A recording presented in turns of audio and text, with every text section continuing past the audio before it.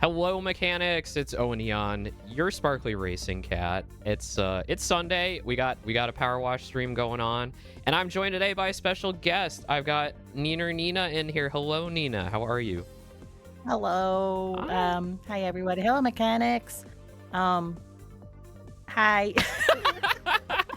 I know when it's rated, when you push the live button, it's just like, wait, what do I don't know. I don't know what to do. It's not my channel. This ain't my channel. What do I do? I never know what to say. No, it's okay. Welcome. Yeah, I got Nina here. Nina's a good friend of mine.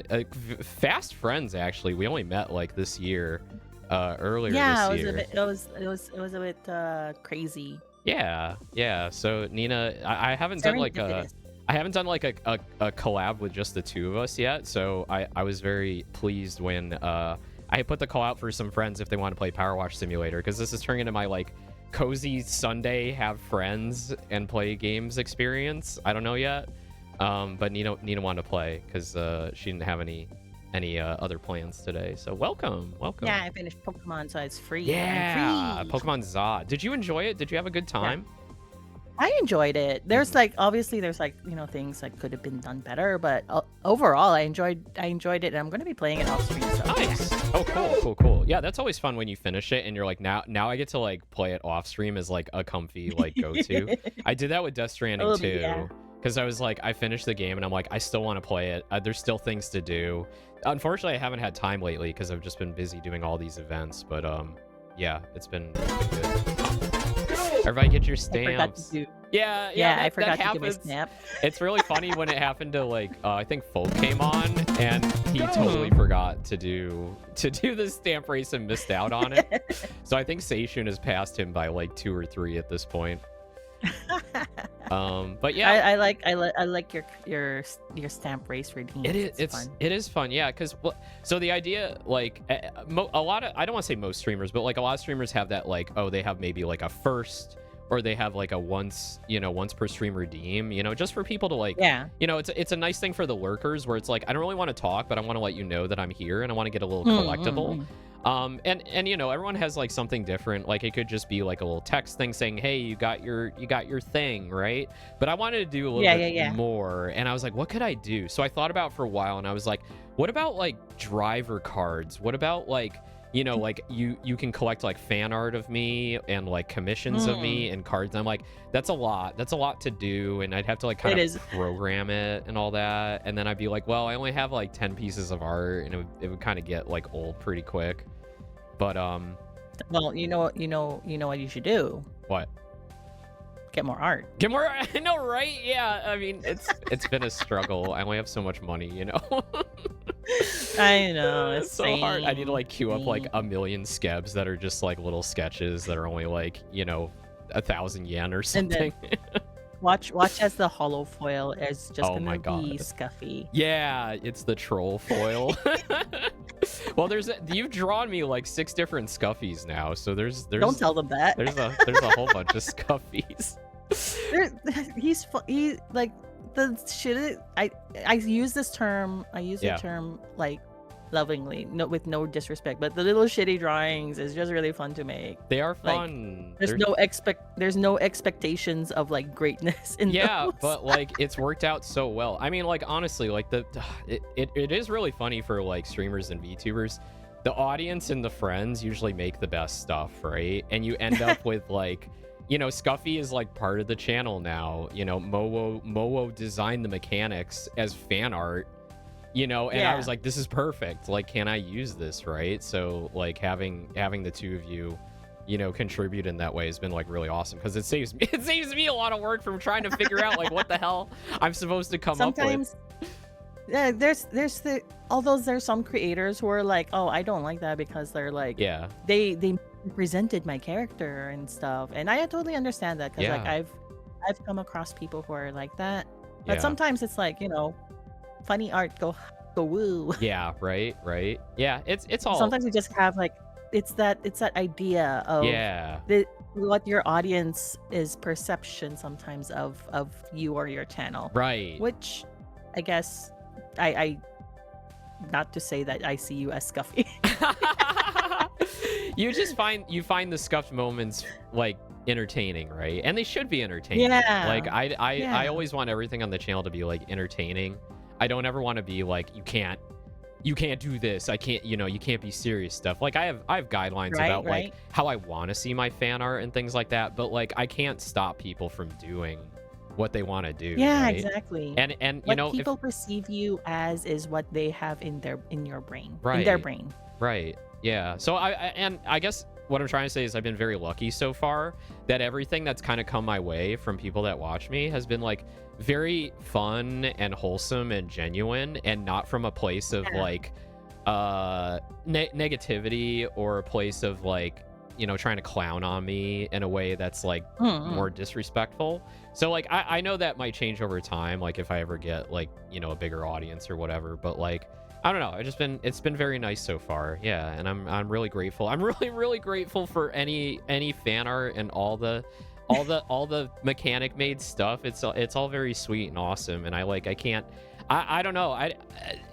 I never thought like I'd have people that are like regulars and making stuff and being sweet to me, but like I didn't expect it, right? I didn't expect it, right? Like it's cool if it happens. Yeah. But like it could have just been like, yeah, I'm just streaming to like nobody, and I'd still enjoy it in a way.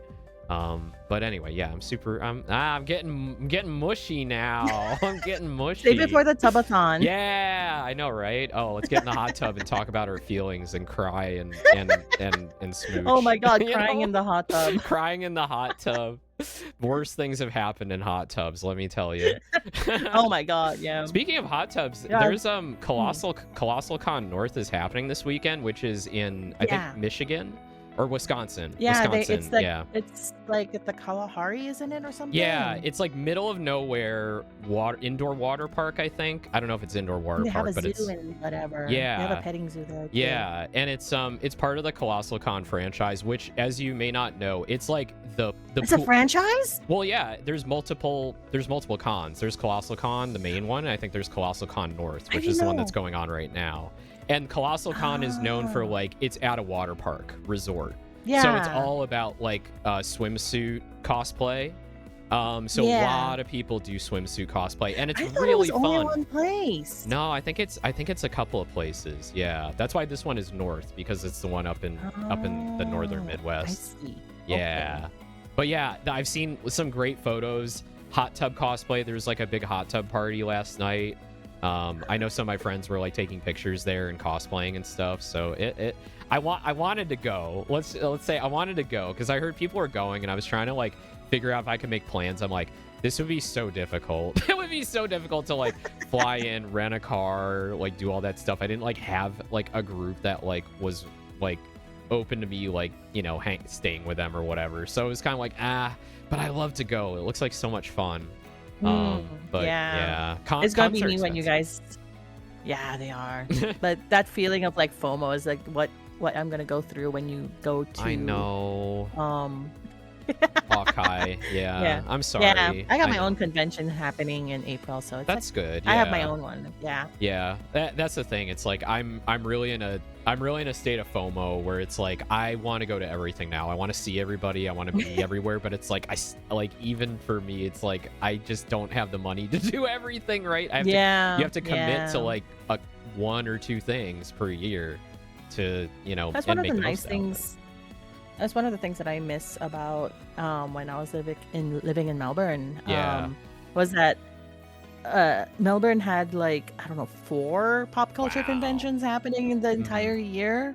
There used to be like Manifest, which is the Melbourne Anime Festival, which shout out to my friend Luca, who was one of the organizer for that. Oh, cool. And then there's Oz Comic Con, and then now there's PAX Australia that's there every year. Well, PAX Aus is gone now, isn't it? Didn't they discontinue it? No. Oh, it was South. It's still going. South they discontinued. Yeah, okay. Yeah, PAX Australia is like the only one over on that side of the world from PAX. That's awesome. But yeah, I tried to go to each one, and sometimes they get expensive. Yeah, and you were cosplaying at those too, right? So in like 2010 to 2012. No, 2014 was the last time I cosplayed over there. Yeah. I did pretty much just had one costume a year. Oh, okay. Yeah, no, that's totally cool. Yeah. Yeah. Nice. Because cosplay is expensive. Cosplay is expensive. This is not. Yeah. Streaming is now my expensive hobby. Yeah. Well, same, honestly. Like, I used to do, like, I had, for a while there was into like keyboards and stuff and dropping a lot of money on keyboards. And now I'm like, streaming is what I want to do. Streaming is what I want to put, all my everything into, because I don't know, it's such a good creative outlet, right? It's like, yeah. I never had the mindset for like art. Like, I really couldn't like buckle down and do art, but even though I had all these ideas, so like I found like outlets, like, maybe making like, OCs in like an RPG, like like Skyrim, and then like taking like cool photos and making like little stories, and then also like being a dungeon master in Dungeons and Dragons, and like doing some homebrew stuff there. So it's like I found these little creative outlets along the way, but it was like not enough, right? And now I found like, oh my god, I can get something out in front of an audience that's like something like small and fun and creative that I can do in a way that like really satisfies my ADHD, right, know, and it's just like, wow, this is so satisfying, and people actually like it, and people like to hang around, and I made a whole bunch of friends through it, and it's been the best, It's also kind of hard, like with saying like playing Dungeons and Dragons and you're DMing. Yeah. Because like that's more of a collaborative storytelling thing at that point, and sometimes like the people, unless you get like a really good group, it's sometimes like you have to like try to find what fits. Yeah. Whereas streaming is like, what you do is what you do. Yeah. Take it or leave it for the most part. Yeah, because you are the one driving things, right? Like people either like you or not that they like you or they don't, but like typically. They're either like, I'll try out this Catboy, and then they're like, nah, I'm good, or like, oh, I love this, right? I'm gonna stick around at least for a while. But with group dynamics, it's so hard. It's so hard. The people are really lucky are the ones that have had like a group they vibed with like forever, and they just rock with that. Because like I've thrown together groups, and it's just like you can tell when people have completely different ideas of how to play the game, right? You have the ones that come in and they're like, their rules. They're all about the rules. They're all about the number crunching, rules lawyering, and it's just like those people, like, they don't last long around me because I fudge the rules. They'll like I had one that like took me aside like after a game, and he's like, so you applied the rule this way, and then on another day you applied it this way, and I was like, well, it's like DMing. It's kind of like vibes, right? You want to make sure the players have fun and do things, and then he basically just ghosted the group after that. He just left, never messaged me ever again, right? So it was like, okay, that's fine, bye. That's like, fair. Yeah, it's like, it is a little sad though, because sometimes it's like you can only wonder why they left, but they'll never tell you why they left, Yeah, and then it's what happens. It's just what happens in like life, Yeah. I think there was like a few people too that when I was like kind of recruiting for a group, it was like at the height of Critical Role, like season 2 or season 3, when it was like really like everyone was playing D&D, right? And I think there were a lot of people that were like really hyped to like join a group and try it out, and then some of them found out it's hard to deliver on the level of Critical Role, because those people are like, they are actors, they are improv actors that do voice acting and have like really crazy imaginations, and they are kind of the cream of the crop. They've been together for like 10 years at that point, or whatever. Right, and they know each other, and it's like, from our perspective, it's like, oh, we're just meeting each other and we're kind of filling each other out. And maybe, you don't like the style of role play, or maybe it's like, I don't know. You gotta have patience, right? But anyway, I could talk about this for like hours, right? Same. But like Same. the main thing is, and I'll let you go, but like I'll let you go. No, let you talk. Sorry. Let me go. No, I'm not gonna let you go. You just joined. God. You just got here. The last thing is like, as a DM, it's a lot of prep. Like, I'm a prepper. It is. So I would have my games on Sunday afternoon, and we go for between 3 and 4 hours. Basically, like, I figured like at 3 hours, people are either at their limit or they're they're thinking about other things, right? And they start like dice Yeah, stacking. yeah, yeah. So I kind of like, what I would do is do a 3-hour session, and then when you get to 3 hours, you say, hey, how are we doing? Do you still want to go? Are you really invested in the action? Do you want to Wellness go for check. another hour? Yeah, wellness check. And then like if they want to, and we want to wrap up whatever combat we're in or whatever scenario we're in, you go for another hour. Where was I going with this? I don't know. We were just talking about D&D. Oh yeah. But basically, I would spend all of Saturday, not all of Saturday, but most of Saturday, getting all my notes together, drawing out the dungeon that I wanted to do, creating like alternate scenarios, kind of like, oh, if the players do this and they want to go in this direction, here's a good way to like steer them like in the direction they want to go, but still like hitting the main story beats, right? So I had to do a lot of like thought, because like I'm not as good about winging it unless it's like a module that I've like read through already, you know. So anyway, what were you saying? A lot of it. Yeah. I was like, yeah, no, I was a DM for a friend group who started off during like COVID times. Okay, yeah. But the friend group, it's like one of the things that, you know, everybody says about like DMing or playing Dungeons and Dragons is like the killer of a lot of campaigns is just scheduling. Yeah. Yeah, and I find out that like the best way to do the whole scheduling thing is like, it's kind of, it sounds terrible to put it this way, but then like to treat it like, you know, a job. Yeah. You know, you meet each other specifically at this time, at this day, and just keep it consistent. Right. And that's what I did. But I'm with you with the whole 3 hours thing. So I do 3 to 4 hours. Yep. But my games were always every 2 weeks, because that frees up like one of the days every week for people, but like if they want to do something that day that's not D&D, and it gives me time to prep, because like I do prep, so because like I was doing my own world build, and so I was like making maps, and sometimes like, you know, just scouring other places, like, okay, what can I peruse, and I don't want to use the word steal, but well, yeah, I mean, I would almost always take like a module or a one shot and an inspiration, and then like use that, but then also inject like my own homebrew, which usually includes like exactly certain characters. Like I create like specific characters or kind of tweak characters, because like the campaign that I ran from like end to end was a Waterdeep Dragon Heist, which is like one of the very easy 5e campaigns to get into. They kind of designed it as like this is like the, not tutorial, but like the one that's easy for everyone to step into, because it's very roleplay heavy, but it also has like very cool like branching story paths that would attract like a new DM that might not have a lot of experience. But still like leaving a lot of things like open-ended, right? So I ran that, and I actually did every week. I did every Sunday, 1 p.m. to like 5 p.m. basically at the longest.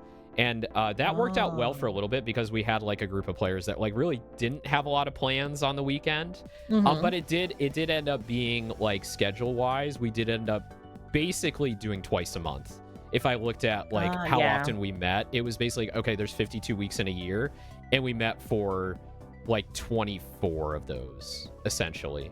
So we got a whole campaign done in like 1 year through like 24 sessions, which was like, that should be like a 13 session campaign, and I doubled it basically, because like it just goes off the rails sometimes, right? Yeah.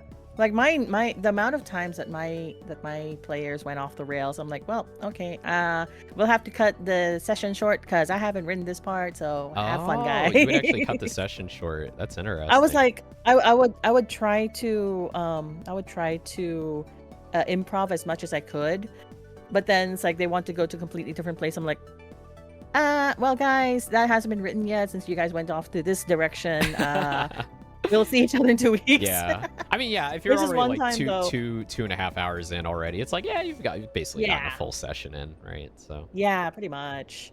It doesn't also help because like my group that I ran for at that time,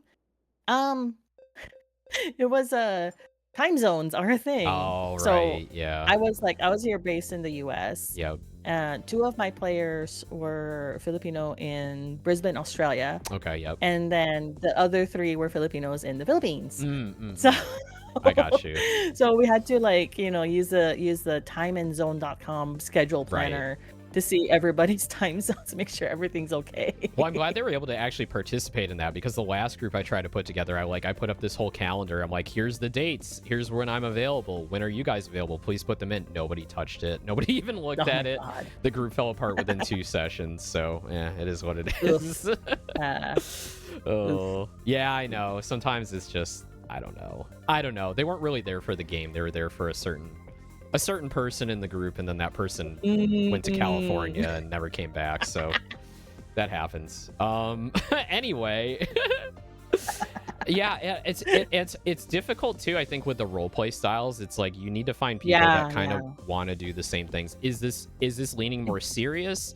Is this leaning more goofy? Right? Because if you happen to get serious and goofy players together, sometimes they do not cooperate, right? Like, I've had players come to me on the side and be like, we don't like how this person role plays. You need to do something about it. And then I basically ended that group because I was like, I don't want to deal with this.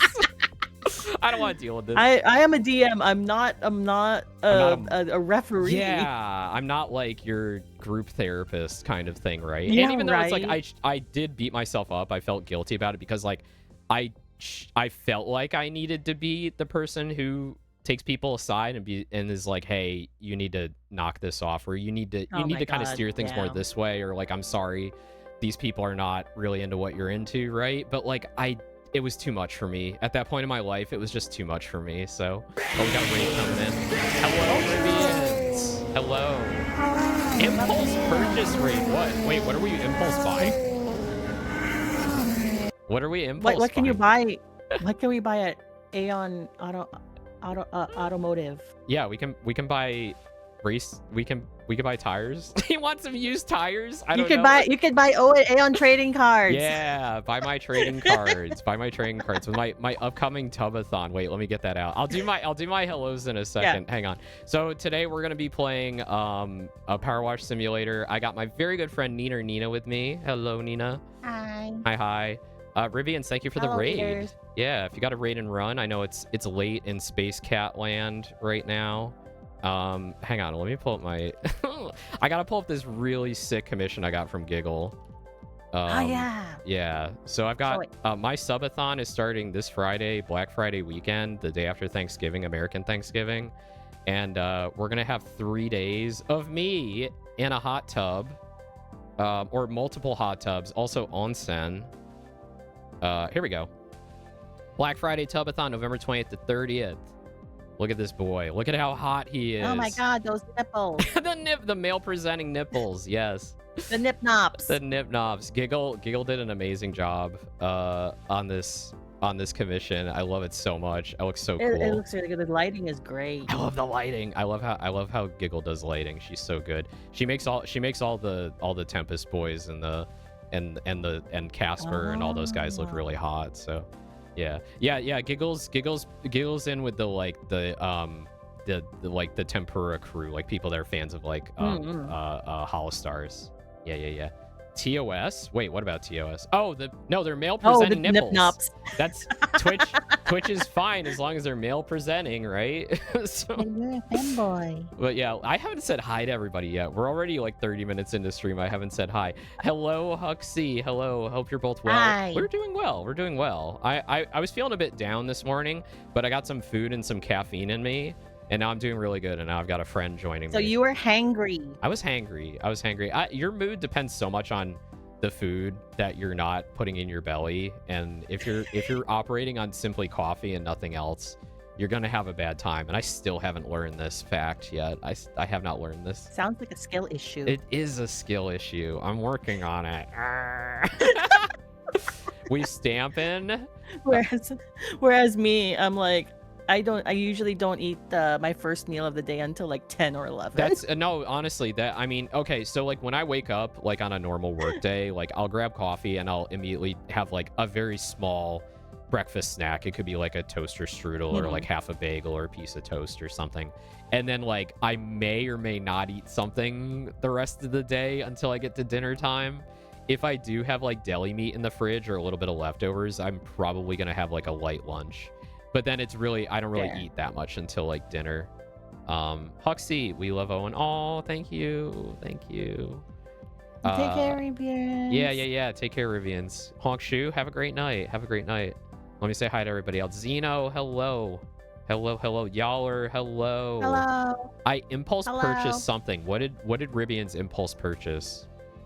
What did he purchase? I want to know. But yeah, have a good night. Yeah, all right, cool. Welcome in, everybody. Should we do Scrandle? We're going to do Scrandle real quick. Let me share it with you. Because we're talking about food. We'll make that... Perfect. Great segue. Great segue. Like, turn off the bookmark bar. Oh. There we go. Okay, let me share this with you.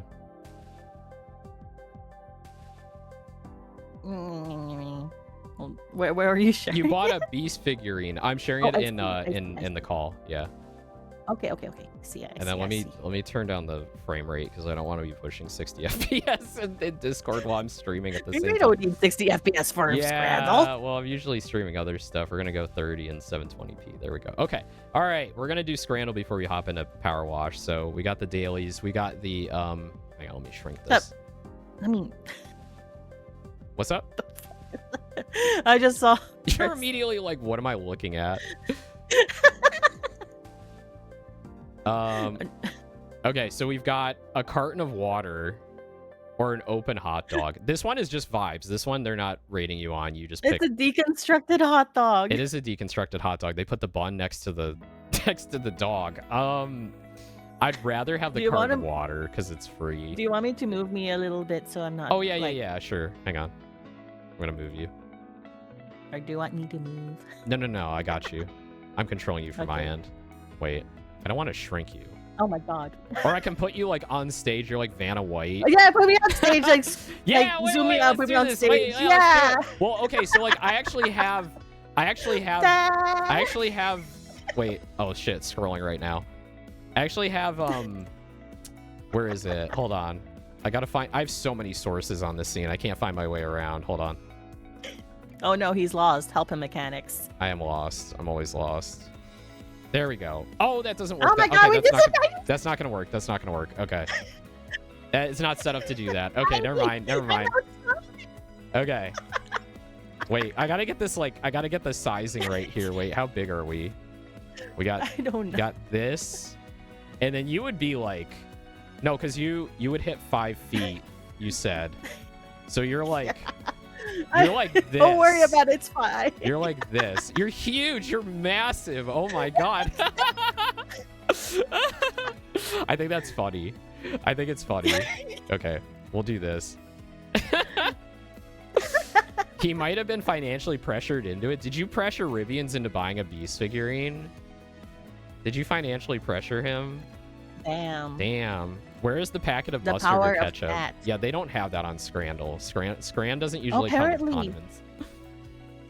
So on a kind of a segue regarding packet, I saw a video that they're developing a new ketchup packet in Australia. Oh yeah. That it's like made from like recyclable paper or whatever, and it's like the size of the packet. It's like as thin as a credit card, but it's full of ketchup. I'm like, what the fuck? How much ketchup can that hold, though? I don't know. Surely not as much as like the one you would find in a McDonald's takeaway surely bag. Not. Yeah. But it's not commercially available yet. They're just developing it. I'm like, what the fuck? That's so interesting. Yeah. So would you rather have the free water? I think I'd rather have the free water. Honestly, I'd rather have the free water, honestly. Have you seen the prices sometimes of water in those places? It's they have crazy. like a captured market. It's crazy. Yeah. Fuck. I think in the US at least, I don't know about all states, but you're legally required to have like at least like 1 or 2 like water fountains in a venue like that. It's kind of ridiculous. Steak sandwich. And like, oh my god. Yeah, the steak sandwich looks really good, but like 27 quid, you're like, no. No way. This is gonna win But anyway. it comes with chips, onion rings, and a drink though as well. It does look really good. But for 27 quid, like you're here for the fucking game. You're not here for the food. The right? thing is, like, the Scran fans don't care about the price. That's the thing. Like, if it's a good picture and it's yummy, it's gonna win. Fair. But look at this hot dog. Like, it's like half the size. It's like a tiny wiener here. It's not even. Yeah. It's a finger food hot dog. It is a finger food. Yeah, it's a mini. It's like, yeah, those are like my favorite. I used to keep like frozen packages of the mini wieners in my freezer, and then I'd invite friends over and we do like in the fire pit in my backyard and roast mini wieners with ketchup and mustard. We don't have a fire pit. Oh. I haven't used my fire pit in a while. I gotta do that. Damn. Have a tubathon next to the fire pit. So I was thinking about doing like an IRL hand cam stream where it's just like hang out at the fire pit and like throw like documents into it that I don't need anymore because I have a pile of documents that need to be shredded. I'm like, I could just throw these in the fire pit instead. I could just do that. And then the next thing we know, we witness my yard catching on fire. Yeah. And then I get banned from Twitch because that's like the first thing they do when you have an accident is they ban you just in case. Burning stream? Yeah, maybe. We'll think about it. Instead of Burning Man, we go to Burning Stream. Yeah. If you can't go to Burning Man, just come to my stream. It's not as fun. There's not as many drugs and like topless people. So, I mean, I don't know. The Tubathon pick you showed was topless. So. It was topless. It's true. That's true. All right, I'm gonna go with the steak sandwich because I know. Yeah. Okay, wow, that is insane. The Fleet Dog, sausage, bacon, cheese, and onions. I feel my arteries. Yeah, it's a lot even for me. Like, I'm just like, that is a greasy, a glob of grease. You know what, though? What? That's not the biggest or greasiest hot dog I've had. Oh, that you've had? Oh, no, tell me about it. Yeah. So I was visiting New Caledonia, which is a little French island near Fiji. Okay. The island is fucking tiny. You can go around it in like a day. Oh, okay. But they had like a festival food truck, whatever there that was selling hot dogs, and it was like a 12-foot long hot dog. Wow. With obviously hot dogs and mayonnaise and relish and the toppings, but they also added like bacon and like the UK French fries, the chips, the wedges, whatever, inside the hot dog, and then sealed it all up with melted cheese. Oh God! Oh my God! I would devour that. Yeah, I would die afterwards. But I would. It was 12 of those. Huge. Is that like normal food fare for that island, or is that specifically for like? I have no idea. I was only there for like a week. Okay. I'm like, is this normal cuisine on this island? Like. I don't know. Like sometimes you're just like this came about because of like something happened in the 60s and then they all just eat it now. I feel like since it is a food truck, I think maybe it was just, it's just as kind of one of the staple food trucks that they have in the area. Yeah. That's amazing. God. They only have like they only had like one fast food joint, and it was McDonald's. And their ice cream cones was like, I don't know, $10 or whatever. It was expensive. Yeah, I was there because my parentals were there setting up some stuff, so I went to visit. Gotcha. I bet the local food is really good though. Like I wouldn't go somewhere and get American fast food. Like even for the bit, right? Like I'm in a location where I can get all this amazing food I probably can't get at home. Why would I? Although to be fair, sometimes the like American fast food stuff, sometimes they taste different depending on the local taste. True. And then sometimes they also have stuff that is not sold in the US, but it's like it's like a unique thing to that country. Yeah, they do localize and regionalize the menus. Like I know that. Okay, so like I have family that live in Hawaii, and I might be visiting them in the coming year. So I would kind of like to go to like Hawaii McDonald's and get like, I think they have poke bowl there. Like I don't know, like I'm kind of scared, but I'm also just like I might try that because it's like technically I'm still in the US. I don't feel as bad about going to going to McDonald's in the US. Sometimes you just gotta try the fast food in other places. Yeah. Because like in Thailand they had like a samurai burger, which is just a ham. It looks like a burger with teriyaki sauce in it. It was really good. Yum. And then in like the Philippines they have like a burger that instead of like the bread bun, it's like a rice bun. Oh. And it's just and like or in Australia sometimes they have a seasonal thing of like Angus steak burger. Oh, okay. But they also put beetroot in it. Oh, that's cool. I like beet. I want to try that. Yeah, they put beetroot in their burgers over there. I'm open to trying everything. I've got like a very, as an adult, I have a very exploratory palate. There's only like a few things I'm like really not into. Like certain seafood that's like, I don't know, things like mussels, like stuff like that, stuff that's just like you pull this thing out of the shell and you just eat it as is, and I'm like, I don't know about that. Like sometimes they come out as really rubbery, and I'm like, I'm not feeling the texture right now. But like I love the flavors. Like I like the flavor of like lobster and clam and all that stuff. It's more like just the act of like cracking open shells and eating like raw things out of that. It's like it's not my thing, you know. I feel that. Yeah. My grandpa used to come home with like a huge bushel of like live crabs that he brought over from the provinces. Ooh. And then all the like my aunties would be around the table just cracking open crabs and just gossiping and whatever. Yeah. I mean, it's cultural. It's it's like you grow up with it and it's a thing, right? And it's like, even though like I'm from the Northeast, I'm from Connecticut. Seafood's always like a thing, but like even as a kid, I was like, ew, I don't like it. I was a picky eater as a kid.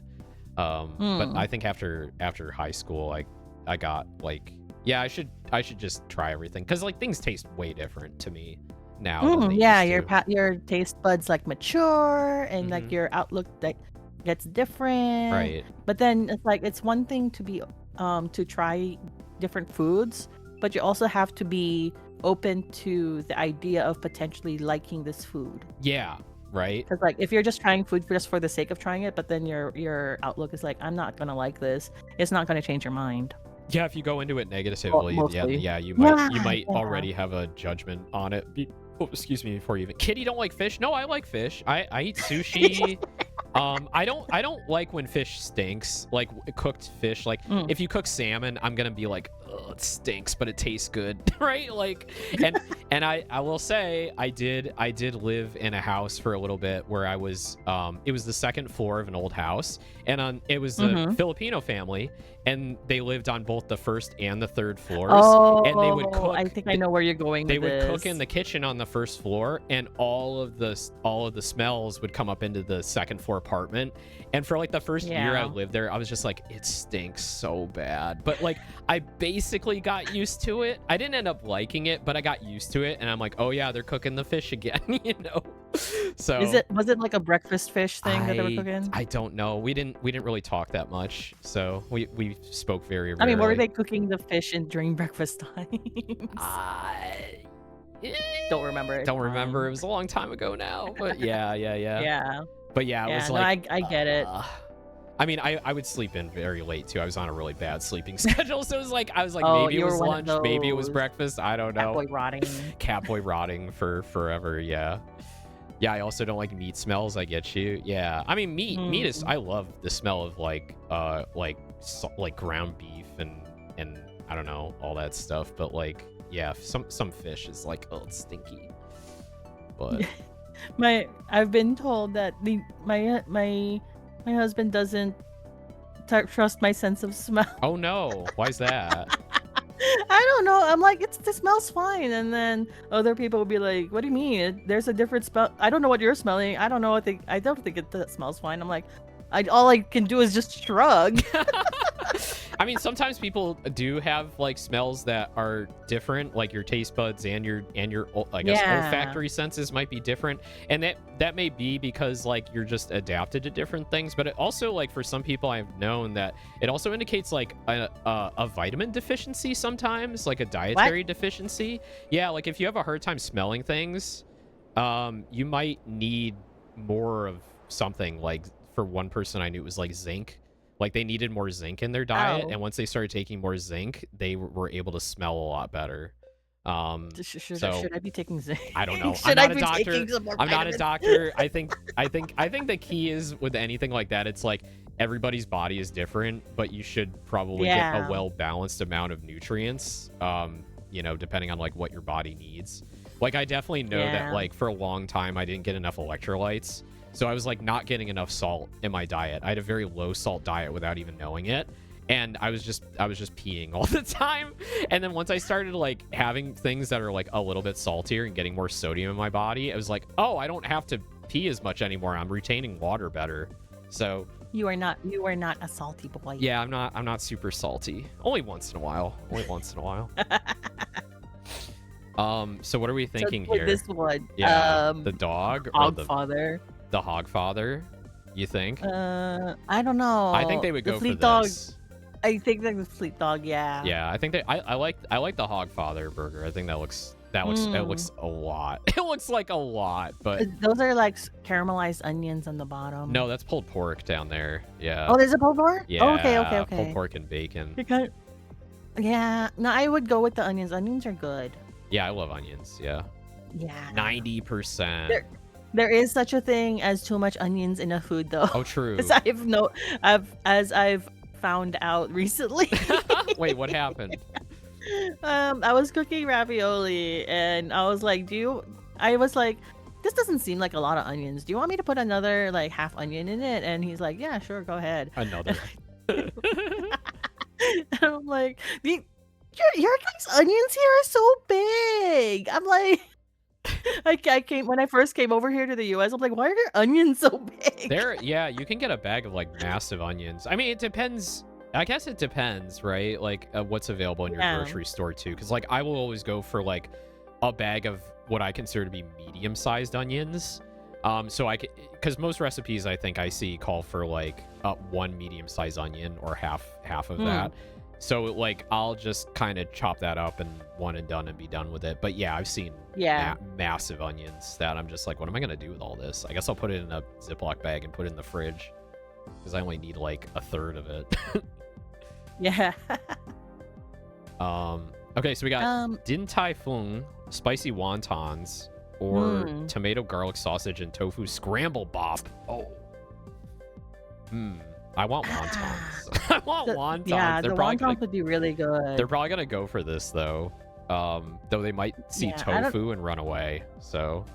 Yeah, the tofu is, from how it's like described, the tofu is mixed in the bread. Yeah. So. Oh, okay. Well, is it what? Yeah. Is that the bap is the bread? The bop is the bread. Okay. Oh, it says tofu scramble, and I see like what looks like scrambled eggs almost here.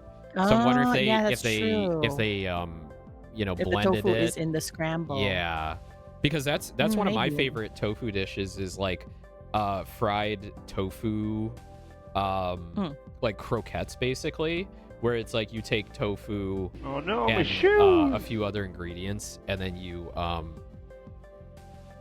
we gotta ban somebody. Hang on. Why is SiriBot not getting these people? There we go. That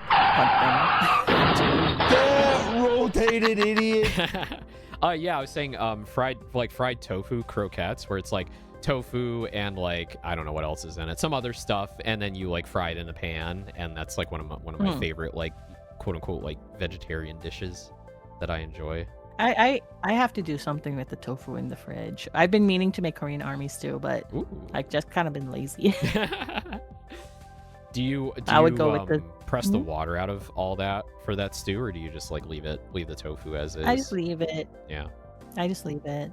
Because like the tofu that I get for it is like the firm tofu anyway. Oh, okay. Got it. So yeah. What do you? I would go with the Din Tai Fung, but it's just not about what I want. So yeah. No.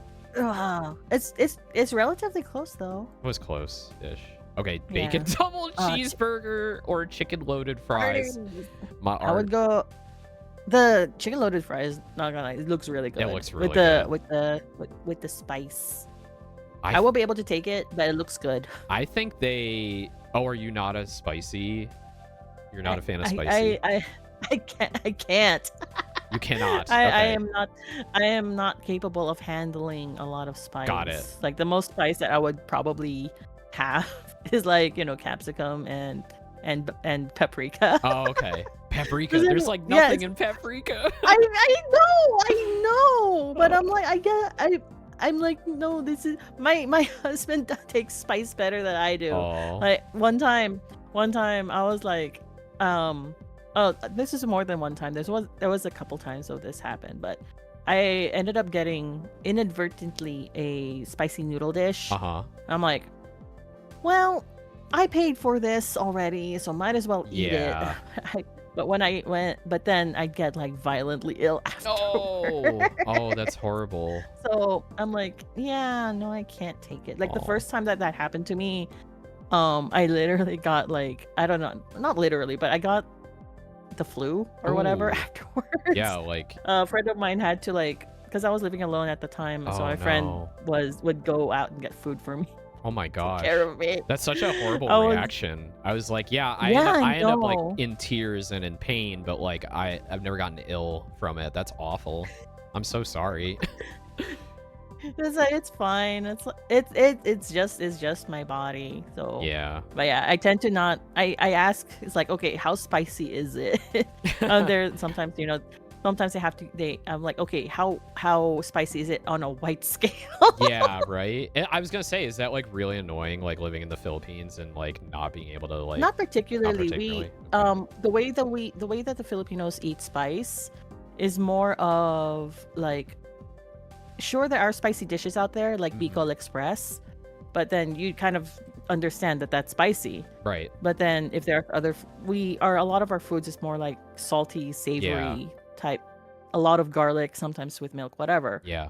But then we have like soups or broths, and then we have our dipping sauces, which can be spicy. Okay. Like they'll mix soy sauce with like bird's eye chili in it, chopped up, or like vinegar with bird's eye chili, or like they'll just marinate the entire bottle of bird's eye chili with white vinegar, and then we just use that as like a dipping sauce. Ooh. Make me hungry. I think that's like, and that's what I would do. I think I'd like, if I ever got the chance to go to the Philippines or like any other like Southeast Asian or East Asian country, would just be like food tour, just like whole ass food tour. Yeah. Just like what can I and like historical sites and things like that, but like really food tour. That's my jam. So you think like just not only in, I think, Southeast Asia, but in anywhere that you go, anywhere that I go, I'd always want to try the food that's there. Oh, 100%. Because yeah, it's like, sure, you might have a similar food, but then it would taste different locally. Right. And you don't know what you don't know. I think the people, Yeah, I hate to say that, exactly. like, there are people who like they don't appreciate food and they don't know what they're missing, because it's such a like stereotypical thing to say, right? It's like you don't know what you're missing, but like I've had the instances where it's like the first time I had like a really high tier, what I would consider like a high tier culinary experience from like a very good chef, and like I was brought like the best that chef could make. I was like, oh, I get it now. I get why we have things like Michelin star and like all this like gastronomy, like food culture and everything, because like, oh, it is like a much different experience from like not everybody's home cooking, but like what most people can do in the home, right? And it's like if you've never had that, then it's like hard to explain how delightful that can be and how like eye-opening that can be. It really right? releases like happy and happy hormones when you're having good food. Right, and it's a flavor that you may have never had in your life before, and you may not be able to get anywhere else. It's like that, that stereotypical kind of anime reaction with the stars brightening in the background with the eyes just kind of huge, or you mean like this food wars. So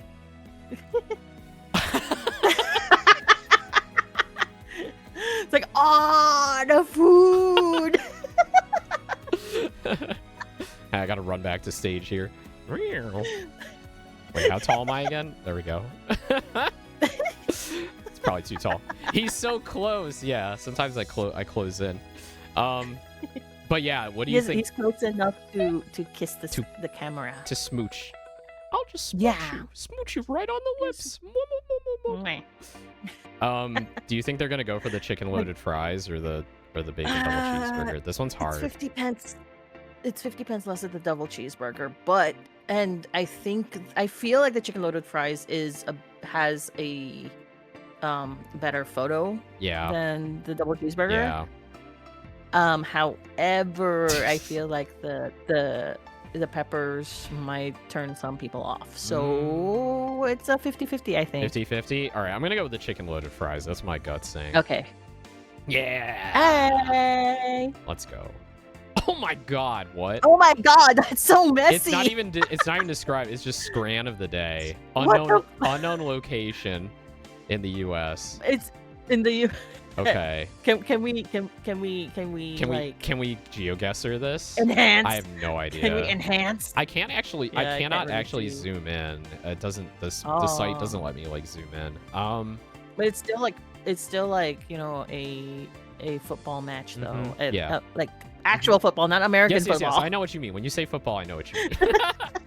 I can remember context with my friends. It's like I know where you're from. Or the half-pound bacon cheeseburger, which doesn't look that great. Actually, do we need to like? Yeah, it doesn't look that great. Okay. Yeah, I don't like that. Oh. I think it's gonna be the hot dog. Yeah. Honestly, probably. I think I'm gonna go with that. Oh no, it was the burger. No, they didn't like it. I think the Discord video froze. Oh, did it? Oh, I'm so sorry. Here, let me reshare. It's okay. Sure. All right. Try that.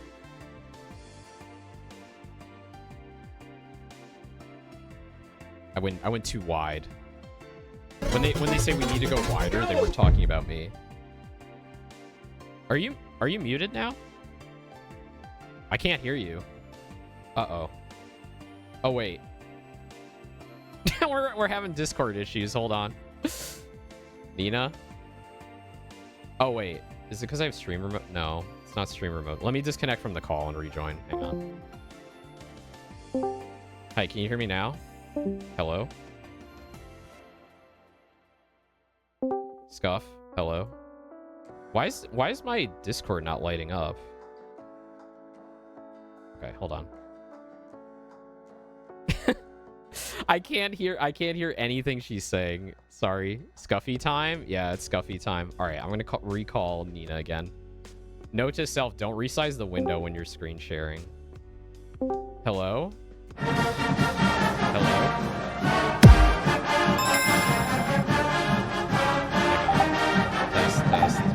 Test. Oh, this is weird. I think I'm going to have to restart Discord. Hang on. Thank you for punting, Scuffy. Let's restart Discord. All right, we're trying this again. Sorry, everybody. I like broke everything.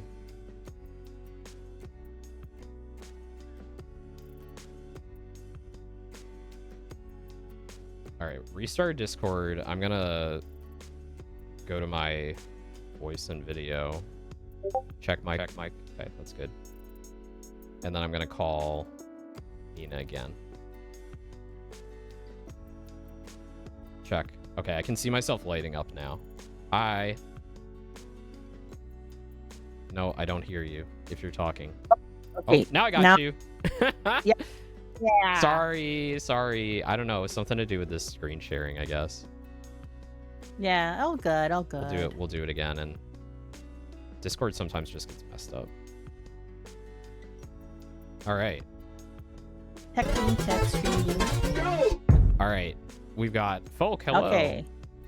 Popper, hello. Hi, Folk. All right, so we have 2 pork belly sandwiches or buy mushy peas and gravy. No, honestly, the pork belly sandwiches look good. 42 quid though. Yeah. Yeah. That is expensive. It is expensive. For two. So it's for two with 4 egg rolls and chips. So yeah. 2 pork bellies could potentially be like what, 20 it's a lot. or 15 or something. It's a lot. But everything in the because US, it's with the rolls and if you go to a sporting event in the US, it's way too overpriced. It's so ridiculous. Yeah, because they have a captured market. They know you'll buy it even though it's expensive. It's the same thing at theme parks too. It's like if you ever try and get food at a theme park, like luckily the theme parks I go to, like they'll let you leave, and like what I do is I usually bring a cooler in the car and I put lunch in there, and then I do tailgating, I do lunch in the parking lot, and then I go back into the theme park. Why is it called tailgating though? I don't know. That's a good question. Well, okay, wait. Does anybody no, know? Because okay, so isn't the gate that isn't the okay? So you have a truck, right? Pickup truck, and isn't the thing that folds down the back? Isn't that a gate? So your tailgate. I have no idea. I'm not a truck person. So you sit on the tailgate of the truck. Ah, yeah. Oh. Because you're hanging on the back of the truck. Hello, no name. Hello, Melodic Fist. Yeah. Yeah. Hi. Yeah, so you bring get your stamps. Yeah, get your stamps. Yeah. Get your stamps. Welcome. Yeah, so that's why it's called tailgating. We figured it out. I see. We learned today. Yeah. Go. I am not a fan of mushy peas. I'm not though. either. I do not like. I don't like mushy peas. We're letting our biases show though. So... I know. Go. Yeah, but you have the Aeon Automotive money though, so you can pay for the expensive food. I can get the 2 pork belly sandwiches, and that's why I'm going to go for it. Yeah, 32%. Let's go. Oh my god, Prime? No. I'd rather eat the mushy peas and gravy than drink Prime. Yeah. Why the Prime's more expensive than the peas and gravy too? That's Huxley's like I love mushy peas. All right, toffee donut. I love when it's not in focus on the screen. It's like you see the stadium or the pitch is in focus, and the food is not. And then also loaded fries, which are like, what is going on? Oh, chili sauce. Okay. Yeah, that's chili sauce. I'm not probably fancy either British. cheese. That's okay because everyone that's into Scran is typically not fancy. The football bros, bro. Yeah. Toffee. I'd fuck with a toffee donut. That looks good. Yeah. Why is it blue? Oh, it's probably because of the stadium. The team, yeah. This is Everton. Yeah. But do you think? Oh, it's Everton. Okay. But do you think they would go for that over the loaded fries? Because usually the desserts sometimes don't shake out very well. Yeah. I feel like they would go for the loaded fries. I think so too. Yeah. Yep. We did it. Yep. All right, we got 2 more. Butter chicken and rice. Yes. Fran was listening to us. Yes. Those who don't know, I made butter chicken last night, and Nina was considering butter chicken tonight. So this was like separate decisions of having butter chicken. Correct. We did not discuss this ahead of time. We are not syncing our dinner plans together. But that hot dog, what the hell? What is going on here? It looks like it's like garlic chips with, is it mayonnaise? Or it's is it some kind of sauce. I don't think it's cheese. I think it looks kind of like a hollandaise sauce almost, but it could be like an aioli sauce blend of some kind. Yeah. It looks good. I like that. Green onions. I just want to know what it is, because that's not like a hot dog. Yeah. It's like a sausage. Fancy. Yeah, it is like a full-on banger in there, as they say. Bangers and mash. Yeah. Love bangers and mash. It's all that Irish blood in me. The mysterious beige goo. Yeah. Yeah, honestly, I'd go for the hot dog. I'm gonna go. I really want to go for the butter chicken though, but okay. All right, let's do it. Brentford versus Manchester. Wow, you called it. 89%. Yeah. They love that. It's a good photo too. It's got good presentation. Is that just Macca's? Macca's, Pitchside McDonald's, or Shepherd's Pie and an Amstel. I would fuck up a Shepherd's Pie and a beer. What's an Amstel? Amstel is a beer. Oh, okay. I would fuck that up. That looks so good. I would try that. It looks good. Yeah. Pitch side Macca's is pretty good though. But yeah, let's do the shepherd's pie. There's a good Macca's is a good Macca's. 69. Nice. Cottage pie looks so fancy. Nice. Yeah, it's a little overwrought, isn't it? It's a little more than usual. Look, we're on par with the rest of them. 8 out of 10. 8 out of 10. Let's go. Oh my goodness. All right. I guess I see the hot dog not winning that, but whatever. All right. We want to play some PowerWash? We finally get to play after like an hour. After an hour of yapping. Yeah. All right. Let me. Oh, I closed it out again, didn't I? There we go. That probably. And I just gotta remember to tick that slider, and then you can join on me.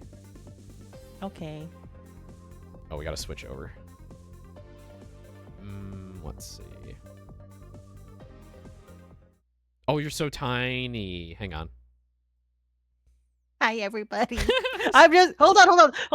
Keep me on your shoulder. You want to be the shoulder devil, the shoulder bug? Hold on. Oh my god, I can pin you. I can sit down. It's like I can sit down. Wait, I gotta pin. Wait, can I pin you to the shoulder like that? Oh my god. Wait. We can do this. Can I rotate you? Can I rotate? I can eat you. Ah. Oh, no. Take a bite out of this bun. Do you want to just do that? Do you just want to be on my shoulder the whole time? You totally can. I'm fine with that. Okay, wait. I want to see. I've never done this before. I've never pinned anyone to my shoulder before. I could be your angel or your devil. Oh, your devil. Can we rotate? How do we rotate in Oh, put your cute little witch hat on. Wait. I gotta look this up real quick. Can we rotate in VTS? It's like control scroll, I think. Is it? Okay, wait. Oh my god, so cute. Oh my god, adorable. Oh my god, so fucking cute. Oh my god. Oh no, now you're not pinned. Hang on. Wait. I gotta like look for. We gotta calibrate this right. Okay. I got a cute friend on my shoulder. This is perfect. I've seen Teal do this with like their friends. With like Zod and some others, and I really wanted to do this, and I forgot we could do this. This is so cute. I'm glad that I have the little sit toggle. Hell yeah, I love it too. And you got your little keyboard and everything. All right, this is perfect. I love VNet. VNet is so good. I'm gonna put on some music on my end. I'm gonna put on the you can put on whatever you want on your end, but I'm gonna put on where is it here? Oh shoot, gotta get my bookmarks back. We've been doing like shopping center, like 1950s 1960s like department store music. Okay, yeah. Kind of like The Sims, like buying stuff in The Sims, that kind of music. Actually, I could just do Sims buying music like soundtrack because it's a game. I'm not gonna get DMCA'd for it. The build and buy. How long? Hi, Station. Hello. I got Nina on my shoulder. I didn't even think of doing this. I was like, just gonna make her like normal Nina sized, and then we got to this point. This is so cute. The Sims Complete Buy Mode 1, The Sims 10 hours. I don't think everyone wants to listen to the same track for 5 hours. How do you know what they want or don't want? That's true. I want what I want, and what I want. Yeah, is what you want what you want. Right. You need an eye patch and a hat now. It's like my little shoulder parrot. Oh my goodness. I'm not a parrot. That's true. You're a bun. That's true. I'm a bun. Tiri's a bun. I got Tiri on my shoulder. Tiri is. Yeah. Build and buy mode music. Here we go. Oh, perfect. Okay. Hang on. Queuing it up. Shoulder bunny. Were you ever not a bunny? Was Tiri ever not a bunny, or was Tiri always a bunny? No, because I initially made Tiri in like Final Fantasy 14 when they introduced Viera, and I'm like, oh my god, she's so cute. But then at the time, Viera couldn't wear a lot of hats, and I like wearing hats. So I'm like, I'm not going to be her right now because you can't wear hats. So I got you.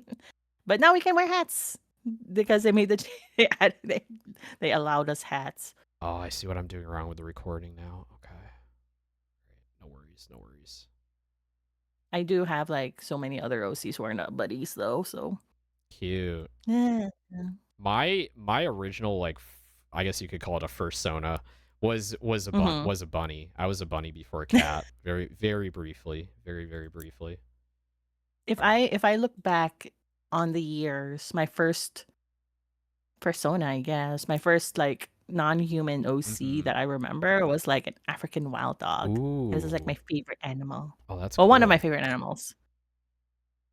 Is it I don't even know what that looks like. Is it just like a very thin It's dog like or it's like a imagine like a wolf, but it's like less less thick hair, more rounded ears, Mm-hmm. and like kind of a really dense calico pattern Ooh, on its calico. like That's yeah. cool. Okay. Okay, and Cool. then I just join you, right? Yep, you can just join me from Steam. Or I can Okay. invite you, whatever you want. Join game. Okay, cool. Okay. All right. I need to read the so Kevin we got messages coming up. Oh no, that's just you joining. Hi. Hi. Kevin Bernard at the Muckingham Recreation Ground. As you know from my previous correspondence, my Helter Skelter is filthy dirty after rolling down the entire length of Willow Creek. That was the carousel I fixed up the other night. We don't need to revisit specifics. All we need to concern ourselves with is that we cannot live in a world where a helter-skelter is being economically outperformed by a carousel. Many thanks, Kevin. Okay. Ah! Spray. Have you played through the whole game, or... No, I haven't. Okay. Gotcha. The first time I played it was just a hangout. It was just a hangout time with Mika Kashi. Oh, Mika. And we're yeah. just, we're just like catching up and stuff. Cool. How is Mika doing? I've seen them streaming, but I haven't been able to pop in lately. They've been busy. Busy? Yeah. Pretty much. Yeah. I think there's a lot of people right now that are pretty busy. Yeah. It is Thanksgiving times after all. Yeah. But it's like works in my work as well, and all the other people's works. It's been usually around this time. It's like people will be like, "Oh yeah, work's supposed to be winding down right now, but it's not winding down. No. What the heck?" Yeah. No, I go through the same thing. It's like this time of year it should be winding down, but that's the wind down time is when you're able to pick up the other projects that you haven't been able to get to when you were super busy. So it ends up just being you're always busy. You're never not busy, even though like your manager, people around you might say like, "Oh yeah, it's gonna calm down a bit." And I will say like some things have calmed down, but Sometimes it does. it's still like you're still working just as hard and just as much, just in a different way, in a way that's not like a crushing deadline of people like yelling at you, right? Yeah. Which is like I don't know. Yeah, because like I mentioned this before, but then my work just sent out, because right now I'm a freelance contractor, whatever, for a redacted company. I can't say who I'm working for, but they just sent out an email to all contractors, and it's like, oh, starting next week you're required to work 50 hours a week until like the end of the year. I'm like, that has to have overtime though. Like even if you're a contractor, they can't say like, oh, you can't get overtime, because that's like But it's like we're required to work that amount. It's like I'm hoping, because like my site lead hasn't said anything whether or not we have to do it. He's like, well, we'll talk about this on Monday. I'm like, okay. Yeah, it's all based on that contract that was like quote unquote agreed on, and then like you may have not even seen that because you're agreeing to a contract with the company you are working for, which is contracting to the company you're actually working for. So it's like you don't even know what the agreements are, right? Right. Which is like, oh, it's fucked. I heard he was like saying, well, they can't make you stay in the office. But I'm like, yeah, but they can fire us. They can fire you, yeah, right. Yeah, that's miserable. Yeah. I hope whatever you end up doing, it works out. I know. I hope that it's like, I hope it's like just optional, and then you can work up to 40 hours a week. But you never know with companies these days. You don't know. you don't know. They'll find any excuse to get rid of you and replace you with somebody else if it's not a specialized The thing is, job. they're not replacing people. Yeah. They've not been replacing. We lost like half of their intake at the start of this project, and they're not like replacing people at all. So I don't know. I don't know. I don't know what's going on over there. Yeah. Interesting decisions being made. Oh yeah, it's corpo decisions. Yeah, it's beyond the comprehension of those below. Yeah. I mean, they're on a different planet most of the time. Like, they don't understand. Yeah. I think that's a problem, but I've also been in positions and in situations where, like, being a contractor, you do feel like a second-class citizen, even to, like, the managers you're working with. Like, probably because they've not making excuses, but they probably had, like, a bunch of people come in as contractors before and been, like, not applying themselves to the job and just, like, not caring. So when you're someone who actually does, like, take pride in their work and care about the things you do, to be treated the same as someone who maybe slacked off and didn't really do what they were supposed to do and got cut because of it, it's really demoralizing because it's just like, well, like, why would I even bother? Like, why am I even here if you have this attitude towards me, right? So it's rough. At the start of our project, I saw a few people who were like, you know, they're just there for the paycheck, and they didn't even like do any production, and then they got let go. I'm like, well, I don't know what you expected, man. Yeah, like, did they complain on the way out, or was it just like, whatever, bye? I don't know. Most of them, well, some of them, they complained on the way out. Yeah. And some of them were let go because they weren't doing any production. But the thing is that they've been having computer issues like the entire time. Oh yeah. So it's like it was kind of unfair that they got let go because they couldn't literally do anything. Their job. Yeah. Yeah, exactly. Right. But then, like, you know, people up above them are like, we only look at the numbers. You're not getting the quota done or whatever. You know. It's like, all right, maybe fix your shit. Right? Yeah. Like, I don't know. Like, right. I deal with some of that too, and I'm just like, yeah, no wonder people can't do anything because, you know, the IT department just isn't getting their act together. But whatever. Ugh. Jobs. Corpos. Yeah. If I know, like, I always say, like, what? Okay. Well, let me just say, like, VTubing is a hobby for me. Streaming is a hobby for me.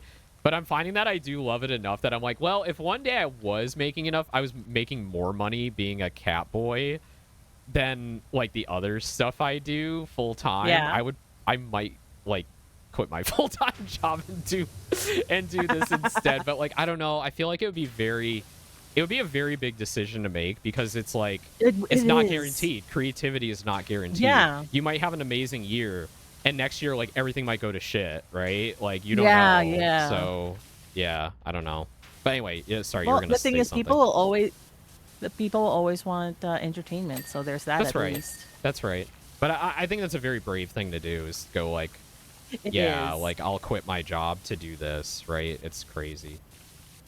Can be a little risky. I'm like, yeah, because, like, for me, I'm like, I don't know if I'd be able to do it, like, as a full-time thing, because, you know, moods and whims. Yeah. As a creative person, they come and go. You have to be very self-motivated and consistently self-motivated. Yeah. And burnout is, like, very real. Yeah. It's one of the reasons why I don't consistently do commissions either. Oh, yeah. Because, I have a full-time job doing other things, and I also want to do other things other than drawing all the time. Yeah, exactly. Yeah. Yeah, no, I have I do enjoy commissions, though. Ton of respect for artists and, you know, what they have to do to keep themselves motivated and who can continue to do it and crunch out everything. And don't ghost their people. Well, I have other opinions about that. It doesn't impress me if you don't ghost somebody because, like, you are technically a business owner. Like, you have to have like business professional standards. So, like, that's the minimum I expect. But, like, it's totally understandable. It's like, hey, as long as you're communicative, if, like, something in your life happens and you're like, I basically can't deliver this in, like, the time you wanted. Can we either, like, come to a compromise, like a reduced rate or a refund, and then just move on? But for somebody to go somebody else entirely, it's like, really not It's acceptable. like, what the fuck, really? I do Yeah. understand the mindset because I have been in mental states where it's just like you just I can't can't do bring this. yourself to do the thing, and you also are so guilt-ridden and ashamed of what you've Yeah, done no, that you can't like But yeah, communicate that. just tell me, bro. Just But tell like, me. yeah, it's like I want to let those people know it's like it's not going to be hard feels because it's just a business transaction, right? Or it should be just a business transaction. If you can't deliver, then fine. Just we'll give me the refund and we'll move on and I'll go to somebody else, right? Just take the L. Yeah, take the L. Yeah.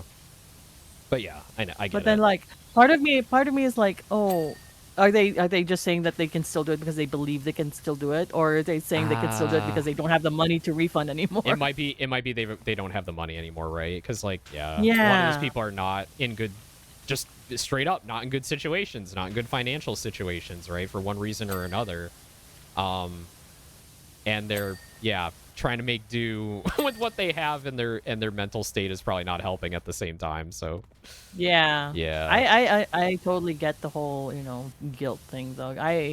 I break down with guilt. Not often, but it happens. it does happen. Yeah, I totally get it. yeah, I've had a lot of things like on my mind in streaming where I'm like, I want to do this project. I know I can do this. I'm really excited about it. I just got to find the time to do it. And then I end up like not getting to it, or I only do like a little piece of it. And then it's like months later and I'm like, man, I really feel guilty. I haven't done that thing. What do I do at this point? Do I still like keep it on the backlog as something I potentially like want to work on? Or do I just say, F it, scrap it, and just forget about it? And there have been a few things where I've just been like, it's too late. Like I had the opportunity to do that thing. I didn't do it in enough time. And now it's basically irrelevant, and it wouldn't make me feel any better to like get it done now. So I basically just have to cut my losses and say like, nah, I'm just not going to do that idea now. It's the mostly time has passed. Time has passed, yeah, and it's mostly like video ideas. It's like I have an idea for video. The problem with videos is they are the most time-consuming things to put together for a creator. Yeah. Like I mean, for me anyway, I have to script it. I have to get all this setup ready. I have to get the assets ready. Editing takes forever. Right. And I wouldn't say like I'm a very slow editor. I'm just like I'm nitpicky. Like I need everything to be like a certain way. And then I'll often in the middle of a project end up getting inspiration and wanting to try a new thing that takes more time, which has a lot of value. Yeah. Where it's just like, oh, I get to learn a new thing while I'm doing this project. But at the same time, it's like, yeah, that can slow you down too. Taking time away. Right. Yeah. Yeah. So videos are hard is what I'm saying. Life is hard. Life is hard.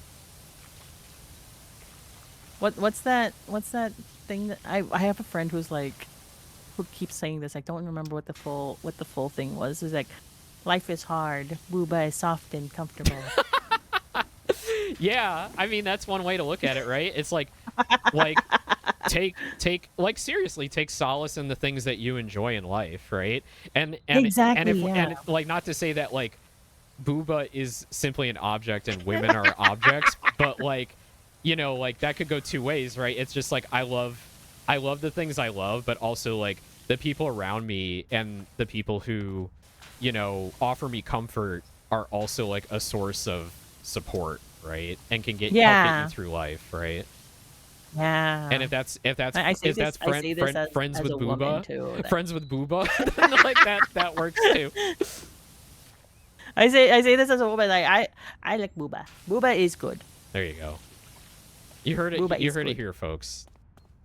Nina likes booba. Booba is good.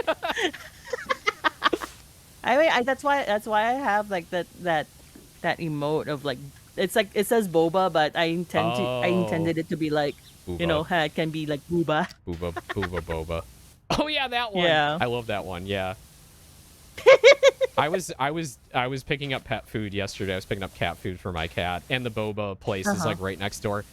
I resisted. I didn't get the boba. I'm like, I just dropped some money on this commission I just got from Giggle, and now I'm like, I can't spend. And really, the boba shop I go to is it's priced well. Like I can get a drink for a small one for like $6 and a large one for like $7. So like that's reasonable, right? Yeah. But like at the same time, I'm like, I don't need it. I don't need it. I don't need it. But like, I want to support them at the same time because I don't want them to go out of business. You don't need it, but you want it. I want it, yes. But I'm getting better with that, so. Yeah, go ahead. I recently got my husband into enjoying Thai milk tea. Ooh, I love it. He doesn't like... I love a Thai iced tea. Yeah, they're so good. He doesn't like the boba stuff in it, but he's just like, oh, this Thai tea is so good. I'm like, yeah, it's so good. Yeah, that's the thing I found the most that, you know, people usually aren't like, ooh, milk tea. They're usually like, ew, boba. Like, they don't want tapioca pearls. The texture. They don't like the texture. Me, I love it. I'm like, fill that thing up. Like, why don't you then get the tapioca pearls that you can just make at home? Yeah, I have done that before, too. You do? Okay, yeah, okay. Yeah. Not often, because it's still like... I'd rather, like... It's bad. I use this you like... want someone else to make it Well, for no, you. no. It's more like... I think I'd just rather go get it at the shop because, like, okay, so, like, I can walk there, so it's, like, actually a really good excuse to get me, like, to walk somewhere, like, outside of the house. Oh, yeah, fair. So, and it is actually, like, it's a very cute spot that's outside of my house that's, like, quiet. They usually have, like Chinese, like, movie soundtracks on in the background, or sorry, maybe Taiwanese movie soundtracks in the background, and there's usually a lot of like students there, like just looking at their laptops studying. So it's like a cozy, comfy coffee shop kind of vibe. And I like that. I like kind of going in there and just separating myself from my house from like 30 minutes, because like when working from home, you know, it's hard. I can't really complain working from home, but like you need to create a different mindset when you work from home of like, I need to really make time like away from the spot I'm in 24/7, and make an effort to go out and touch grass, and actually walking to the boba shop and having a drink for like, you know, just like an hour outside the house is kind of a therapeutic experience for me. So just get, as they say, just go out and touch grass. Go out, touch grass, yeah. And now it's going into the winter time. It's like less likely to happen, but I am planning. I have trips coming up, so I do want to, you know, go on some trips and go see people and get outside more. Need to get to a place that you aren't constantly in. Yeah, totally. What are you looking for? I'm looking for the nose that nose that goes like all squiggly. I'm like, okay, there it is. I found it. Oh, okay. I'm like, wait, what? The squiggly nose. Yeah, the squiggly nose. You know the hose when it's like the a nozzle. thin stream? Oh, yeah. The rotating nozzle. Yeah. Actually, I probably have some stuff I can buy from the shop. Wait, how do I get to the shop? There it is. You walk there. Yes, you can walk there. What are your so what do you do for Thanksgiving? As someone who's not American, or like, someone I don't want to like phrase living it that way, but like I know you've been with your like husband for like a while, right? So obviously you probably do something. Like what's your jam? Well, they do the thing is like the family is not in kind of a traditional corporate and job set, so sometimes they have like other plans what they need to. They're like a freelancer entertainer kind of thing. Oh, cool. So sometimes they get booked. On Thanksgiving or on holidays and stuff. Well, that's not cool, but it's cool at the same time, right? Like, I don't know. It's interesting. Yeah, it's just like, so they oftentimes do Thanksgiving or just holidays in general. Okay. On like either day before or the day after. Okay. And I'm like, yeah, that's fine. Okay. And then one of the and then like the sister-in-law is like native, so, and she loves Thanksgiving. Oh wow. Okay. Yeah. So we do Thanksgiving. We get the turkey. They do the ham. Although turkey and sister-in-law, Whoa. Yeah, they do turkey and ham. last Thanksgiving we brought a turkey, but it was an ice cream turkey. Ice cream turkey, yo! Ice cream turkey from like Baskin Robbins. Oh my it was gosh. Like, it was really good actually. That's so cool. I want to do that now. Well, I already told my parents what I want, so I'm gonna get a next time, or you can just get it for yourself, or just get it for myself. Just put a whole ass ice cream turkey in my freezer. It's not that big. Oh, okay. It's not that big.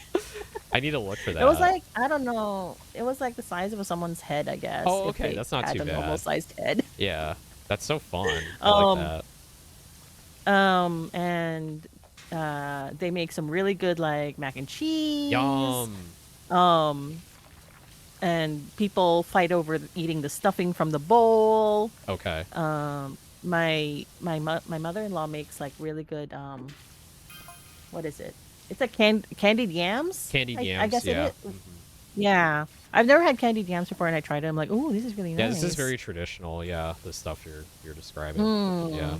And then, although me and the sister-in-law don't like cold ham. Okay. So she microwaves her ham a little bit. Wait, and we you share serve it, it and then cold? they do, yeah. Huh. That's interesting. Okay. Maybe you serve your ham cold, right? Or room temperature. Oh, okay. So like hot turkey, but like room temperature. Yeah, it's ham? colder or room temperature I ham. see. Yeah. And she and I fight over the dark meat of the turkey. Oh yeah, I love dark meat. I like a little bit of everything when I go to Thanksgiving. I like to eat a little bit of everything. But before, like, yeah, I'm not like American, but yeah, this is not the first time I lived in America. Yeah, you were here like when you were like 10, right? I was like from 3 years old up until I was like 8, I think. Oh, okay. I lived on the East Coast. And like I lived in Washington. Well, I lived in Virginia, but my family's work and stuff was like in around the area. Right. Yeah. So yeah, I can imagine what kind of work that probably was, but like yeah, based on location. It was redacted. Redacted. It was redacted. Yeah. But we also celebrated Thanksgiving. Oh, okay. Even though none of us nor any of our friends that it's an excuse to just have food and meet so people, right? Like that's all it is. We would just have like a Thanksgiving dinner, but it's all Filipino food. Yeah, let's go. Let's go. That's so cool. See, I like that. I wish, like, not that I wish, but like I think it would be awesome that Thanksgiving becomes like how do I kind of like keep this like all inclusive, more of a like immigrant plus native celebration than white people colonization, right? Like I want it to be more like celebration of different foods and cultures. Yeah, I think for the most part, most people are like, Thanksgiving is just, especially as a kind of person who is just coming into the country. It's a lot of the people that I've talked to who are also like Filipino and whatever, or did not like grow up here in the U.S. Yeah. They just see it as a way to, like, they understand the history behind it, but the way they celebrate it is just a time to give thanks for stuff that we have. Right. It's like a harvest festival. Yeah, it's a harvest. Yeah, it's a harvest festival. Yeah. Oh my God, that reminds me. Kind of on a weird segue. We have different places have their own harvest festivals. True. Yeah. One of the harvest festivals in this one tiny little town in the Philippines. This town is called Lukban, right? So their harvest festival is basically making very colorful food decorations and out of like rice cakes and whatever. Okay. And hanging it outside of their houses, and then each house is like open door, so people can like walk in, get to know the family, eat the food that they've set out, and then just share it with everybody. That's cool. That's so nice. I always wanted to go. I never went though. Oh. Well, maybe we'll get an opportunity. Yeah. When was the last time you've been back to the Philippines? The last time I was in the Philippines actually was several years ago, a year after my husband proposed to me because like he wanted to go. We wanted to make it before we get married that he would meet my family over there. Yeah, yeah. So it was his first time going there as well. Yeah. So that was the last time I went. Oh, okay. Well, that's nice that he wanted to do that and you got to go see family and all that. Do they everybody often get to come over here? Anyone that's still over there? Or? It's incredibly difficult for Filipinos to get a U.S. visa. Oh, okay. Which is insane because they're literally like a colony of the U.S. Like for a little bit, yeah, we were a colony of the U.S. Like what the fuck? All right. It is incredibly difficult to get, like, if you've never been outside of the country or whatever, it's incredibly difficult to get a tourist visa. I see.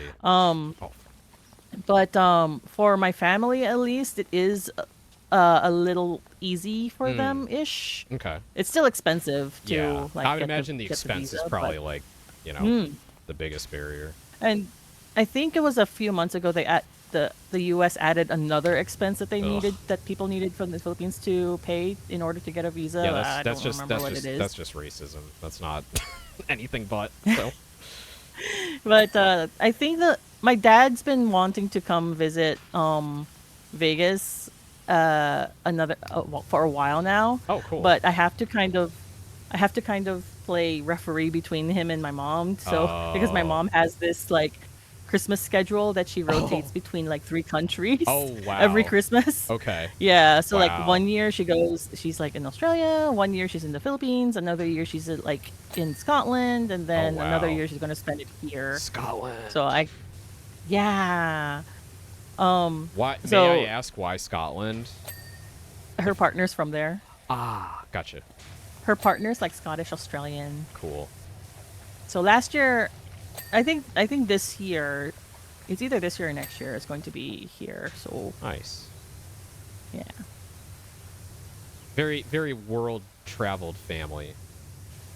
A little bit. A little bit. I was kind of privileged to have that kind of experience because like I know that not a lot of people would have my kind of experience. Oh, and sure. Then it sounds it sometimes comes off as like I'm more privileged or whatever than like I get it. They say white privilege whatever, but I get it. Like yeah, you know what I mean. Yeah. I think that you're still allowed to talk about like your experiences though, right? I mean, like as long as you're clearly very humble about it, right? You're like I'm kind of uncomfortable saying this, right? Like, people know if you're not giving an attitude of like, well, everyone should do this. I don't know why everyone should do this. No. It's like fucking. It's like sure I've been worldly, but then at the same time I live in like I've had times where. Yeah. I'm living in a tiny little 1-bedroom apartment sharing my bed with my mom. Right. Because shit happened. You've been in both worlds, right? And I will say that like for myself, like I've always lived in some measure of comfort, but like, there's times when it's like, I didn't really have any money to like do anything. But it was still like a comfortable experience and I was thankful for the, still being comfortable. Like Aeon Automotive has always been doing well. Yeah. Has it? Yeah, we've always done well. Scotland forever. Hello, Huxley. I see you in chat. Oh, is that from Scotland? Huxley's our resident Brit Bong in here. Huxley, very cute. Yeah, I do want to go to Europe one of these days. I do like just the idea of like history and shit that's over there. 100%. I go for like architecture, history. Like I'd love to do like one of those like cruises down like the Danube or go to like my siblings have all like gone abroad. Like I'm the only one who kind of hasn't like gone abroad to Europe. But they all went to Prague and they loved it. Like they all did like, well, my sister spent like a semester in Paris. My brother spent a semester in Ireland, and they would just take like cheap flights everywhere, do the like backpacking around Europe to like hostels and things like that. And they all found out that like, Prague is like the coolest city in Europe, and they were like big fans of it. That's what I hear. I'd kind of like to go on some kind of trip where I like go like France, Germany, Czechia, and then maybe down to like the former Yugoslavia, like all the countries down there, and just do like a horseshoe kind of tour. My exposure of high class. My exposure of like Europe stuff has pretty much just been Eurovision stuff. yeah. Fair. And just just stuff like when I'm hanging out with like other UK people. Oh, for sure, yeah.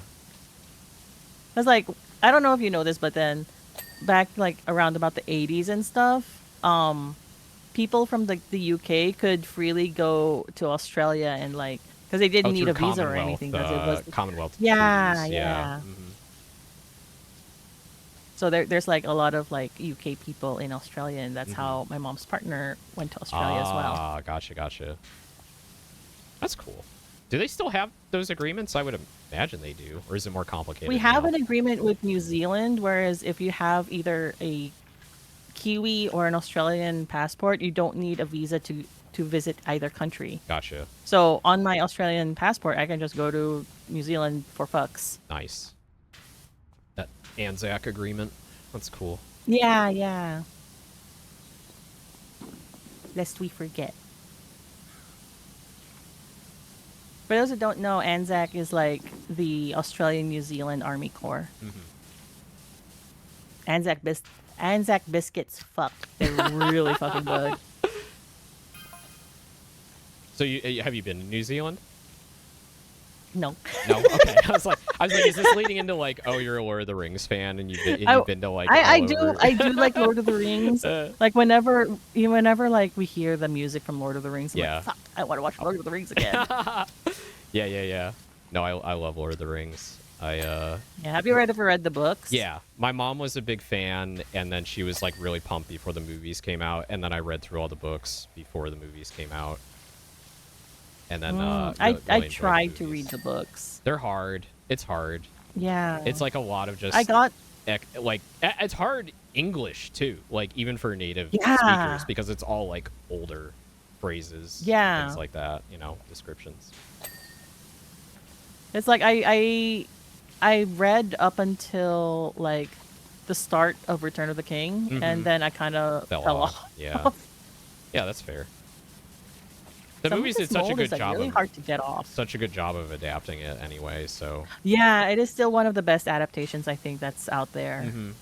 If it's hard, I was talking about like. Sorry, I'm looking at your nozzle. Which one are you using? Is that the? I don't know. The basic one. Hang on. Okay, that's because you're. Oh, there we go. You're using the weakest of the guns. So as you upgrade them, it gets a little bit easier to scrape the stuff off. Sorry, what were you saying? Oh, I'm sorry. No, you're good. You're good. Oh, I can get some of the other. Yeah. Okay, there we go. They have. I haven't played this a lot. No, you're good. I'm happy. I'm happy to have you because it's making things go faster.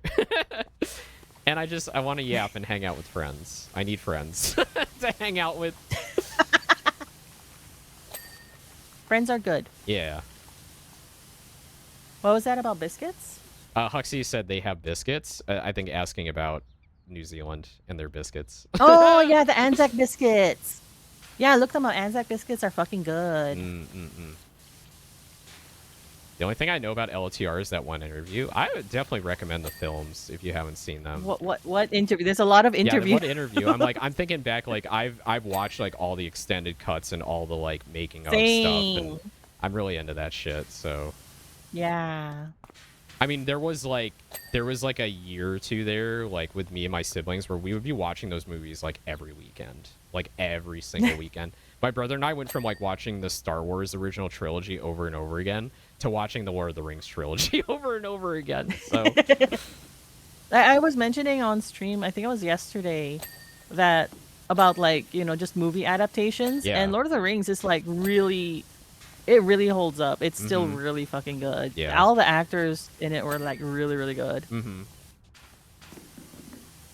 Yeah. But then I'm like, is it? I forgot how the topic of it like came up. I don't know. Cause I distinctly remember talking about. Sorry, we were talking about New Zealand. Or are you talking about something else? Sorry.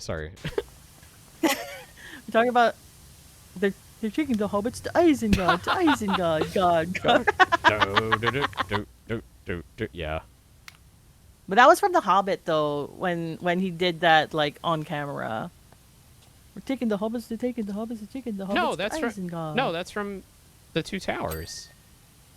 Was it? Yeah. No, I mean, I know the clips from Two Towers, but then there's a video where Orlando Bloom sings it on camera. Oh, I haven't seen that. Oh, that's interesting. Oh, yeah, I'll have to find it. They shoved a bunch of characters in The Hobbit that weren't in the book. Yeah. I didn't watch. I watched the first Hobbit movie. I'm like, this is too much. Like, I don't. I can't do this. And then they made it a trilogy. I'm like, they're just like, there's no reason to make it a trilogy. There's no reason to do this. Yeah, I think it was just. I don't know. It seemed like fan service at that point. Like.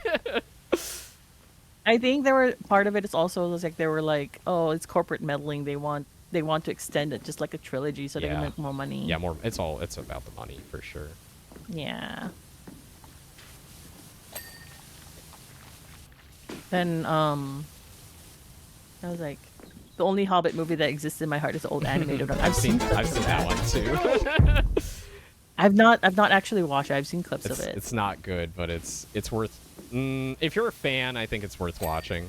Len, hello. Shoulder Goblin? No, Shoulder Bunny. Hi, Len. Shoulder Bunny. I'm not a goblin. Yeah. I can't be a goblin. Big love for the bunny. Not a goblin. I do have a goblin OC though. Do you? What's their name? Roxy. Roxy. That's a good goblin name. I like that. I initially made her for World of Warcraft. Because they have goblins there, and then I'm like, I liked her. We'll continue on with her. She's my she's like a dragon breeder. Oh, she's really into dragons. Probably makes a lot of money doing that. It's all about the money, right? She's like, yeah. Yeah. Wink. Yeah, we'll go with that. Sure, her ears start winking. Yeah. But I'm like, one of the things that I had for her was like a little. God damn it. What? No, the Outlook sound went off. Sorry. Yeah, I just heard it, like, saw it go off. I was like, the only thing I had for her, like in recent memory, I was like, I had a little comic I made of her. Aww. And she goes, oh yeah, I was like, I take care and breed dragons. Mm-hmm. And then she pauses, and then because like someone's talking off screen or whatever, and then she kind of face palms and goes, yes, I make the dragons fuck. I mean, someone's got to do it. Yeah.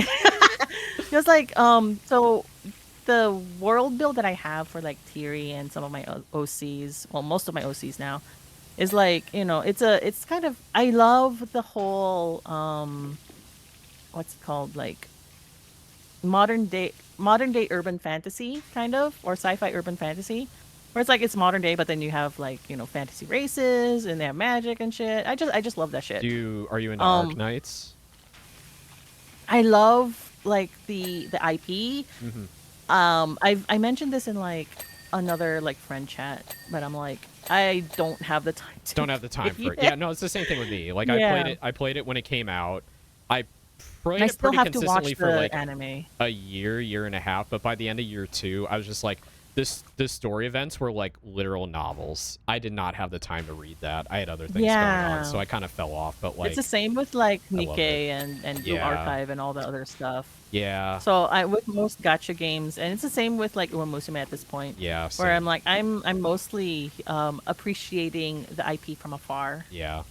Yeah. Unfortunately, I feel the same. I still feel good about it because like I waited so long for Uma Musume to finally come over here, and it did, and it came in such a big way, and everyone like really enjoyed it.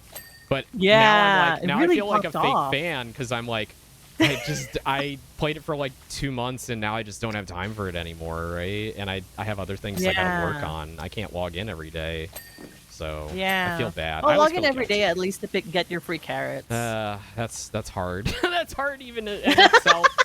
Because then I feel guilty about it. Like there's this feeling of guilt. Like I'm not doing it right. I'm fake. Yeah. So no, whatever. I don't like. For me personally, it's like if you can't do it, that's fine. You Yeah. can still appreciate an IP like from afar. It doesn't make you a fake fan. Well, the thing is The amount of Station saying like get your dailies. If I reach the point where even that is causing me anxiety and stress, I've figured out it's like no I need longer to stop. fun. I need to stop. Yeah, because it's not fun anymore. I'm not having. If I'm not Yeah, having because fun then it doing feels it, like a chore. it is a chore. Like it literally is a chore. That's when I was paying for like the $2 a month Arknight sub like forever, and like sometimes not even logging in for an entire month. That's a waste of money. Oh. It makes me feel guilty, and I was not having fun. It was just anxiety inducing. So I just went like, yeah, I just need to stop. Well, Arknight's that's tax. understandable. Yeah. Yeah. Anyway, sorry. I still haven't watched the anime of Arknight, so I've been meaning either. to watch it, but we just haven't. It's been Yeah. on our list for a little bit. Yeah. I have so much to watch. I need to catch up on. Manga I love that I got to read too. I haven't caught up on. Yeah, you were wanting to do like a manga reading stream or something, Yeah, right? I'm talking about that as like an idea. But it's gonna be probably a little bit more than just that, because I think you were giving me ideas, right? I think I wrote them Was down. Yeah, somebody was giving me ideas. I don't know. I have it written down somewhere, so I'll look at it later. But yeah, I have like ideas for like just like comfy streams at like the Kotatsu, because I'm privileged enough. I actually own an actual Kotatsu with the heater same. underneath.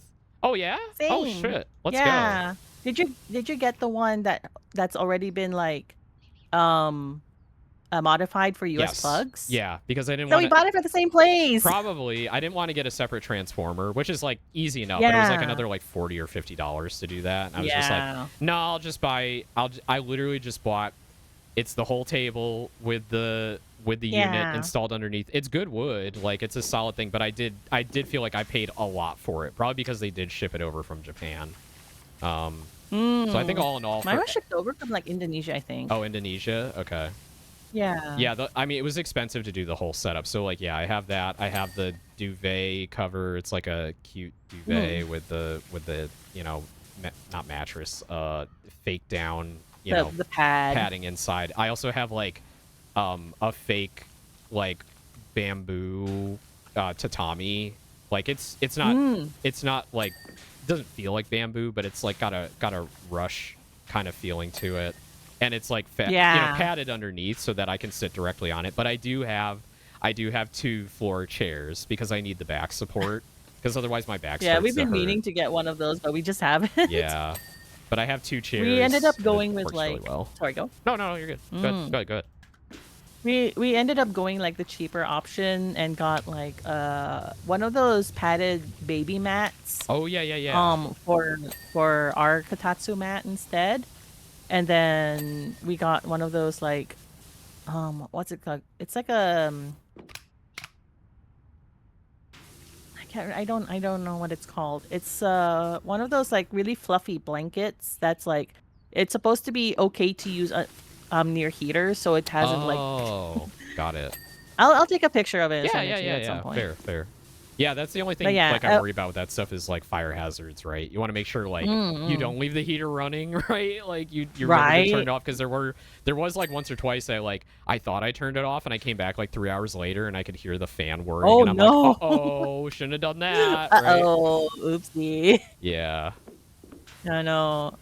I'm the only one who uses like the heating element of the Kotatsu. So like I know I have to turn it off. Right. But the thing is I get zapped by it. What? What do you mean zapped? Like the static electricity. It builds up. It zaps me. Oh, yeah. okay. So like I'm touching around trying to find the switch, and then it zaps me. I should take a photo of mine and show you if you haven't seen it already. Yeah, I got mine as a birthday gift for myself. Cute. Yeah, I always wanted that was kind of one. like what mine was too when I bought it. But it's like I have a friend in Melbourne who lived in Japan for like a really long time. Met his wife there. I mentioned it to him. I have a Kotatsu now. He goes, "Oh, that's your new house. That's your new home now. Enjoy. You're gonna live there, yeah. You're never leaving." The problem is like I do so much on the computer that like I need to like make an effort to like, okay, I'm gonna go to the Kotatsu now and like sit down with like a volume of manga or like a show and actually spend like 30 minutes to an hour there. I'm sure if I sat down there on a cold day now, I would not want to leave it, but like getting there, I have to like make myself do it. Make the effort. Yeah, we use our Kotatsu like sometimes we come home with like, I don't know, Jollibee or some fast food and we're downstairs. Yeah. We will eat at the Kotatsu. Nice. But sometimes I'm just going to like just when I'm sleepy and I want to take a nap, I'll just turn on the heater and just nap on the floor there. Cute. Super comfy. Yeah, I bet. It is super comfy. It's very therapeutic too. I find it very relaxing. And I have like an old TV set up nearby too, where it's like I can put on some like my god, anime you're going through the old retro shit. Huh? But you said you had an old TV. Oh, I'm thinking of an old CRT. No, okay. I mean like an LCD from like 2007 or something like that. You know, one that I can just kind of put on the floor in front of it. Oh, okay. Ours is in front of our big TV. Because it's like in our people would call it a rec room. We just call it our computer room. Yeah. But yeah. Yeah, mine is in my bedroom. So like I have a very large bedroom. It's like the whole like second floor is like one big bedroom. So there's like a corner of it where I put the Kotatsu, and that's kind of like my comfy private space, right? Where it's like just a cozy space.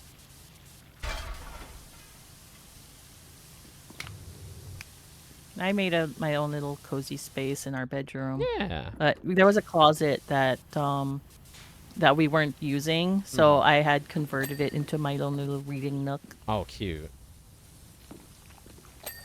When I was in my reading era. That's awesome. I don't read as much as I used to though. Yeah, me neither. I'm bad. I'm still reading books. I just finished a book. Well, 2 books technically. The other day, and I'm starting the next one. What did you read? But, What are you into for book reading? So right now I'm reading a lot of romantasy. Oh, is that what they call it now? Romantasy? I didn't even know that was a term. So it's mostly like, like those like I guess those fantasy worlds where the main character is like, falls in love with the other main character through various circumstances and shit. And stuff happens. Like the one I'm reading right now is a series called Throne of Glass. Okay. By Sarah J. Maas. It starts off as this kind of weird-ish like story about an assassin who joins up kind of Hunger Games style to become hired as the assassin for the king. Okay. And the castle is like made of glass. Oh wow. How does it not break when you throw stones in it or whatever? I don't know. Is it very powerful? It's magic. Don't worry about it. Okay. So like they can see the king fucking like I don't understand. No, is it like opaque it's like glass? A stone. I don't think it's opaque glass because they never made mention of the king fucking. Okay, good. That's awkward. The way that they describe that's some it is kind like of ego is like when you have a clear glass castle and everyone can just watch you like take a shit and like do your business. Just like, look at me, peasants! Haha, me and my glass castle. My understanding is like they had like a traditional stone castle and then they built a glass one around it. Oh, okay. And then they built it up and shit. Okay. But like the story starts off as that way, but as the series goes on, you find out that she's actually like this assassin is actually a very broken individual who is actually a princess from another country who survived being assassinated, and she's going on her roaring rampage of revenge, trying to save the world. Yes, we love a revenge princess. Yeah, she falls in love with another guy, and then he promises himself to her, etc., etc. Oh wow. And then they fuck. Have you seen that meme where it's like the fan fiction owl and it's like fan fiction owl always has the best ideas. It's like, and then it's just this owl screaming, and then they fucked.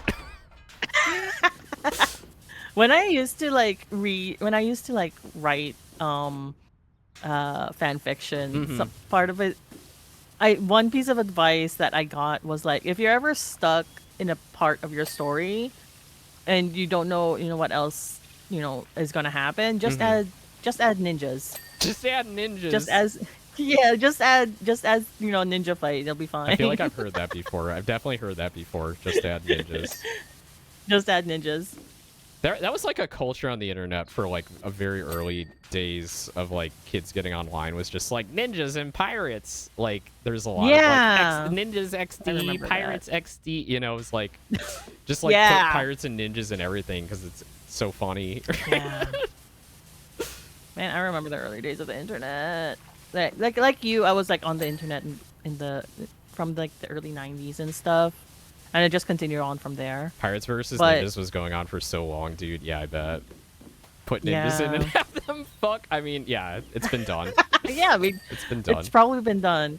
There's one of the books that I want to like start reading is this book called Iron Widow. Okay.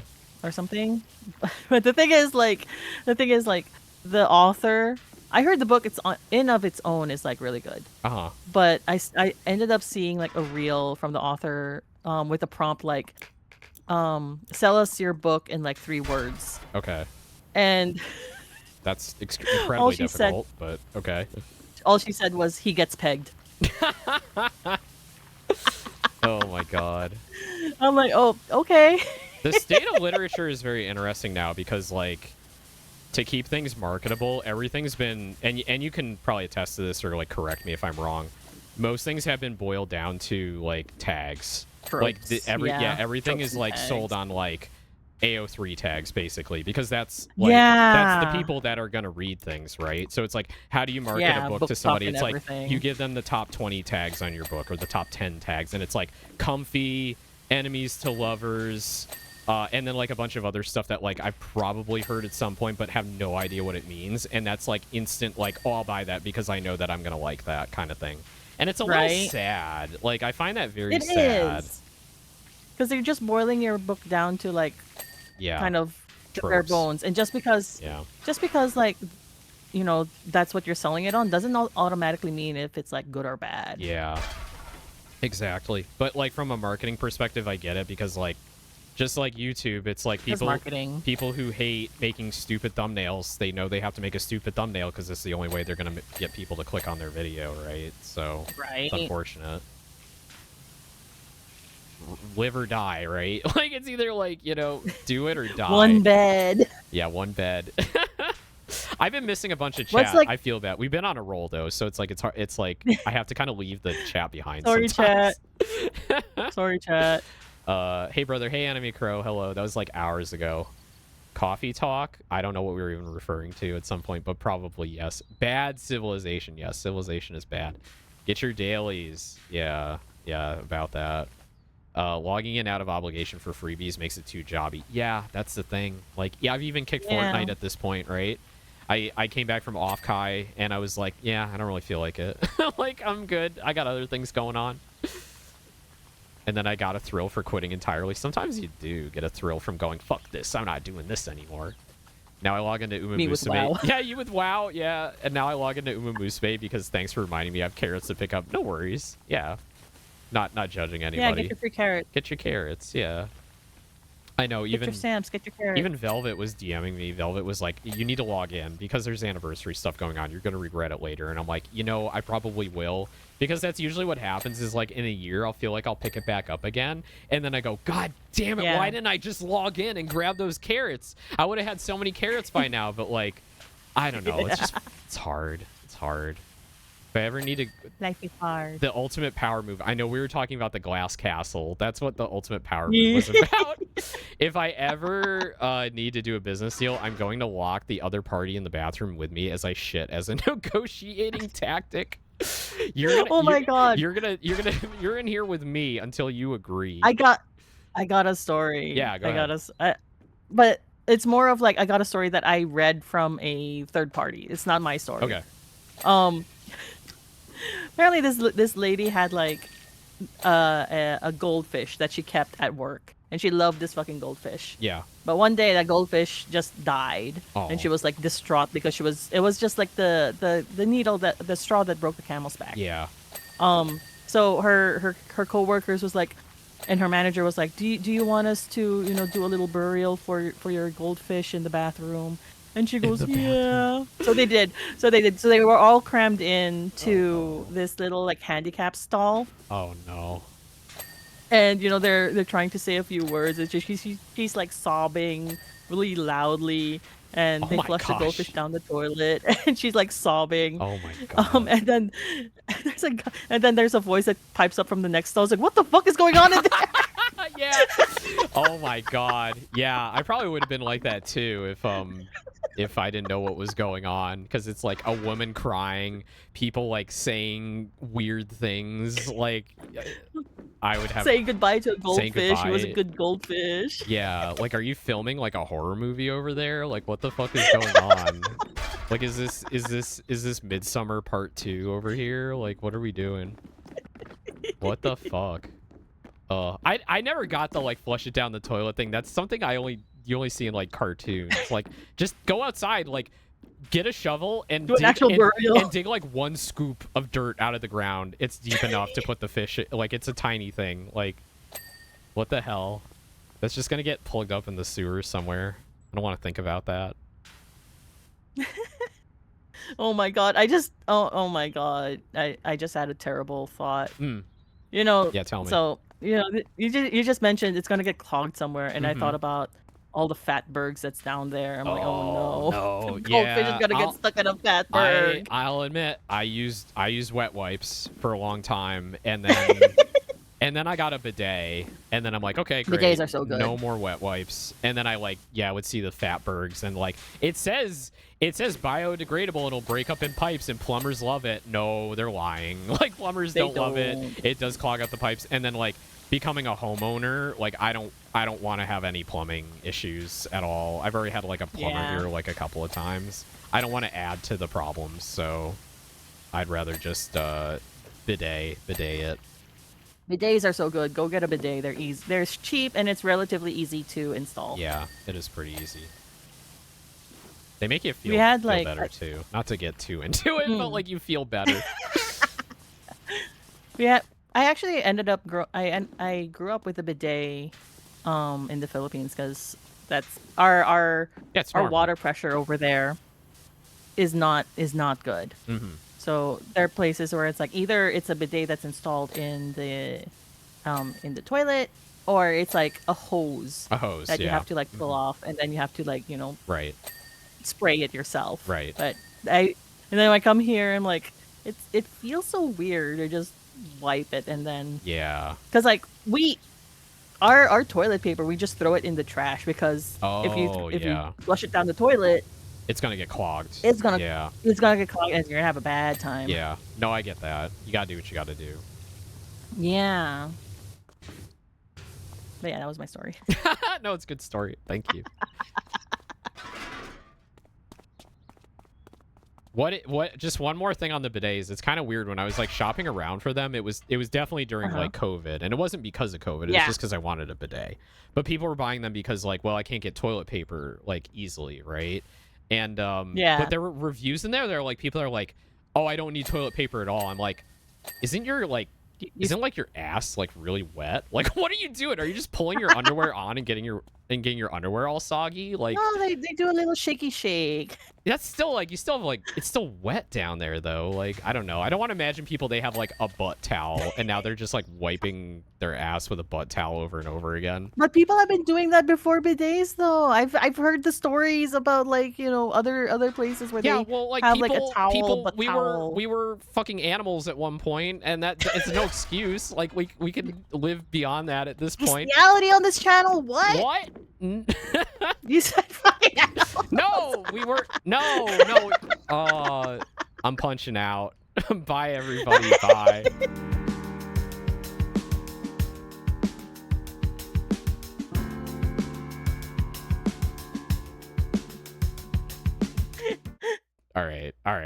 Let me take that back.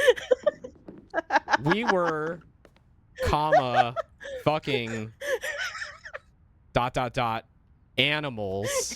We were animals at one point, but we're not anymore. Is what I was trying to say. Yo, did I hear we fucking owls in this channel? Don't summon Seren. Don't summon Seren. It's gonna get ideas. At least we've evolved beyond the communal sponge stick. Wait, the sponge stick? Oh my god. Wait, what? Yeah. I don't think I've heard this. I mean, people still use sponge sticks, but not for that reason. Wait, what is a sponge stick? So it's just like, you know, a sponge on a stick. To do what? Just, I don't know what you guys use it for. I use it to wash my back. Oh, a sponge on a stick. Like a loofah. Oh, yeah. Okay, a like a back scrubber. Okay, yeah. Yeah, I have one of those, yeah. And I definitely only use it to wash my back. Definitely. No, I only wash my back with it. I don't know what else you use it for. We have like one of those. We have like one of those like, kind of rough scrubby towels that we keep in that we use to scrub our back. Yeah. Hygiene important. Yeah, that's why Owen's gonna have a tubathon. Tubathon, yes. Yeah, we're not coming out of that thing for 3 days. It's gonna be very wrinkly. You're gonna be so wrinkly. It's fine. It's anime. He's gonna be so pruny. He's gonna have like prune toe beans.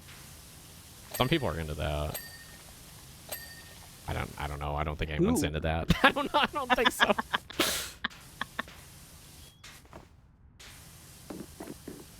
What am I missing? Poke and I are on the same page. It's the way Rome used to do it. What? Huh? Oh, I think this is when we're talking about the loofah and whatever. Oh, okay. Boca's been pronouncing it tubathon instead of tubathon, by the way. Oh, tubathon. A tubathon? Yeah, I've seen a few people saying tubathon. Like, I didn't know you were musically inclined. Ha ha ha. Like, I'm like, shut up. Stop it. Owen's new breed is gonna be Sphinx. What?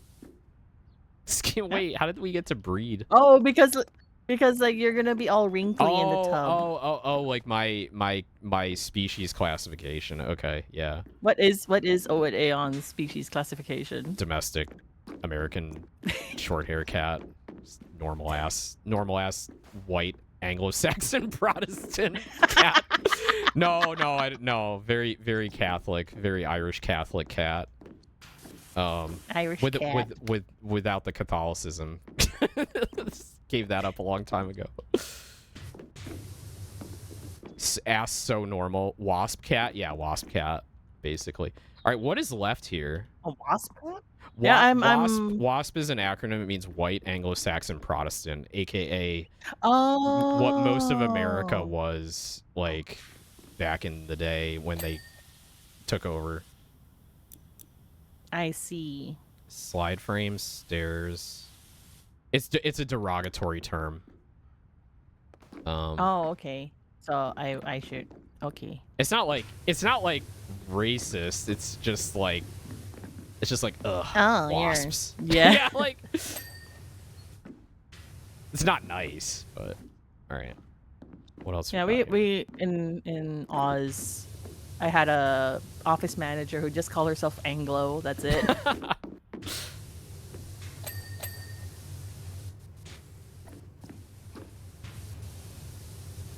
I mean, to be fair, she was though. Yeah. I'm looking. I don't see anything still. I didn't know it was a derogatory term till I learned. Yeah, wasps are the kind of people who start HOAs. Is all. Yeah, there's like a connotation that kind of goes with it. Nothing's like lighting up. No, nothing's lighting up. I think the game needs to go like, oh, you're having trouble, huh? I guess I'll light this up for you. Never heard of the term before. It's a very American kind of term. It's a very like us versus them. Unfortunately. Oh, there's some. Oh, is this the longest extension? Yeah. I'll bring the frame so hard. over. Yeah. I'm I'm trying to do stuff that I should just. God, the way they walk, they like waddle along. It's so funny. Sorry. Eh. Yeah, we're getting stuck on each other. There we go. Yeah, sorry. You're good. I'm so enamored with you sitting on my shoulder. I keep like looking over and like and like tilting myself around. Like, look at her. She gets to sit on my shoulder. Yeah, it's gonna be hard if I go and get a full body Life 2D. No, it's gonna be because awesome. I really love. Yeah, but then I like that. I just like her being able to like sit like this, you know. Yeah. And then my Life 2D Papa did such a good job. Yeah, it is. The animation's really good. I love the hair physics. I love how your hair kind of moves around. That's really sweet. It was funny too, because like I was like their first customer on VGen too. That's so cute. Well, that's what they said. I remember you said that. Yeah, that they were kind of like trying it out for the first time with you. Yeah.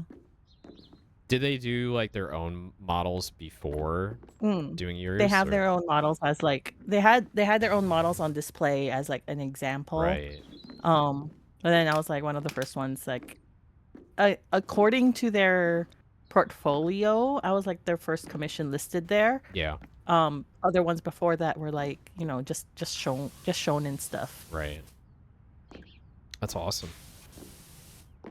But yeah, I'm excited for anything, you know, you end up getting. Like, and you can always use this model as well. Like, you don't have to stop using it, right?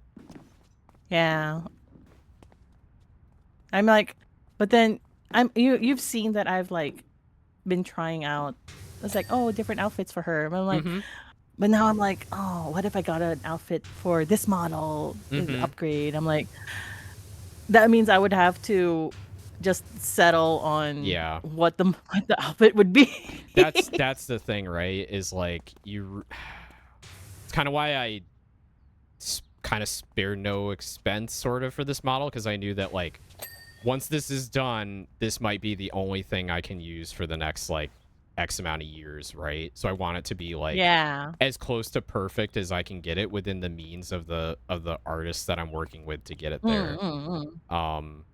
So, you know, it's one of those like it is like my phrase, it's like go hard or go home is kind of like what I do. It's like, all right, go big, but then like you're done, right? You're done for a while, right? You can't dilly-dally around and other things. But I do kind of seek out like, okay, so if I want to get a little more like experimental, I can do a 3D model, or I can do like a very like a lower, not lower quality, but like less complicated lower fidelity model. Lower fidelity, yeah, exactly. So like I am kind of excited to do more of that in the next couple of years. I saw the other day, I visited like Amanda's or Jofi Lofi's stream. She had a little scrunkly Live 2D. It was so fucking cute. That is cute. Yeah, I have thought about things like, turning the mechanics. Sorry, I was like thinking mascots. I was thinking turning the mechanics into like, what if I made the mechanics like a PNG tuber that like I control and talk through, or what if we have like Scuffy as a fully rigged live 2D mascot, like not me controlling, but like, you know how they have it's like a plugin for VTS where you can have like a mascot like animate with you. Yeah, those are like ideas I have too. Like that might be kind of interesting to do. So I can like play around with that. Yeah, those are plans for the future. Yeah.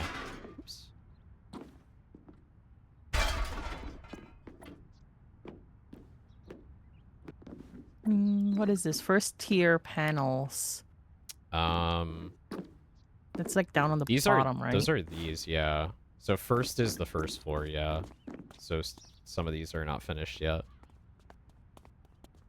What is your like ideal tiery model? Like if you were to go full body, full live 2D, you get everything you want. Like what would you have on her? Like how many outfits? Like what kind of outfits? Oh my god.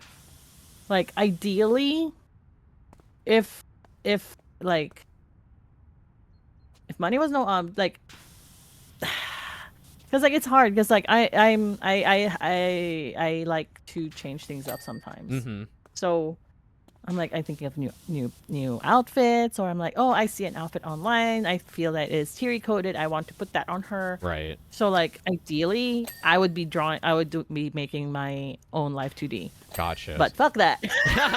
Yeah. So like the ability to like customize it and change it depending on like what you like new things that come up is like very valuable. Yeah. Because like, I've looked into it. And I downloaded like Live 2D Cubism, and I'm looking at it. And I'm like, my brain is not braining for this. It's a lot. It's a lot. You definitely need to like read and tutorial, and there's a lot of helpful stuff out there, and the program is a lot better than it used to be. But yeah, it's still a lot, right? It's still a lot. And then the whole rigging thing is like, oh my god. Yeah. So I'm kind of considering just, you know, taking the time to learn how to do the art myself and just pay someone to rig it for me. Yeah, totally reasonable. But at the same time, it's like that's a lot of time. It is a lot of time, yeah. Because I've like I've made my own like, you know, the second tier PNG tuber stuff, like the PNG tuber plus and Rahi tuber and stuff. I've made those. Yeah. And I understand how those can be cut, but then, you know, live 2D stuff is like another level. Yeah. Yeah, the cutting does take a lot of time, for sure.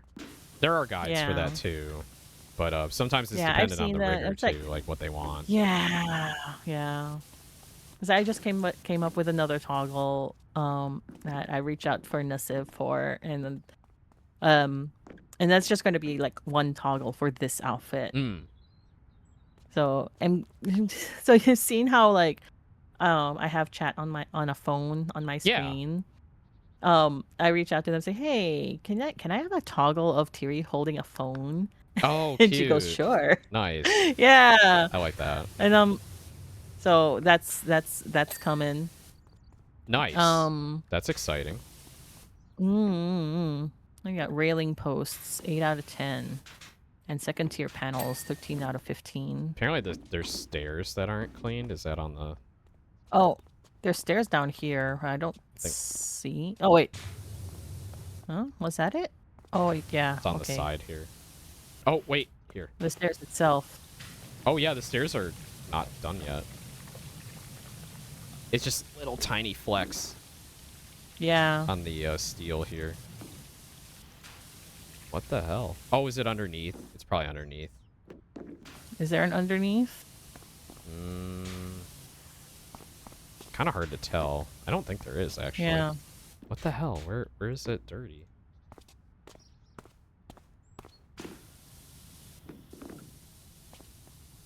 Yeah, I totally get you on the like outfit thing. You're like, am I gonna be happy with this? Like, how much am I gonna want in the future? Oh, am I gonna be sad if I don't get, you know, those things? Oh, I found it. I found it. Oh, you found it?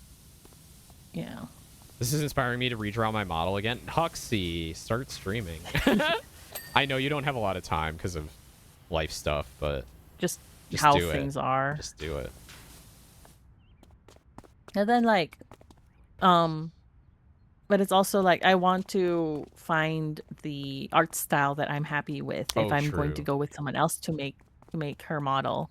That's difficult. Because like there's some. Yeah, because like there's some styles that I'm like, I feel like this would be better for one of my other OCs, not for Tiri. Yeah. One of the things I was looking at is like, oh, what if I got one of those like the 90s anime style models for her. And I'm like, that would fit, but then it does not fit my budget. Yeah, that's the other thing too. It's like, all right, how much am I gonna have to save for this? Like, how long is it gonna take? Right, and will I be happy not spending money on other things I could be enjoying rather than like living life, right? Or like, you know, right. It depends on how hard you want to do it. You know, I think with anything, there's like, unless you're really well off, there's always going to be sacrifices with the stuff you want to do. It's like, how badly do you want to do this thing? And if you really start to think about it, it's like, well, what's going to be the most valuable experience for me in the long run and what's going to make me the happiest, right? And I'm finding that, like, Yeah.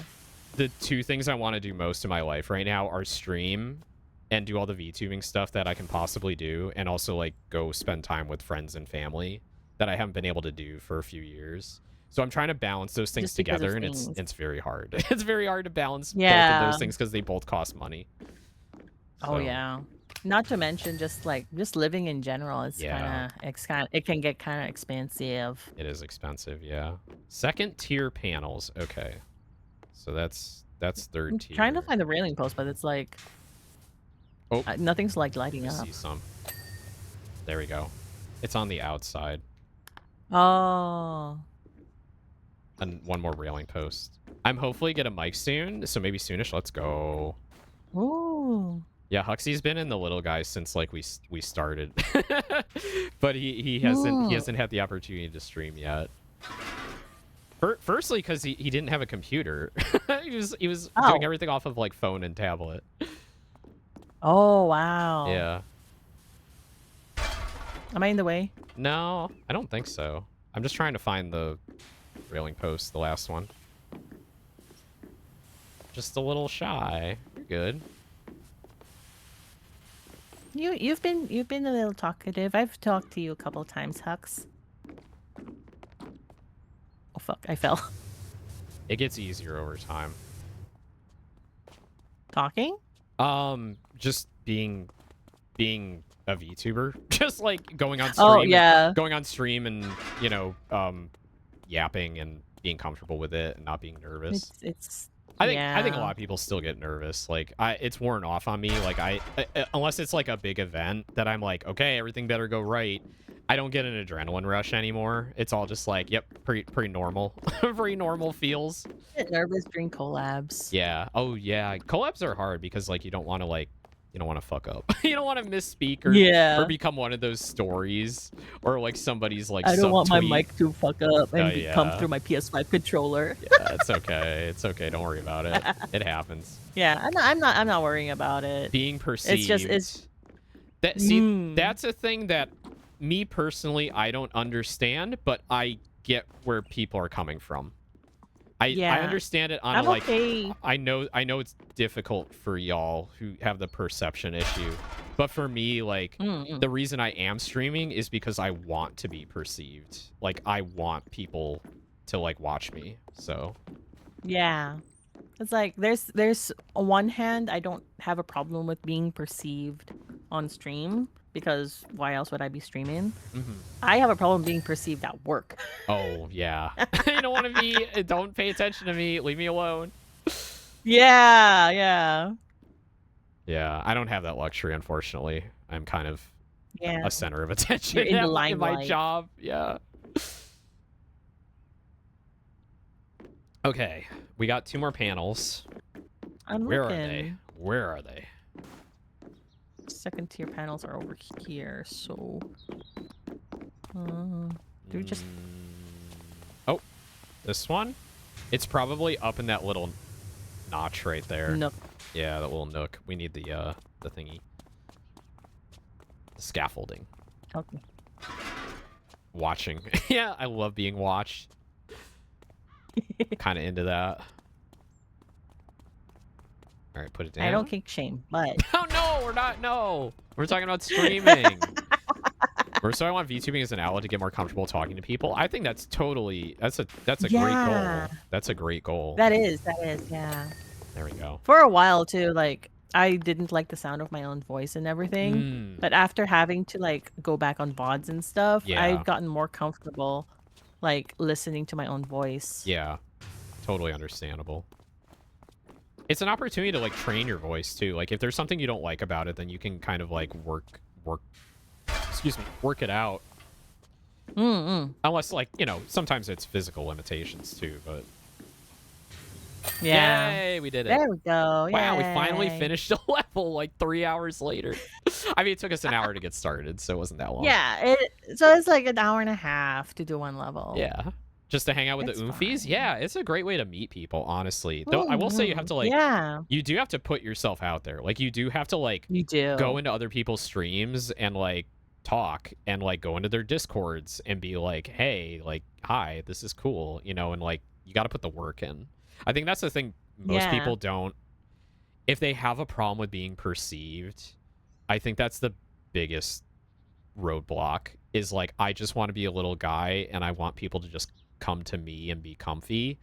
They're not really gonna just come to you, because the way Twitch works and these things, discoverability is like impossible. I mean, I know I do get people coming and they do find me through like the random discoverability stuff, but like it's very rare and they almost never stick around. So I've got a couple people like who chanced upon my stream, who stuck around, but sometimes, you know, they just dip out. So it's like, whatever. It is what it is. It is what it is. You can't like fret about it, right? You know, it's like, I realize like, okay, I have, you gotta let it go, 620 people following me, but out of how many of those are actually still active on Twitch anymore? How many of those people actually like log in and watch people on Twitch? Probably like less. You're gonna at everybody half. Come into my stream.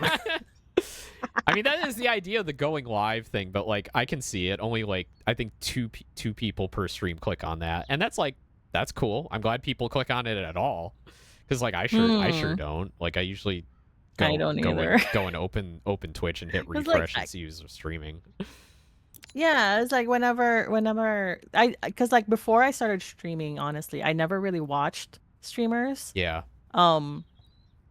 It's only after I started streaming that it's like, oh, you know, I may open Twitch and see who's online, and you know, or just browse around. But for the most part, like before, I didn't watch streamers at all. Yeah. But then I understand, like, you know, there are people who's going to be like, they go in and, you know, they just want to find a vibe to put on in the background, and that's okay. Yeah.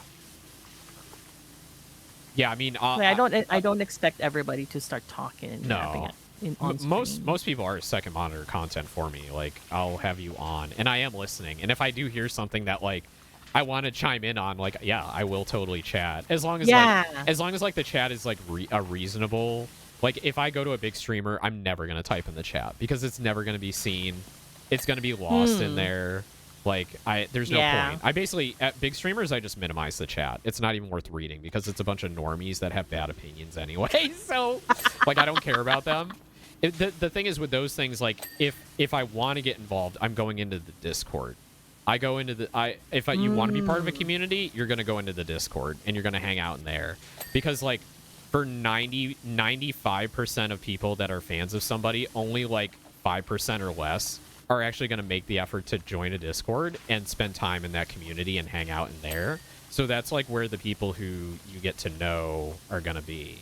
And you try and find if that's like the kind of vibe. Anyway, I'm only talking about myself. Like, I don't mean like, don't take my word as like, oh, this is how you like make friends, but like, this is what's worked for me, right? Which is like, you want to go join a Discord, see who the cool people are, spend time with them, and then make them your friends, right? And it sounds like that sounds awful, but like that's kind of how it works. Because like we've lost like some like third spaces out in the world, so right? These like Discord servers and stuff like that, they're like places now that people end up going to go make friends in. Yeah, 100%. Yeah, I'm not sitting here doing art on my main monitor right now. Friends Safari. Yeah, that's kind of a way to put it. Friends Safari. Yeah. I like that. Just throw the safari balls at your friends. Yeah. I mean, like, the main way I made most of the connections I have now is spending time on the Randonite Discord, Randon's community, and then going, I really want to play Minecraft, but Randon isn't throwing up a Minecraft server, even though he keeps saying he's going to do it, so I'm just going to do it myself.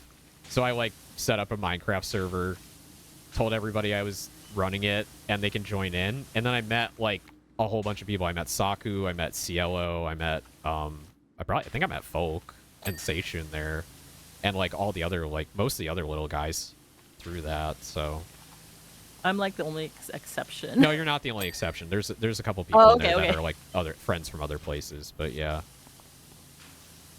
I see. What the fuck is this? His ass is never... Yeah, he'll never do it. He'll never do it now that I've actually done it for him. So... I still kind of want to play Minecraft with, like, y'all. Yeah.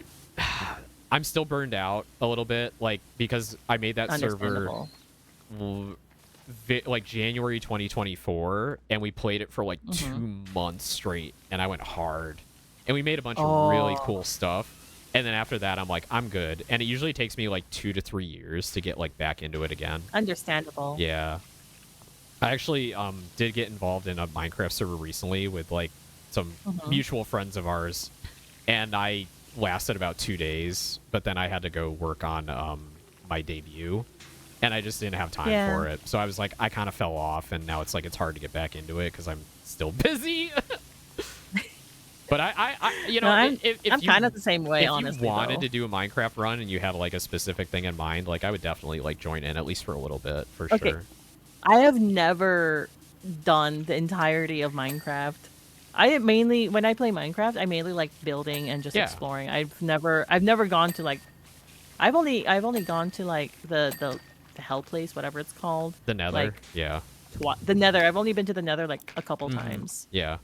And the most recent time I played Minecraft was when was it? Probably around this time last year, I think. We were playing Cobblemon. Oh yeah, I've heard that's really good. Yeah, it was really good. They added more Pokemon now too. That's so cool. Are they actual Pokemon, or did they make up like new Pokemon for it? They're actual Pokemon. Okay. So like, and then they have like, you know, they made it so that some of the Pokemon are like more common, or you have to go to a specific biome to find it. Oh, okay. So you know how there's like, you know, there's like geode cave caverns in Minecraft. That's the only place I think where you can find Sableyes. Gotcha. That's really cool. I like that idea. And I don't know. So, okay. So I loosely know about it, but I don't know anything about the mechanics. Do you actually get like Pokeballs, and can you like catch Pokemon and battle them? Yeah. Okay. You can like craft your own Pokeballs. You can craft a, what's it called? The healing, the potions. thing. The machine, the healing machine. Yeah, the Poke Center like healing machine. Yeah, the Poke Center thing. Yeah, you can craft that. He doesn't know about the mechanics. That's a different kind of mechanic. Listen, don't start. You can ask the mechanics. They're just right there. They're right there. Yeah, ask the mechanics about the mechanics. Yeah. What if you had a get to know the mechanics day? How would that work? You know, I don't know. Like that's the opposite. Honestly. It's like oh, like the streamer usually puts up like a marshmallow. Ask me questions. I'm like, I put out a marshmallow for the mechanics. Wait, I ask questions about them? Maybe? I don't know. What's your favorite color? Who's your favorite? Who's your favorite cat boy? Who's your Oshi? Who's your Oshi? And then you ask them at gunpoint. That's I've had several. I've had people tell me that I'm their Oshi, and I feel really like I get imposter syndrome about that because understandable. I think it's because like I consider Oshi in a more serious way than I think a lot of other fans do. So I think it depends on the person, because I know that a lot of people say like, oh, my Oshi is basically any VTuber that I would regularly watch. To me, that's not an Oshi. To me, that's a VTuber you enjoy. To me, my Oshi is like ride or die. I will always support you. I will buy your merch, and I will always love you. And for me, there's only my understanding with Oshi is like my understanding with Oshi is like someone who you really want, who you really support, and you want them to succeed no matter what. Yeah, and that's totally cool. That's my understanding of Oshi, but understandably, you know, people have different like perceptions of, like, words and stuff. Because like I need to reorient my brain to understanding that like Oshi means they really support you is basically all I should take that as. Like they really support you. It's not like a it doesn't always have to be like a parasocial thing, right? Like it like not that I want to say that like I have a parasocial relationship with my Oshi, but it is like a deep support. Like like emotional, like very emotional attachment. I wonder if that's why they also have like Kamiyoshi and stuff. Well, yeah. See, that's the thing where I was like, once I started hearing the Kamiyoshi, I'm like, really? Like, I guess. Like, I get it. So, I don't want to get like weird about it. I just like I have different perceptions of it. But anyway, anyone that says that, like, I get what you mean. Like, you support me, and I really appreciate that. So I'm very thankful, regardless of like the perceptions. But I do have imposter syndrome. I'm like, really? Like, me? Like, I don't know. Like, I don't feel like I don't offer that much sometimes. Like, I could do a lot better. So sometimes that's good though. Yeah. Because you get that like feeling of wanting to always do better then. Yeah. Capoyoshi. Wanting to push yourself. Yeah, I do want to push myself. I do want to do better. It's just, I think for me, the bottleneck right now is like time. It's time, and it's knowing that I have a pretty good perception of like when I need time to myself, and I do need to like calm down and step away and not and procrastinate a little bit, because it'll make me feel better. And that's also like frustrating as well, because I'm like, I don't have enough time. Like, I need more time. How do I get more time? You know what you should do, Owen? What? You should procrastinate later. Yeah, that's a good idea. That's an excellent idea. That's an incredible idea. Thank you for that. Based. This is why I have friends come on, so they can give me their words of wisdom, like procrastinating later. Want to support you whenever I can. Thank you, Huxley. It really does mean a lot. Like, whenever I'm like not feeling great, I feel like down or whatever, I'm like, there's people out there that want to watch me. Like, that's crazy to me, that there are people that like want to tune in and hang out. Yeah, right. I'm for me, it's like I'm just happy like to have like fun to meet like neat people. Yeah. And also like, you know, just to have people who I recognize and they've come back. You know? Yeah, like I see the regulars, right? Like I know Kayla comes in every stream she can. Cass is almost there, always on like the first minute. Folk and Seishun always there. A-Ray, yeah, everybody is very, very sweet. Yeah, like, you know, there's only so many hours in the day, and there's only so much stuff that you can do in one time. So yeah, it's like, I'd love to be there for like, you know, all my friends. Oh yeah, and 100%. Be there, but then sometimes like other things come up, and I'm not always going to be available, unfortunately. Yeah, same. And that's just how it is sometimes. It's really hard. I try and be good. I try to like make the rounds as best I can. Like, I'm like, I haven't been to this friend's stream in a week or 2 weeks. I need to pop in and at least just say like I'm working or something, right? Like, I try and do that. You're right. Sometimes I really just don't feel like saying anything though, and I am actually lurking. Like, I have been lurking in your streams more than you know. But I usually haven't said anything. I haven't said anything because I'm just like, I'm working on something, and I just like, you know, just wanna vibe. That spooky, the spooky Owen who you don't know is actually there. Yeah, I'm always listening. Don't worry. always act as if Owen Aeon is watching you. That's the thing too. Is like you never want to like. You want to be careful about the things you say, because like somebody you know could be watching, right? So just always be on your best behavior. I try to be there whenever I can. You're so sweet. And sometimes you need like events and collabs and things to like reorient yourself too. Like, I think Offkai did that really well for me, and I know I did well for other people too, where they're like, yeah, I was kind of like burned out on streaming, and then I came to this event and everyone's giving me such inspiration and pushing me to do more.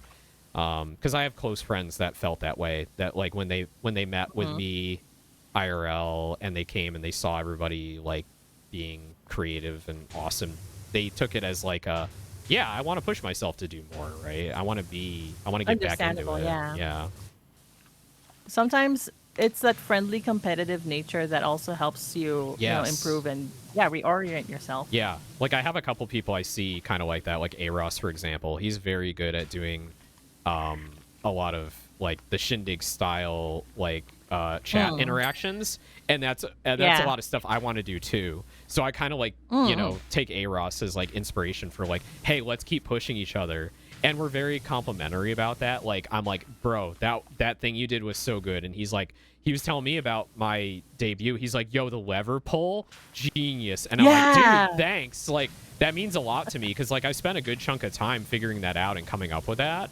So, like, for someone to say, like, oh, I love that, like, do more of that, it's, like, really encouraging. Fun. Yeah. I'm glad. I didn't realize was that everyone was locked down for 30 seconds. They couldn't spam the chat. I didn't take that into consideration because I forgot that's a thing that happens on Twitch. That was the one. That was the one thing I did wrong. So in the end, people started calling for a union. Union, yeah. we need a union. Like, no union. We don't need a union. Always be on your worst behavior, and then no one is surprised.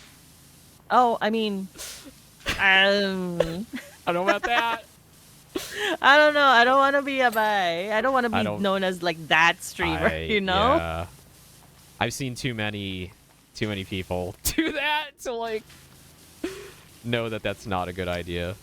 I don't have the energy to keep on being on the bad behavior. Yeah. Yeah. That's like not who I am. That's not my thing. As a default. Right. I hope I'm not. I hope I'm not a bad person. No, you're not. You're not. You would know. You would know.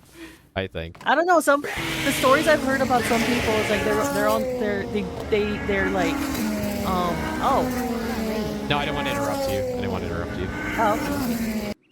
Jack Jaguar, hello. Welcome. Blah blah blah blah. Thank you for the raid. Hello everybody. I'm Owen Aeon, your sparkly racing cat. I'm here with my good friend Nina. She's on my shoulder right now. Hello. Jack, this is not. I'm not true to scale. Not true to scale. She shrunk down for me today. She's actually, her ears go to like the top of my ears. She's actually quite person sized. But yeah, Jack, thanks for the raid. Welcome in. Jaguar raid, let's go. Scabadoosh, hello. Welcome. Hello, I was playing Sunset Mall and Coin Game. What is that? That's interesting. Coin Game? Is it like the coin pusher games? I saw one of those on Steam the other day. I was kind of interested in it because I think coin pushers are funny as hell. I played one at round 1 a little while back, and I jumped in on it when like right after somebody had dumped like a ton of tokens into it, and they didn't get anywhere. And then I played like 3 tokens, and the whole entire tower fell down, and I got like a whole ton of prize points. Oh. Sunset Mall is like a vaporwave game that you got to find everything on your shopping list while avoiding muggers. What the hell? Excuse me, muggers? That's interesting. Yeah, people who will mug you or rob you.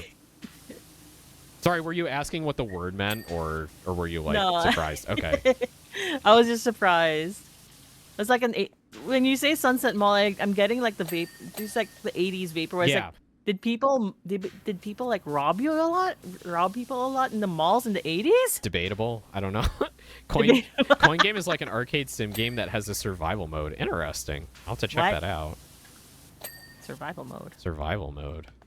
It's like survival crafting, maybe. I've got a bunch of games queued up for Tubathon. I actually went on a little... I saw. There's a bunch of games on sale right now on my wish list. So I got... Sale. Is This Seat Taken? Which is like a logic puzzle game where you kind of have to reorient people on like a bus and stuff. That one looked really good. 64, which is like it's just a cookie clicker, but it has like a really cool like industrial art style, like a minimalist art style to it. So that's like a shut brain off nighttime kind of game where I'm just like, it's been 48 hours. I don't know what to do, right? So I'm just gonna like throw that on. And then Pinball Spire, which I actually got to play at PAX East, like the early build of it. It's like a pinball RPG game. It's pretty short, if I recall. Oh, okay. And then a Toho game, Marissa of Liar Top Mountain, which has like some tabletop RPG elements to it, which is really interesting to me. So there's like some light dice rolling and also like multiple choices for like branching story paths. Once again, playing a Toho game that has nothing to do with the bullet hell and is just like a fan game that you know has the same characters, but it like goes in a different direction, which is awesome. And Dispatch. I'm really looking forward to Dispatch. So I know you're a comic book fan. But I'm not really much at all. Like I do like some DC stuff, also like Spider-Man. So like I like Spider-Man. I like Batman. Kind Who of like doesn't like Spider-Man? Yeah, who doesn't like Spider-Man? Spider-Man's just fun.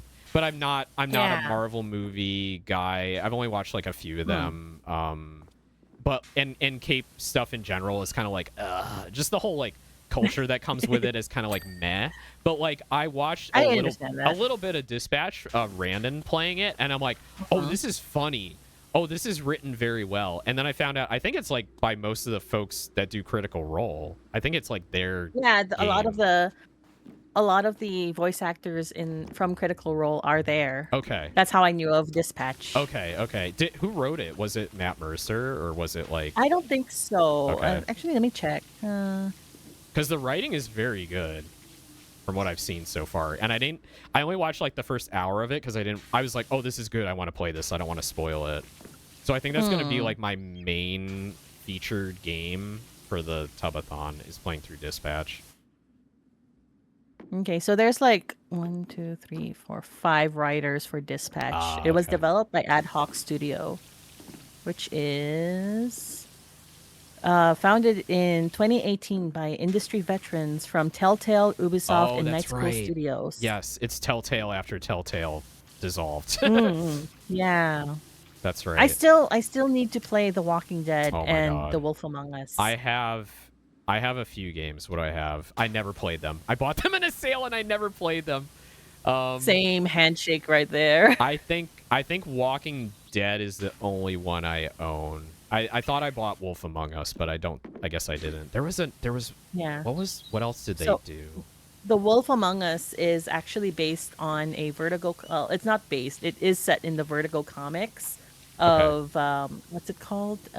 Fables, where basically the idea is that the fairy tales and fables that you grew up with actually are, they're like in real life. Yeah. But they escaped and are refugees from their lands in our world. I see. Because their lands were taken over they were invaded by the adversary. And the whole story is about like how they're living in New York, and then they're finding out it's like, oh no, the adversary is actually like is planning a big thing, is going to invade New York and shit, and then you find out who the adversary is, your mind is blown. Mm-hmm. And then Snow White and the big bad wolf fuck, and they have kids. Ooh, cool. It's really cute. That's cute. I like interspecies romance. Yeah. I don't talk about it a lot because I don't get the romance novel friends on here that are like a little more open to relationship stuff. But like I fuck with that. Interspecies stuff is fun. It's cool. Don't listen to that devil on your shoulder. What are you talking about, Zemi? What are you talking about? Hi, Zemi. This is one of yours. He's calling me a double. This is one of yours. I'm like, who is this? Who is this? Are they like being a troll? And I'm like, no, this is probably one of Nina's. Nina's fans. Yeah. Wait, what are your fans are bun mother fudge and buns? Is that what you call them? That was like a raid message. I know it's a raid message, but that one is that Solray had suggested, and I just went with it. Oh, okay. I honestly hadn't like settled on like a fan name or what a viewer name until recently, which I'll tell you right now, because like I just it's a fun language thing. Oh, okay. It's like a pun. So I thought about. I was waiting for work to be finished. You don't have to say it on here. If you want to save it for your own stream. Yeah, that's fine. Those who are not watching will just watch it. We'll just see the reveal on Friday anyways. It's fine. So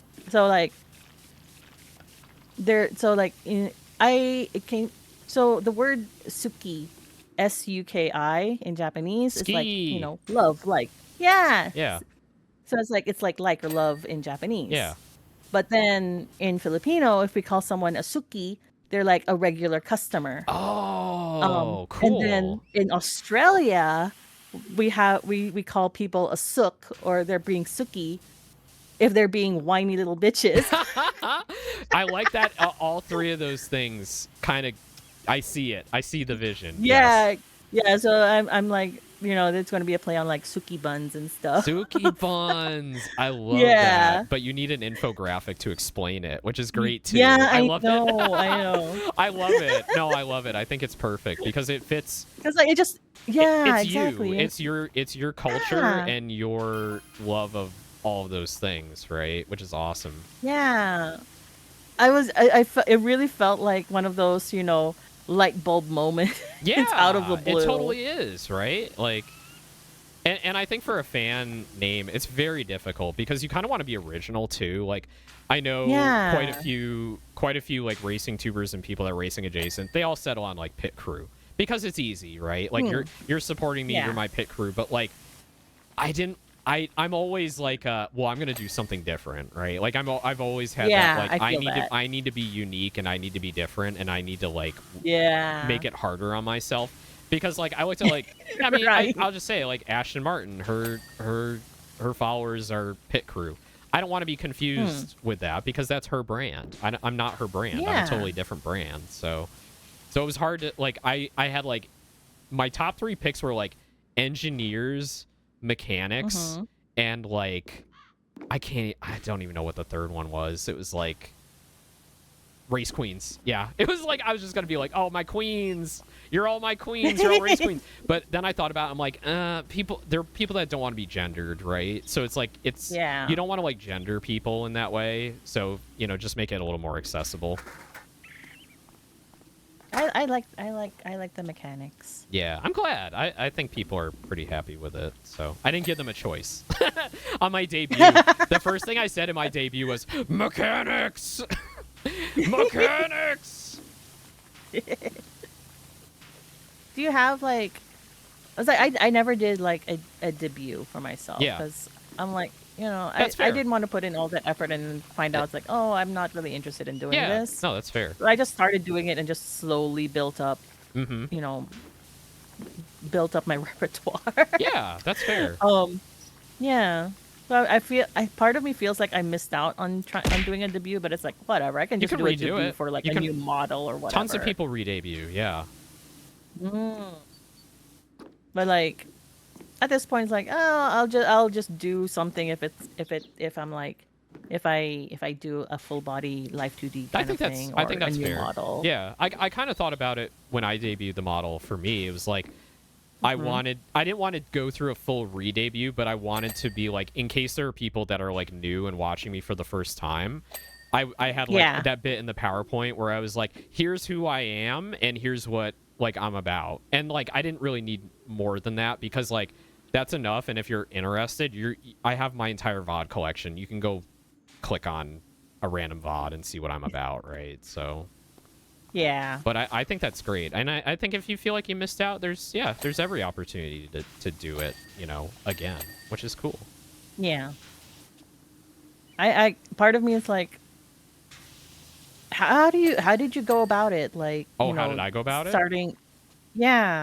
Like when you decided to become, when you decided to put yourself out there as a racing VTuber.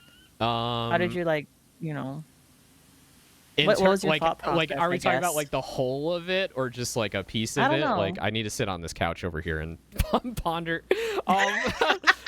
It's a deep question. Well, are you asking also like how did I decide to become a VTuber and like stream? No, it's more of like, how did you decide on or maybe if this is more of like an off stream question, maybe. If you feel I don't feel pressured. Like I just like I want to give you I want to give you a good answer for the question you're asking, and I could talk for like 2 hours about like the front to back. When I was a child, I always wanted to like act out in front of people, but I did not want to join the theater team, like things like that. Fair. Yeah. But like I was more of like I was asking more of like, I know you like decided to do it, but then how did you go about, getting the work done for it? Getting the work done? Yeah. So basically, I love HoloLive. Like my main, most of my VTuber watching hours prior to becoming a VTuber myself were from Hololive. So like I did watch a few indies, but I wasn't as interested in indies as I was in like the Hollow Myth girls. So like, you know, Kiara, Callie, Gura, Ina, and Ame. And then from there, I was basically like, all I watched was those girls. Like all I watched was Hololive. I didn't watch any more TV shows. I was totally in like, you know, Hololive VTubers. And then like Holostars came out, so I watched The Boys. So I got really into The Boys, and they came at a really opportune time because when they debuted, a lot of the girls were like very burned out, and they their management was not putting in a lot of requests for games, because the way that the Japanese companies work, especially Hololive, is their managers actually have to go out and request permission for their talents to play the games. The perms, yeah. So they didn't have a lot of perms. So really, like, a lot of the girls were like, well, fuck this, I'm going on Christmas vacation. Or, oh, I guess I'm going to sit here and play Minecraft and be miserable, right? So, like, watching The Boys was, like, very inspirational for me. I got really into, like, Vesper and Magni. So I watched a lot of what they did, and I'm like, oh, I'm really into, and before this I was not into male VTubers at all. Like I was like, I don't think there's really a place for, I didn't mean like there isn't a place for male VTubers. I just said like there's not as much of an audience for this, and I don't think anyone would watch me if I decided to become a VTuber without like using a voice changer and becoming a girl, basically. And at that time I was going by like online, like the name of like one of my OCs, who was very much a girl. So it was like I had this like weird like dichotomy of like I don't act or feel like a girl, but I like having a cute girl avatar online kind of thing. But I need to kind of make the decision, like if I'm gonna do VTubing, like I'm not gonna change my voice, and I'm not transgender. I kind of like have to like embrace like who I am. So I'm like, okay, I'm definitely gonna be, number one, I'm gonna be a guy. Like I'm gonna be a guy, but I want to be cute. I want to be cute. I love cat. I love Neko Mimi. I love cat boys. I love cat girls. I want to be a cat boy, right? That's kind of always been the plan, is I always want to be a cat boy. And then I was like, you know, fast forward a few years. Okay, I'm finally in a state of mind where I actually want to give this a shot. So I got, you know, got the art done, did the PNG model. Okay, like planning for debut, right? And I always kind of like had an idea, over time, like piecing together in my head, like how would I go about this? And because I love Hololive so much and the professionalism they have, I already had a framework in mind, which is like fucking PowerPoint, right? Like you have a PowerPoint, you go step by step. It's like, who am I? What are my likes? What are my dislikes? What are my fans called? What are my fan tags, right? And like, it's different for them because they are already knowing that right off the bat they're going to have thousands of eyes on their stream to begin with. Exactly. So it's like they can already have all that stuff ready with their management team and everything ready to go. But I wanted to capture some of that, even things that don't make sense. You can obviously like cut out, right? Like I don't really know what I'm speaking of, but like you adapt it for yourself. But like I like that format. I think the structured format is very professional. I like the business-like nature of it, while at the same time, like from there, you can just branch out and do whatever. But I like the more formal introduction because it just appealed to me. It just really appealed to me. So basically, for everything, the short answer is doing a debut or doing any kind of event, just go look at what other VTubers you like, what did they do, and take those pieces and make it part of your own. Sorry, that was a rambly, like, nonsense, like, I don't know if I even answered your question. But as far as, like, nonsense. But as far as, like, putting it together, okay, basically, I made a list of the, like, what we call in, like, corporate, like, the MVP, the minimum viable product. What is the list of... I've never heard of this. Okay, so there's this thing called minimum viable product, right? It's like, what do you need to do to get the bare bones to start with what you want to do, right? And it's like I create a list of, I think it was about like 20 things, and it's like, here's all the things I need to be a VTuber. And it was like 1, the model, 2, intro video, 3, debut stream PowerPoint, 4, logo, 5, you know, like all the assets, right? All the assets you need. Yeah. Because basically what I wanted was I wanted a starting video, for the intro. I wanted an ending screen. I wanted a be right back screen, and I wanted like one like just chatting background. I still technically do not have a just chatting background that I commissioned specifically to be like the kind of like, here's my comfy couch and my computer and all that stuff, right? I still haven't commissioned your that. personal room. Exactly. I have the auditorium What would now. it be though? Oh, what would it Yeah, be? you do have the Oh, auditorium. yeah. It would be, okay, so people that have way too much money and are really into cars, they have luxury garages where it's literally like they drive their car in and they put it on like a pedestal, like a rotating like pedestal, and they have like, I've seen those. yeah, like the den with like the fancy like huge TV screen and the video game consoles and like, whatever they're into, like guitars hanging up on the walls and things like that. That's what I want. Yeah. I want the fancy bougie rich kid garage is what my my just chatting screen is going to be. I have a pure ref for it like all planned out already. I just haven't like commissioned it yet. Yeah. Okay, fair. But yeah, I created like a list of everything I thought I needed, and then I pared it down to like, okay, I can't get this because I don't have the money. Okay, I can't do this. Oh, I can make this thing myself, and I'll get a better version of it later. So I basically like got down to the minimum viable product, and then I said, okay, this is great. Now I set a date. I've made a bunch of friends that I basically. This is the story of like Just Little Guys. Is I met a bunch of friends through the Randomite Minecraft server and the Discord, and I was like, hey, I want to start streaming. Who else here wants to start streaming and become a VTuber? And I got all of us together, and we all got like encourage each other and like got hype, and we're like, yeah, we're all gonna debut. We're all gonna become VTubers, and that's what we did basically. So like I had my debut. We had friends in there who were already VTubers, like Saku, who like she brought like me and Cielo and I think Kuro on her channel and was like promoting us and stuff. And I was like letting people like kind of in the community know, like not self-promoting through like places you shouldn't self-promote, but just kind of like word of mouth and like letting people know like, hey, I'm gonna become a VTuber, I'm gonna debut, right? So I kind of like built up a little bit of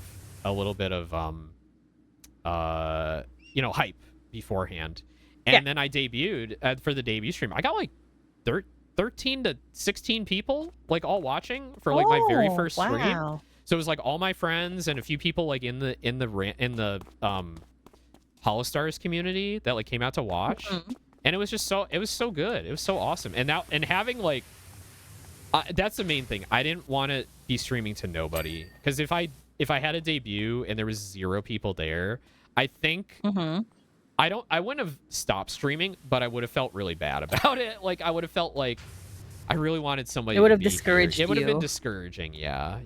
And I will say, like, there was like a little bit of time during that summer after I debuted. So I debuted April 2024, and then during that summer, I think it was like April, May, and June. I had a lot of people like coming in and following me and watching the stream and like raids. And then like during like July, August, it really fell off.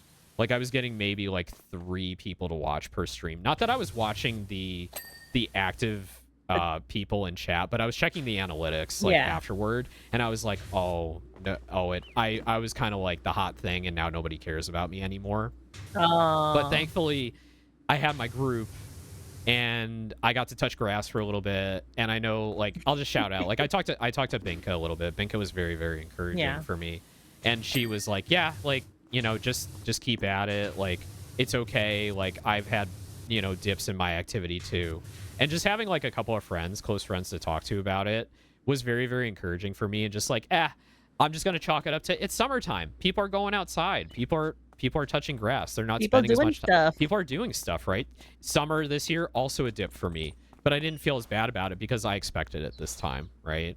And I knew that, like, it was a good time for me to go touch grass too. I definitely didn't feel bad, like, stepping away and doing other stuff because people are not around anyway, so whatever. Don't worry about, like, if people are going to come back or not, because they'll come back, right? If they want to. Yeah, if they want to, they like watching you, they'll come back. Yeah. It's like, you know, people have their own lives and stuff, and sometimes that's how it is. Yeah. Yeah. But yeah, no, I think, you know, it's like you create a list of like what you want your debut to be and what's the minimum you need, and when you've got that, like, go for it, right? You know? But it probably took me like planning it out probably took like a month and a half because I was starting kind of from scratch. And then really it was like the 2 weeks in the lead up is when I really buckled down and got everything done. And that goes for pretty much every event I do right now. I kind of think of them about like a month or two ahead of time, and then in the last 2 weeks leading up is when I like actually get everything together, do everything in OBS and figure it out. Yeah. That was taking me I was spending the last couple months of just like trying to get what I want for the affiliate anniversary. Yeah. And so like I'm still like I have to go back to my because I use Milanote to keep track of my to-dos and shit. Yeah. So like I'm going back to it. It's like, oh shit, I forgot to do that. Yeah. That's why you write things down. I'm running out of time. That's why you write things down, right? And you gotta like you gotta keep referring to it, right? Because like I do the same thing. I get all these ideas. If I don't write them down, I'm gonna forget them. And I just add more to it. Yeah. Hydraulic sausage receptacle. The hydraulic sausage receptacle. Yeah, don't forget about that. Wait. Sorry, that was a Scuffy message. Scuffy. You can't do that. Yeah. So I use a combination of like OneNote and Trello to keep track of stuff. So like as soon as I think in my I use OneNote enough at work. I don't want to use it anymore. I know. I use OneNote at work too. I know. It's different. I use it a lot for my D&D games too. Yeah, same. All my D&D notes are through OneNote. Yeah. I have a notepad for like every session I ever ran too. So I can like refer back to it. Yeah. I use OneNote for everything in my well, not everything, but I use OneNote for my D&D sessions. And then one thing I did as a DM to like kind of lighten the load for myself was I got my players to do the recap. Oh yeah. I asked them. That's great. Yeah, I asked them I was like, oh, let's do the recap, but then you write the recap from your character's perspective. Oh, that's cute. And that's what they did. Oh, that's nice. It also helped me like figure out what do they remember and what did matters, they like. what matters to them. Yeah, right? Yeah, because if they're talking very fervently about a thing that they did that you thought was maybe like, this isn't that important, then you're going like, oh, they really like that. Maybe I should do more of that, or like, use that for later. Right. No, that's really smart. Yeah. I like the players giving the recap. I think that's one of the best tools you have as a DM to get the players invested and remembering what's going on. No, and that really you don't have to do it. You don't have to do it. Yeah, delegate the work, right? Yeah. Oh, my music stopped. Where the fuck? Oh, there it is. Okay. Oh, this fuselage wiring. Yeah, did I answer your questions about VTubing, or did I just kind of go on a long-winded topic? It was both. I'm sorry. I could have just just summed that up as like I spent 2 weeks and I did it all in 2 weeks and then I debuted. I don't mind the rambling bit. Okay. It gives good insight that wouldn't have been brought up otherwise. Yeah.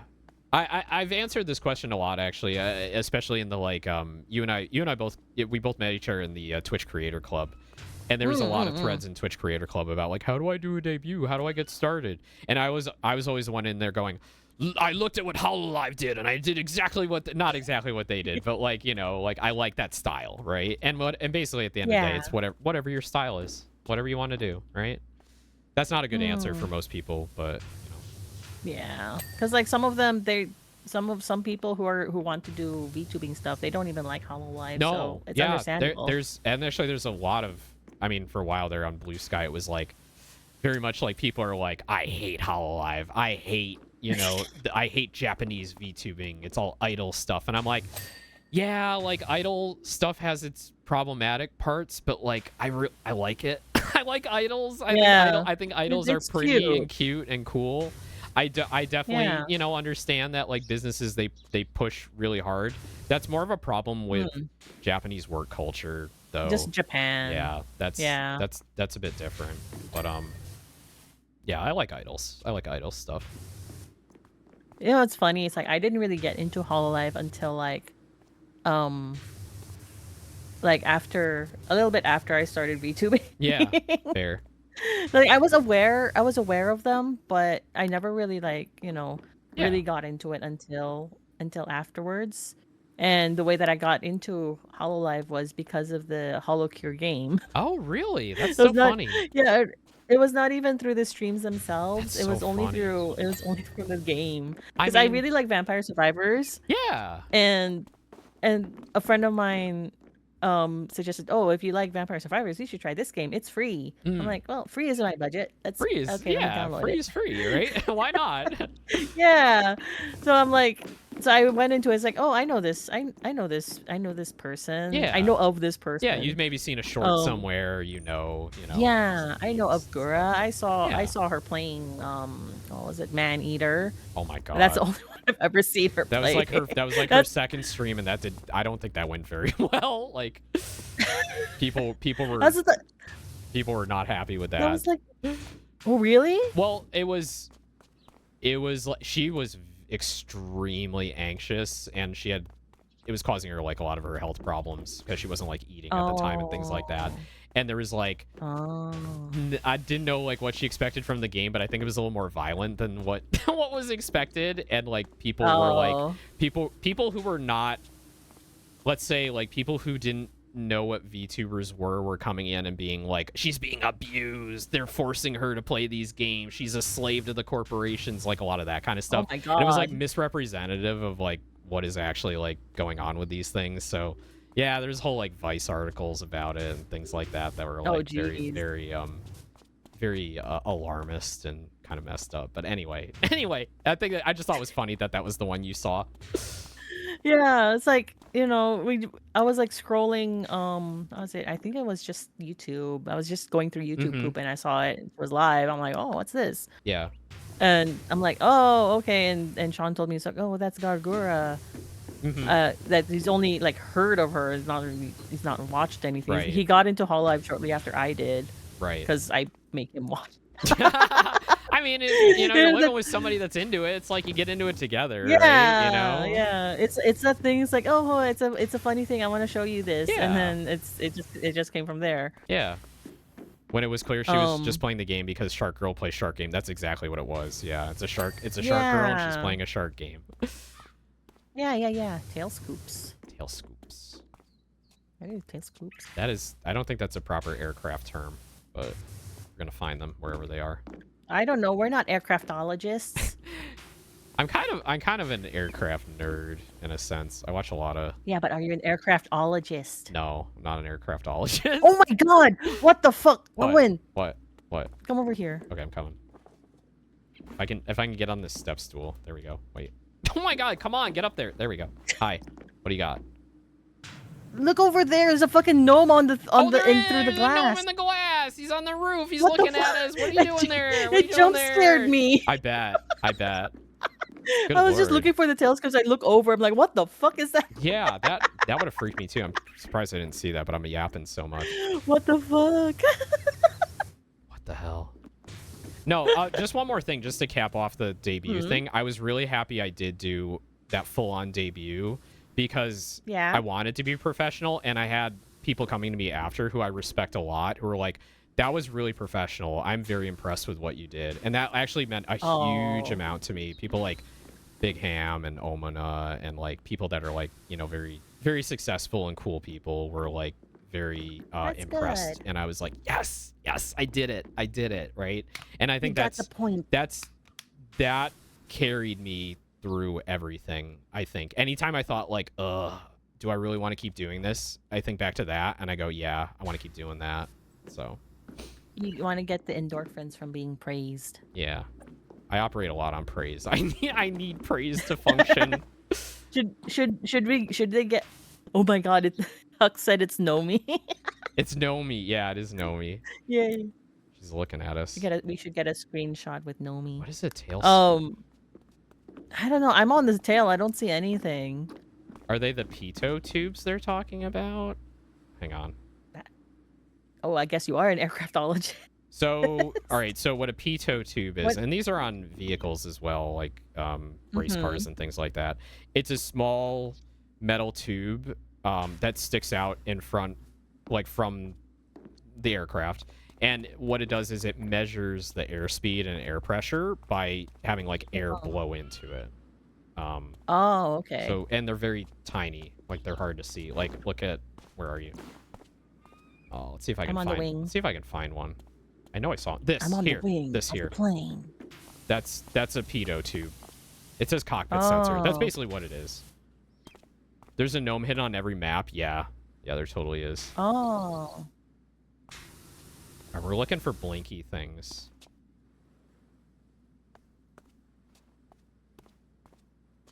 I don't know what they're doing with this plane. It's got like a laser cannon and anti-gravity boosters. I should have read the story. That's why I'm doing this. I should be reading the story, but I'm playing with my friends. I mean, you Tail can scoop. Can Here you we read go. the story now? Yeah, I can go back and read it. It's fine. Turbojet engine. Oh, is it tail scoop? I had it. Is it the metal bit? That's the engine. I had it. Where is it?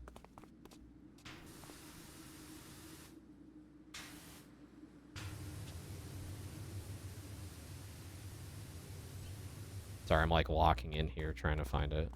All good. I'm trying to find it as well. Tail scoop. Is it like maybe the rudder shits up there?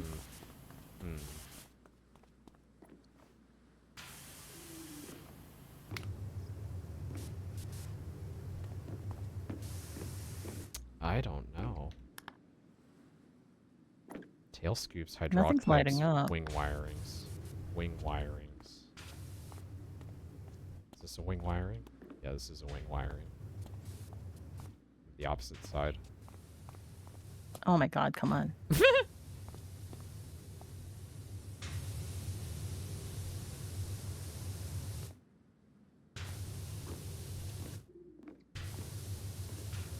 The great thing about VTubing, though, is, like, it is my ideal form of streaming, and I don't think I'll ever get tired of it.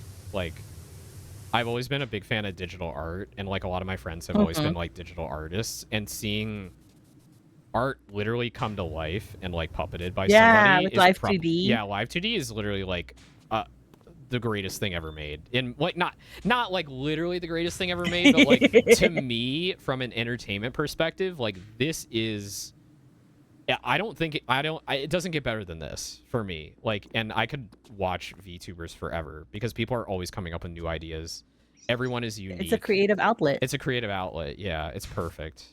So, yeah. because to me, like, being online has always been about being a representation of yourself in a different That you want form. how you want people to perceive you as. Yeah, because, like, and I know it's a very sensitive, touchy topic for a lot of people that, like, you can change your body, but you can only change it so much, right? It's at the moment, yes. At the moment, yes, at the moment, exactly. So it's like, how do you become what you want to be and be perceived as if you can't reach that level of change? And it's like VTubing is that. Like, you can be a slime monster. If you want to be a slime monster, you could be a slime monster, right? You can be an aircraft if you want. Right. Exactly. Fucking what's his name? Airshow. Airshow, he's literally a fighter jet. Like, he's a talking fighter jet with, like, not googly eyes, but, like, anime eyes, right? Oh my god. So, yeah, Airshow's awesome. Yeah, you mean like Len, it's a really cute robot. Oh yeah, Len. I saw this one person's making like a build your own PNG tuber robot thing. I'm like, that's cool. really cool. There's so many. That helps like, people like. Yeah, like resources now out there. There's so many resources there, and they can be hard to find too because you can't find everything through a Google search these days. But there's so many resources out there. Like, hey, I have a pack here where it's literally thousands of combinations of, like, hair, face, animal ears, like, whatever. Make your own VTuber for like $30, right? Like, yeah. There we go. No Name says, I had a player in a D&D game use Live 2D to make a model to cosplay the character on Discord chat while we played, and that was cool. That is so cool. Dude, that's cool. Yeah, that's awesome. Cool. That's a lot of work. Yeah.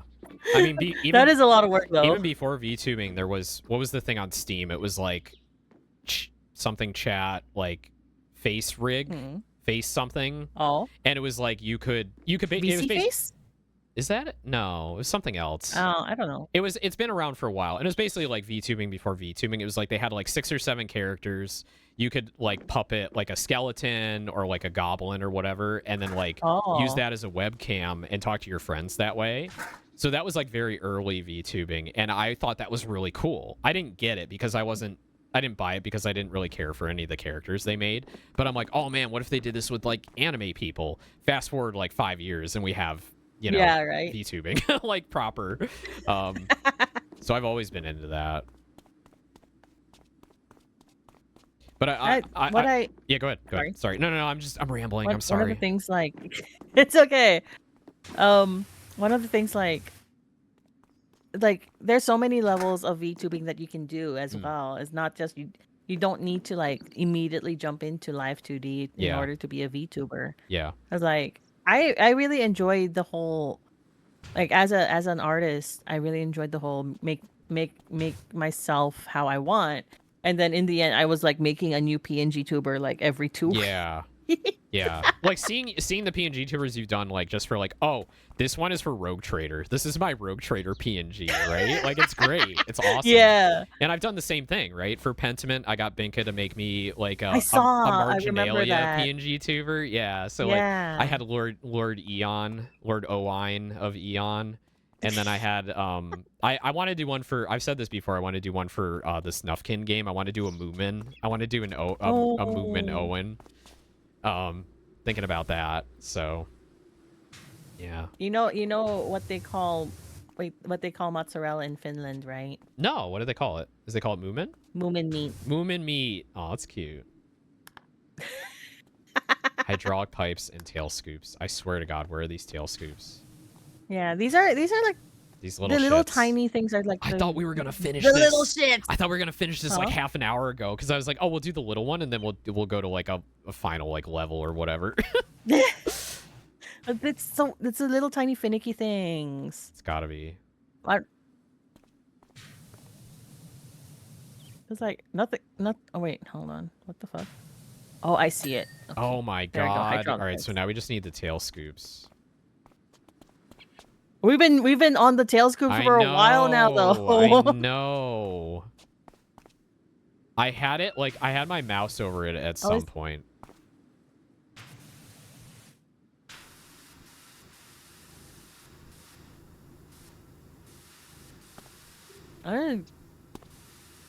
Watch as the tail scoop's not even on the tail.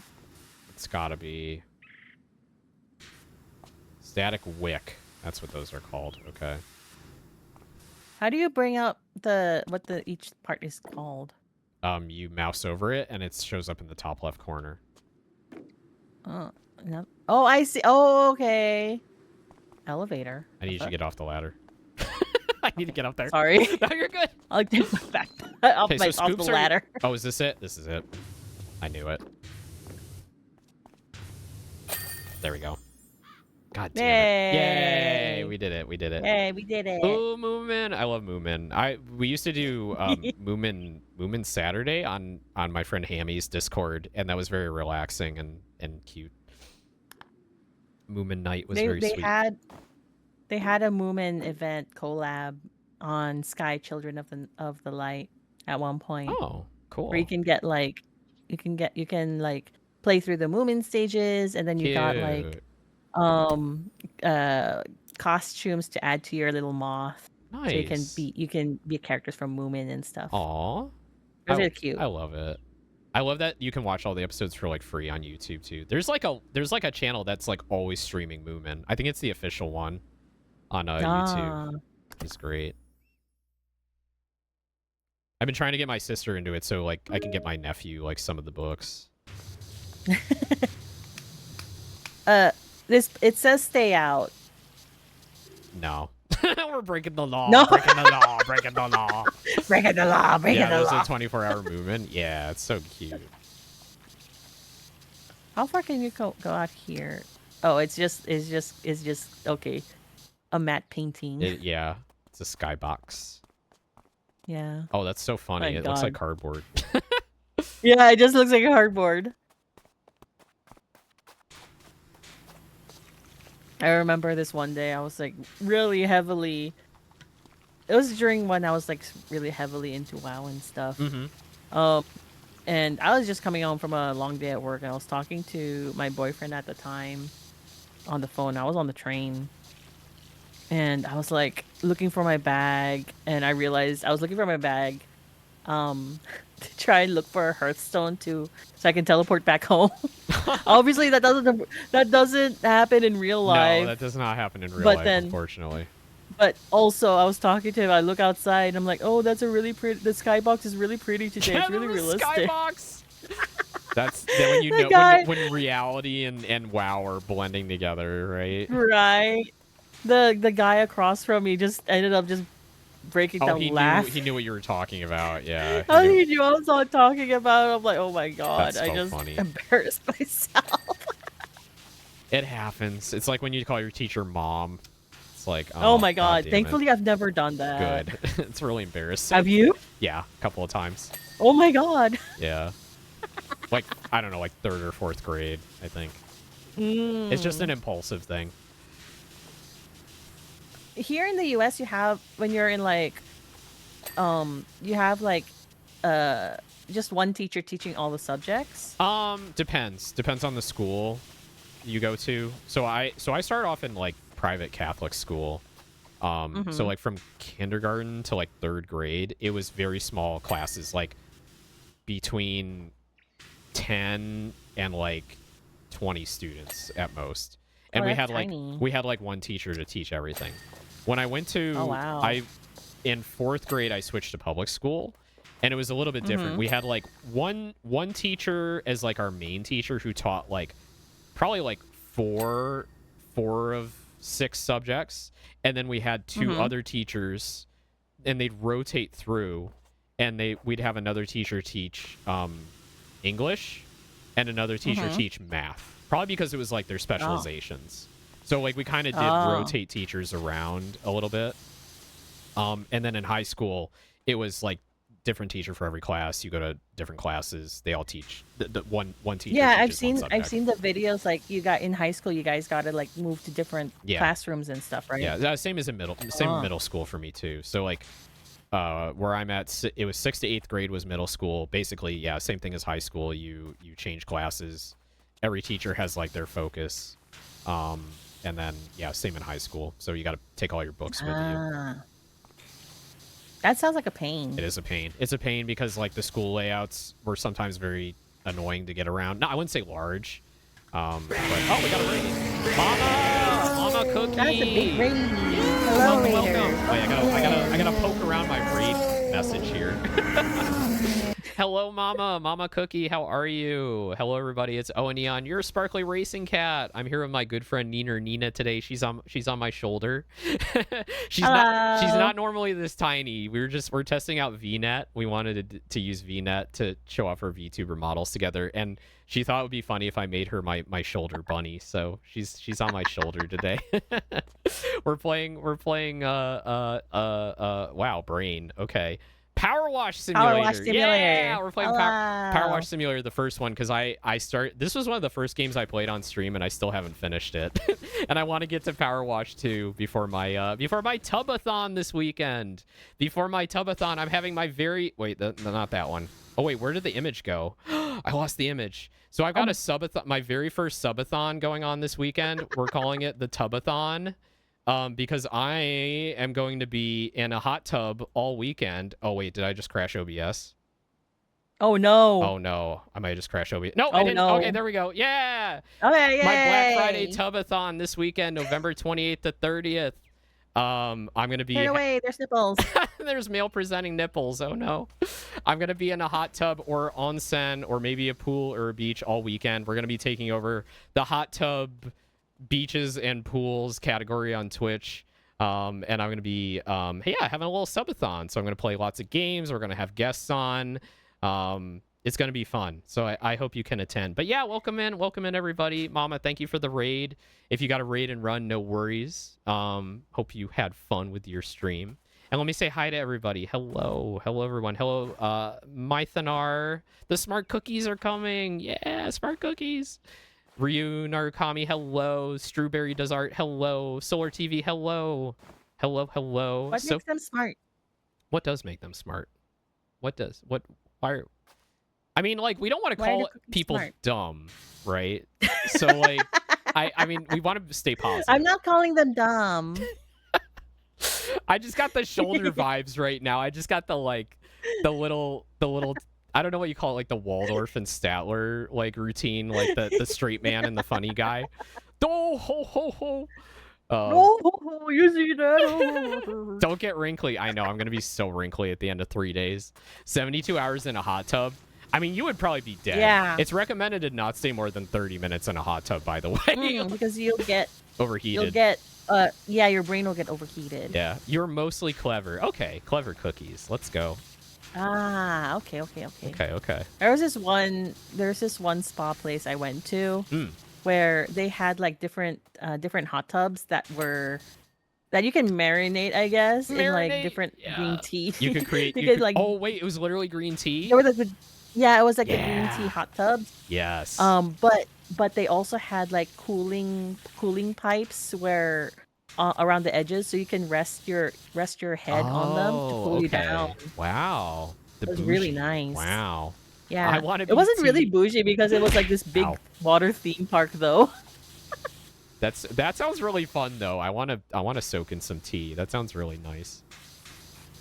That was when I was like, I don't know, in my teenage years, so I don't know if it's still there. I've never done a spa day. I've never done a spa or had a massage or anything like that. You should. It's really nice. Yeah. I know I was on Tumichi's channel yesterday and he was talking about like going to a massage therapist and getting a massage. I was like, huh, maybe it's more common than I think. Oh, you were trying to hit Nina with that tire? Well, you missed. I'm in the way. I'm in the way. Oh my goodness. But yeah, welcome in everybody. We're not getting tires on my screen. No. On my stream. Okay, Zemi, that's an Owen thing. Yeah, that's my thing. I mean, you're more than welcome. I'm not going to stop you, but no. What would I use tires for? I don't have tires in the cafe. Oh, true. Oh yeah, your theme is the cafe. Right. Kind of cafe / her little bedroom thing. Cute. But I wanna, if I get to the point where I have like, other people just chatting on my screen, I will have to make a little cafe background so we can just sit at the cafe or whatever and just chat instead of in her room. That sounds really cute. I like that.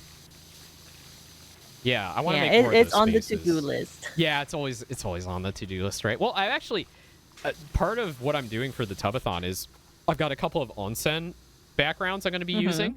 And they have a lot of space in them. So, like, if people want to come in as, like, Fugis or VNet, I can just dump them in the onsen. I had this idea that'd be really great if, like, people... Dump them in the onsen? Yeah, just dump them... Sorry, I don't mean dump them in the onsen. Like, they'd be sitting, relaxing next to me is what I mean. But that I had a great idea of, like, oh, if you have a swimsuit model or, like, something akin to that, that would be a perfect opportunity to like collab and like we could hang out in the hot tub or the onsen together.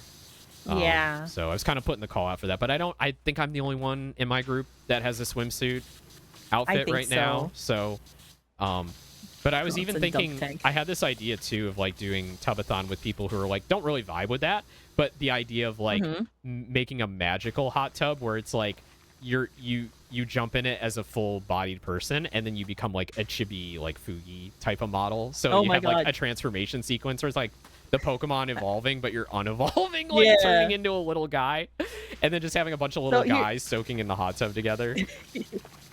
So here's like a funny little theory lore that's not true anymore, because I kind of done away with the idea of it, but very early on. I had the idea, it's like, oh, when she sneezes, she changes size. Oh, yeah. I feel like but you can't like control whether or not she's going to become like the smaller Tiri, or if she's going to become like, the big scary were bunny Tiri. That's really cute. Wow, you made me think of something that I probably shouldn't talk about on stream, but I might tell you later. So, okay. No, I can talk about it on stream, but it's just like it's kind of etchy. So. Oh, it's a little yabai. It's a little yabai, for you to say so, cat boy. Yeah. I see. Huxley.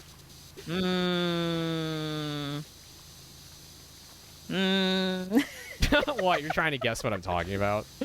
I'm kind of what is it? Well, What did I say? You said werewolf person, and I'm like, oh, like, and then I'm like, wait a minute, I shouldn't say that because it's like, you know, okay, so it's more not like I shouldn't talk about that, but like, I hate when nerds compare like, oh, so you had this idea. Well, I've seen it already in this, or it's like this plus this. It's like a thing I've already seen. Oh, I don't have a problem with that. So it made me think. Okay, so you know Tenchi Muyo, right? The harem show. Yeah. So I think it's the same creator. They made like kind of a hentai version of that called Spaceship Agaruder, and there's like and there's like a cat girl in that's like very cute and friendly like normally, but then like when the full moon comes out, she turns into like vicious cat girl beast, but she's also like a beast in bed kind of thing, right? And that's what that made me think of. But it's like it's not like it's not low quality, the property I'm talking about. It's actually like very high quality and actually like very wholesome too. So if like you're into harem send me the title of it. I want to look it up later. Yeah. I'll send it to you. I'll do it now so I don't forget. Oh, okay. Yeah, I don't have a problem with like, you know, I just didn't want to compare you Kiri to like ecchi things, right? It's not proper to do that with your friends. She's not I know, I understand that. But anyway, more than that, I thought it was like a cool concept because I just like character stuff. Yeah. But I like that idea of like she sneezes and then she like, you know, she goes like the poof, the anime. Yeah, right. It's almost like a Ranma half thing. It's like splash water on somebody, and it's like they do something funny, you know. They turn into a girl or whatever. It's cute. Have you been watching? Oh, you've not really been watching a lot of anime right now because you're so busy at the moment, really, right? No. The new Ranma season, the new Ranma animation is pretty good. Oh, is it a sequel or are they remaking it? They're remaking it pretty much with the new with like modern day animation shit. But they're keeping it in the 80s. Yeah, I love when they keep the same art style. Like they did that with Urusei Yatsura with like the Lum show, for those who don't know what I'm talking about. But like the Lum was like really cute in that. Like they kept like the same vibes, but they did it in like modern animation. It looked really good. Yeah.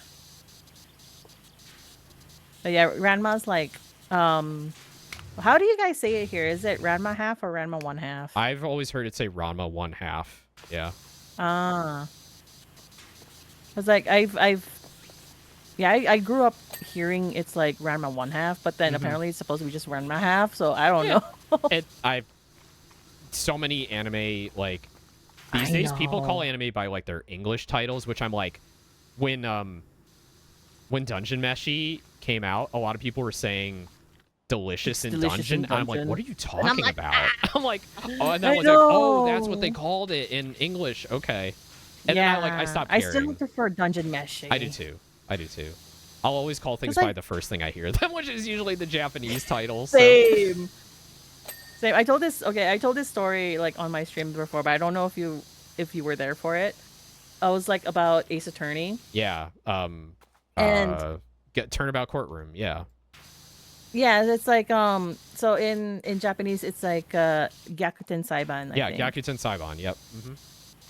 So I at the time, this was like back into 2010, I think. I was visiting one of my granduncles over on the East Coast, and he's like of Hawaiian descent.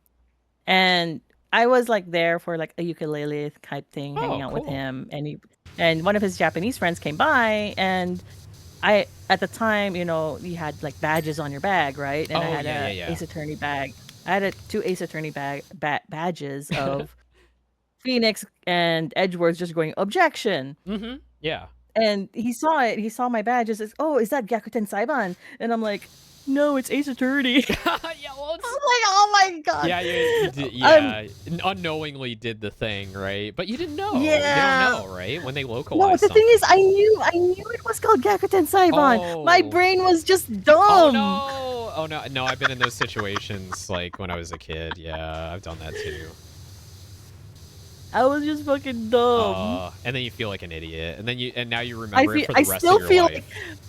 I still feel like an idiot about it, and I'm rolling in my bed like every time I remember it. I'm like, I have more than a handful of embarrassing moments that I'm just like replaying in my head forever, and I'm like, I can't get over this. It's like traumatic.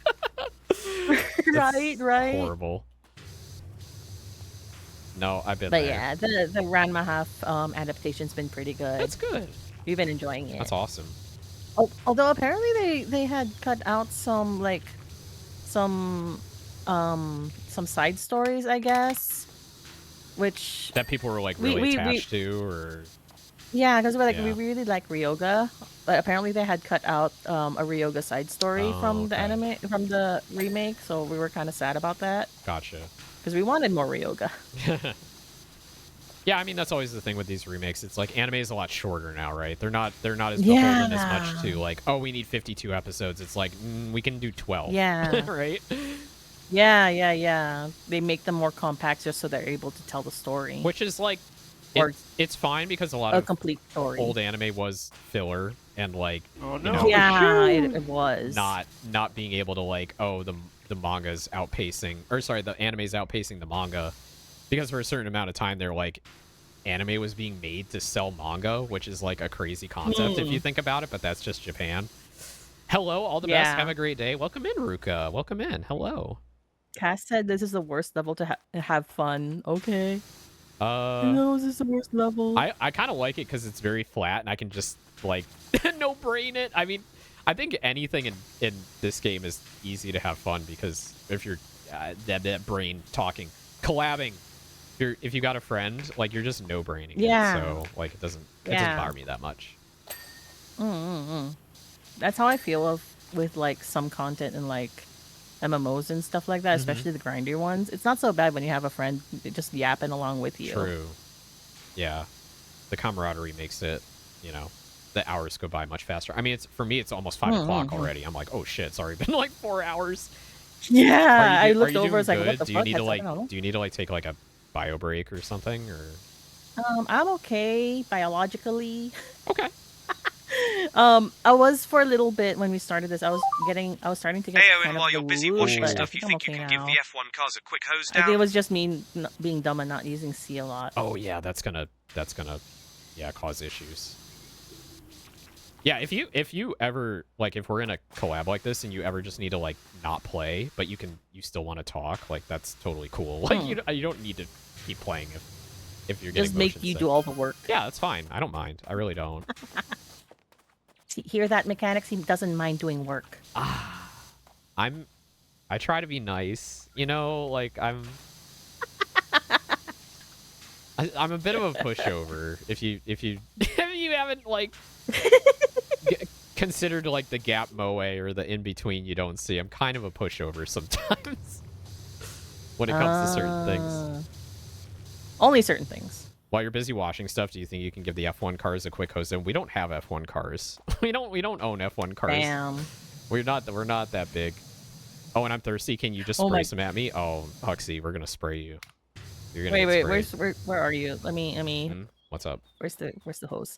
Where's the camera? I'll come over to you. Open wide. No, stay away. I'm spraying. I'm giving Hux fucking water. Where did you fucking go? Oh, there you go. I'm running. Okay. I saw so speaking of F1, I saw some like clips of what's been going on over the weekend over on the Vegas Strip. And I'm like, I saw like Red Bull driving an F1 car through like one of the casinos. Casino floors. Yeah. I'm like, Jesus Christ. Yeah, they do a lot of like events outside of the race, especially Red Bull, because Red Bull is always doing like Red Bull's stuff. Red Bull. Yeah. But no, they do quite a bit of that. Like they'll do like cars, like they'll do events where you can show up and watch the drivers, like the drivers who are currently in F1 drive like their older cars, like cars from a couple of years ago. Because they're not like the active ones that they're racing at the moment. So they'll do like showcases where they'll do like burnouts in the streets. They'll go like, full throttle down, like, well, not quite full throttle, but close to full throttle down a road, for an audience and get people hyped about it. There's a lot of publicity stuff that goes on. And Vegas obviously is like a town that you're able to do a lot of that because everyone's looking for, you know, contract money It's and Vegas. deals, and it's Vegas, right? Yeah. It's a show. It's a giant show. So, no, it's Oh my really god. cool. So, yeah. I don't know about how it is for the locals because I saw a lot of, you know, when Yeah, it first started, the locals were not happy about it, obviously, but, you know. For the most part, though, the locals, you know, from the get-go, we're just like, we don't go down to the strip. Yeah. The strip is hell. Yeah. Yeah, well, it's about the people that work down there. I feel bad for, right? Yeah. Like getting around, That's getting fair, home, yeah. getting stuck in traffic, right? Oh yeah, All yeah, that. yeah. Our commute home on Friday was longer than usual because there were other people taking detours and clogging up the street. So, Right. Yeah. Right. But it was like wild because like, so I don't know if everybody else knows, but it's been raining here. Yeah. Really like unseasonably wet. Yeah. Unseasonably wet. Multiple days in a row. this time of year. Yeah. Yeah, yeah, yeah.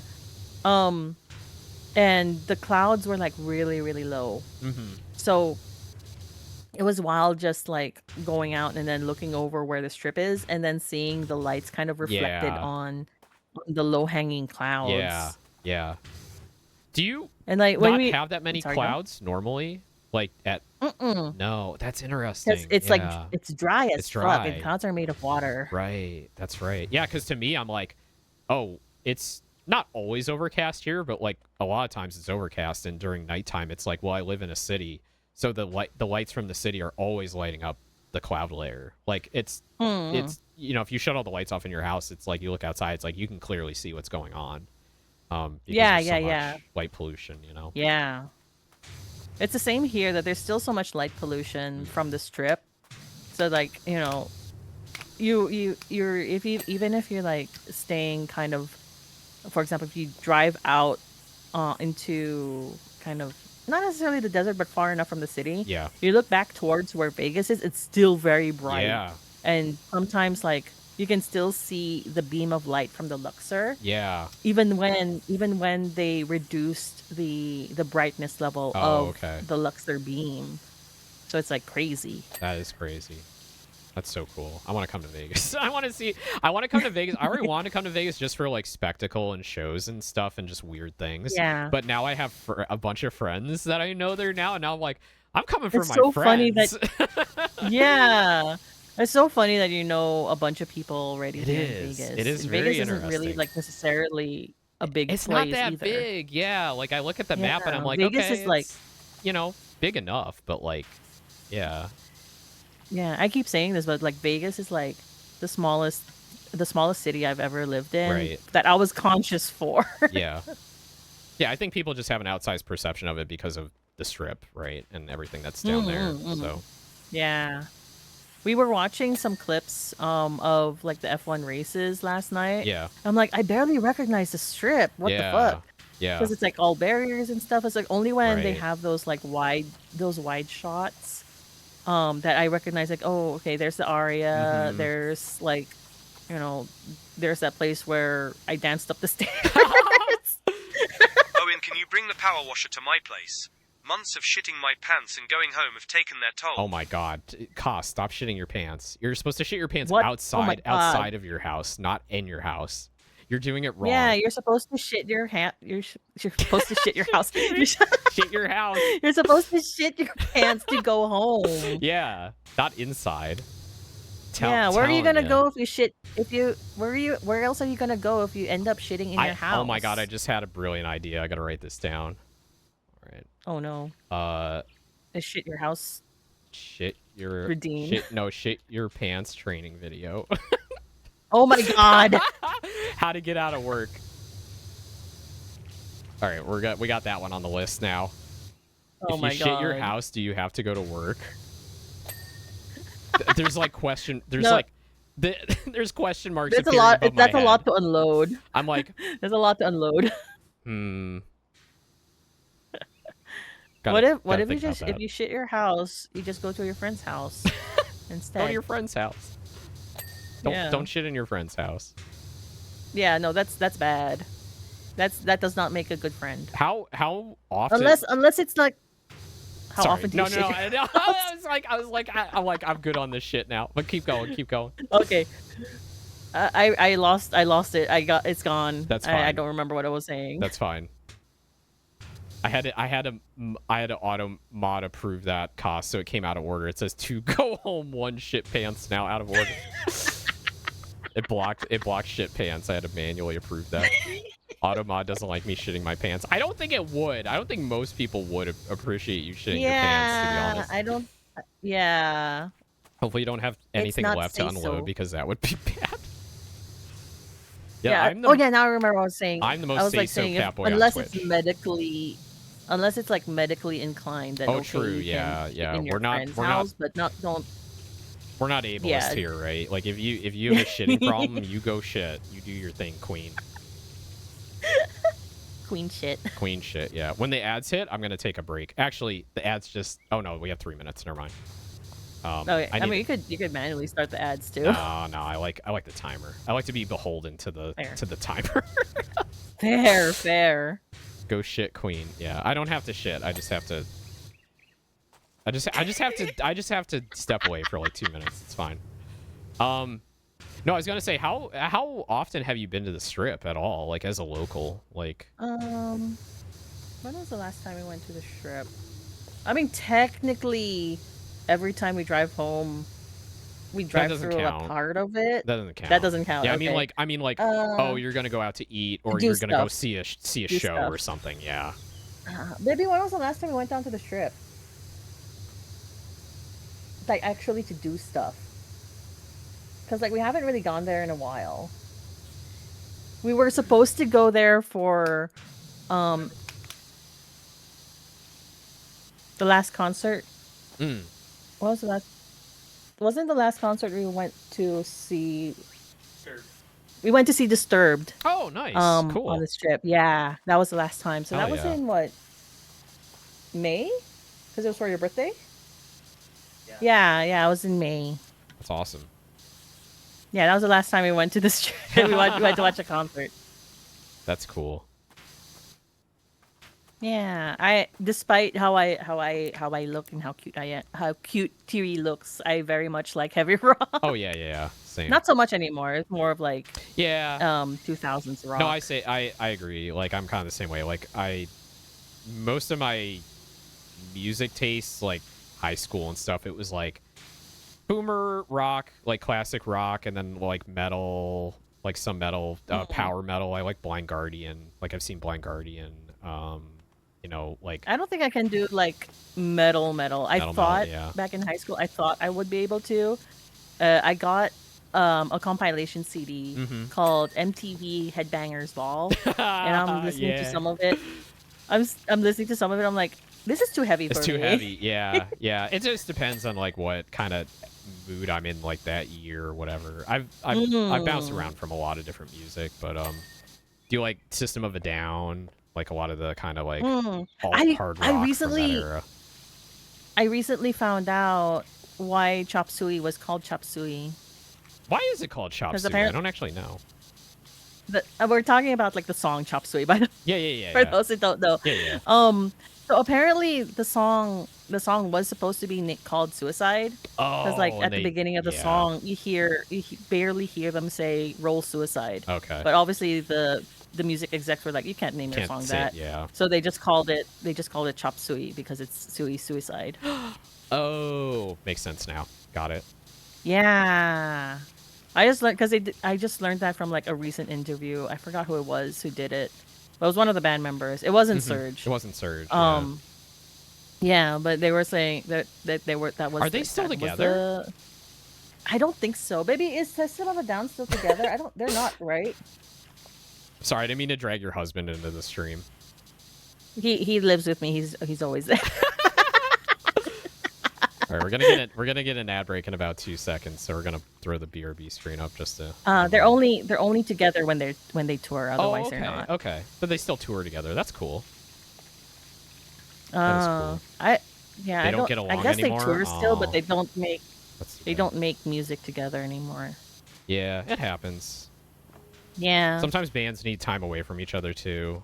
Like my Yeah, favorite band yeah. Churches, like Lauren went and did, the singer, she went and did like her own solo tour, and the guys like did their own like solo projects on the side after their last tour, Mm, and now they're like kind of back together again, and they're making the 5th album and planning out their next tour. So I think it's good when they take mm. time apart. But yeah, let's Yeah. take a break. I gotta go BRB Okay. for a second. I'm gonna step away as well. Okay, cool.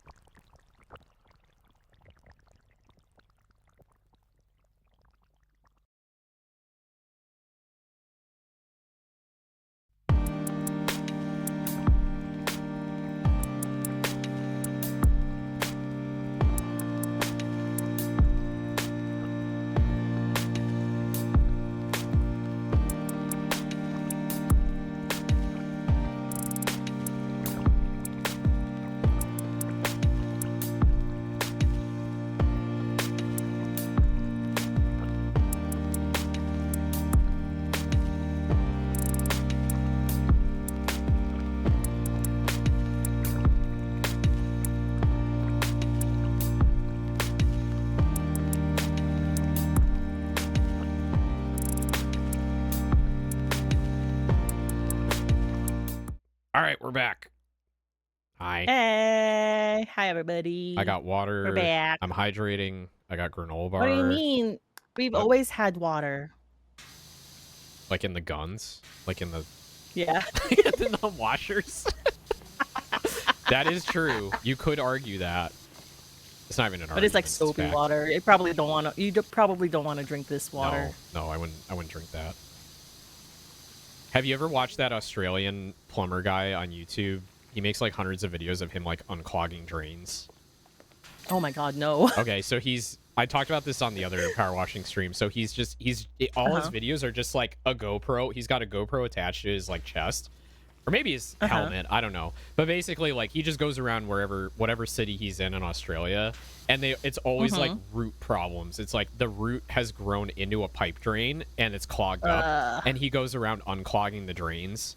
And he's got this like funny way of walking where he swings his arms out in front of him like excessively far, and it's like he never talks about it, he never mentions it, but it's just like a thing he does. Like I'm pretty sure it's a bit, and there's this dad in the comments who's just like, my daughter loves your videos, she thinks it's hilarious how you always swing your arms out excessively far, but he like never mentions it or comments on it.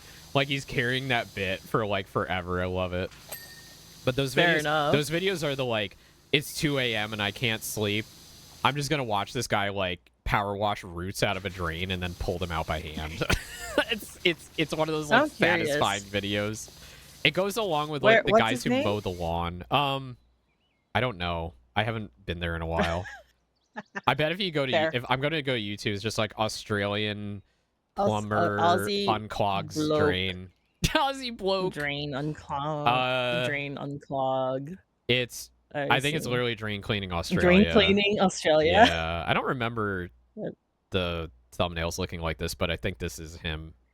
Yeah. There's also post 10. He might show up in the results. He's just like a kid with a rake who goes around to different like flooded roads, and he like unclogs the culverts, which are I've seen with him. a rake. It's like one dude with a rake like unclogging. He's just really into unclogging drains. His name's Bruce the Plumber. That is really an Australian name. Yeah, it's very Australian. Brucey. He's in South Australia though.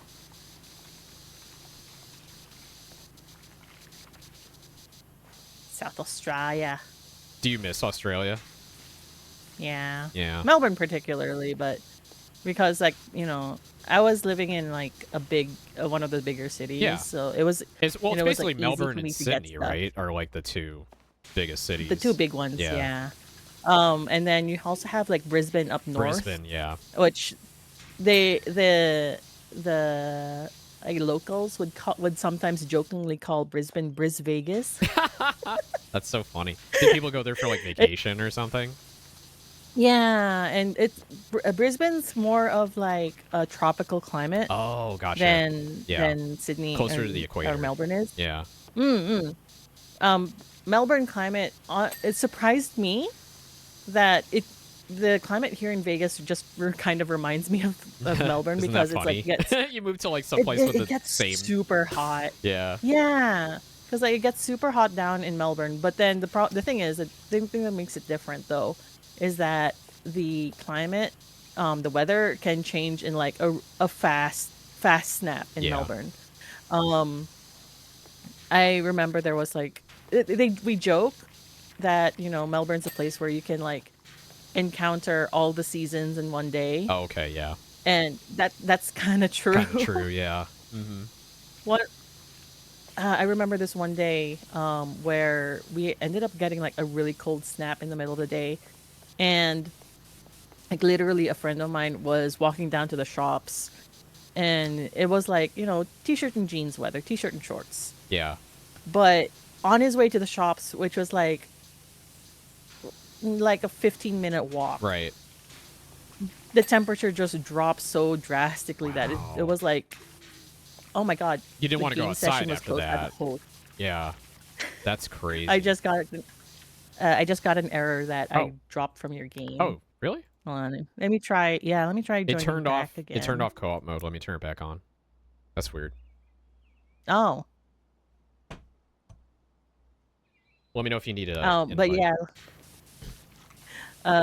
Unable to connect to host. Let me see if I can. I'll send you the Okay. Hello. Mom said it's my turn with the raid message. Hello, everybody. It's Owen Aeon, your sparkly racing cat. I got Nina here with me. Nina, my good friend. We're playing PowerWash together. Hello. We're yapping about anime and Australia and everything A-related. That could go... Aeon Automotive. Yeah, Aeon Automotive Systems. Right, exactly. Hello, Yeah. hello, Bulby Brook. Hello, PNG. Hello, everybody. Sorry, I didn't mean to interrupt. Hi, Raiders. I gotta get you All back in the good. game. Oh, you're back I'm in. trying. It says It's downloading dirt. downloading dirt. Okay, cool. Okay. Lick the do. Hello. Oh no, my Thank you shit. for the follow. Appreciate you. Welcome to the mechanics.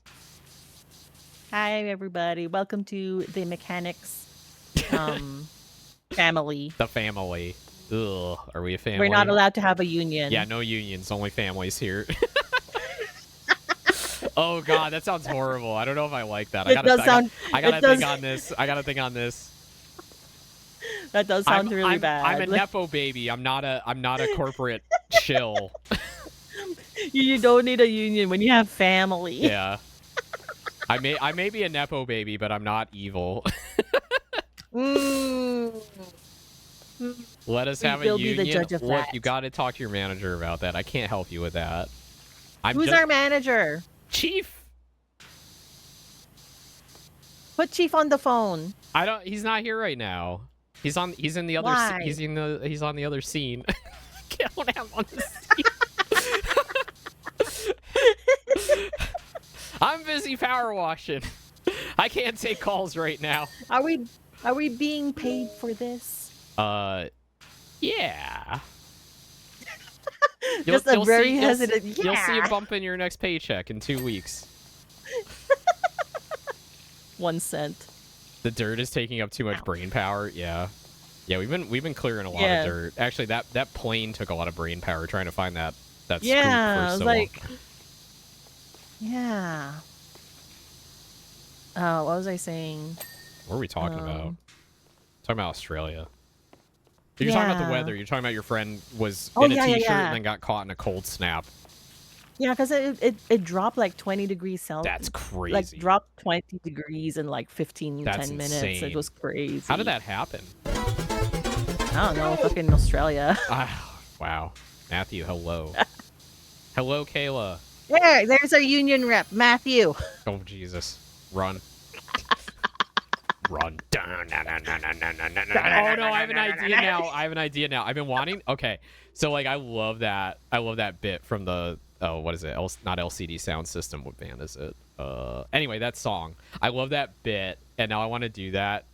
But it's going to be, like, union rep, and then it plays the run. Writing that down. I might have to, like, commission another animation for that from George or somebody.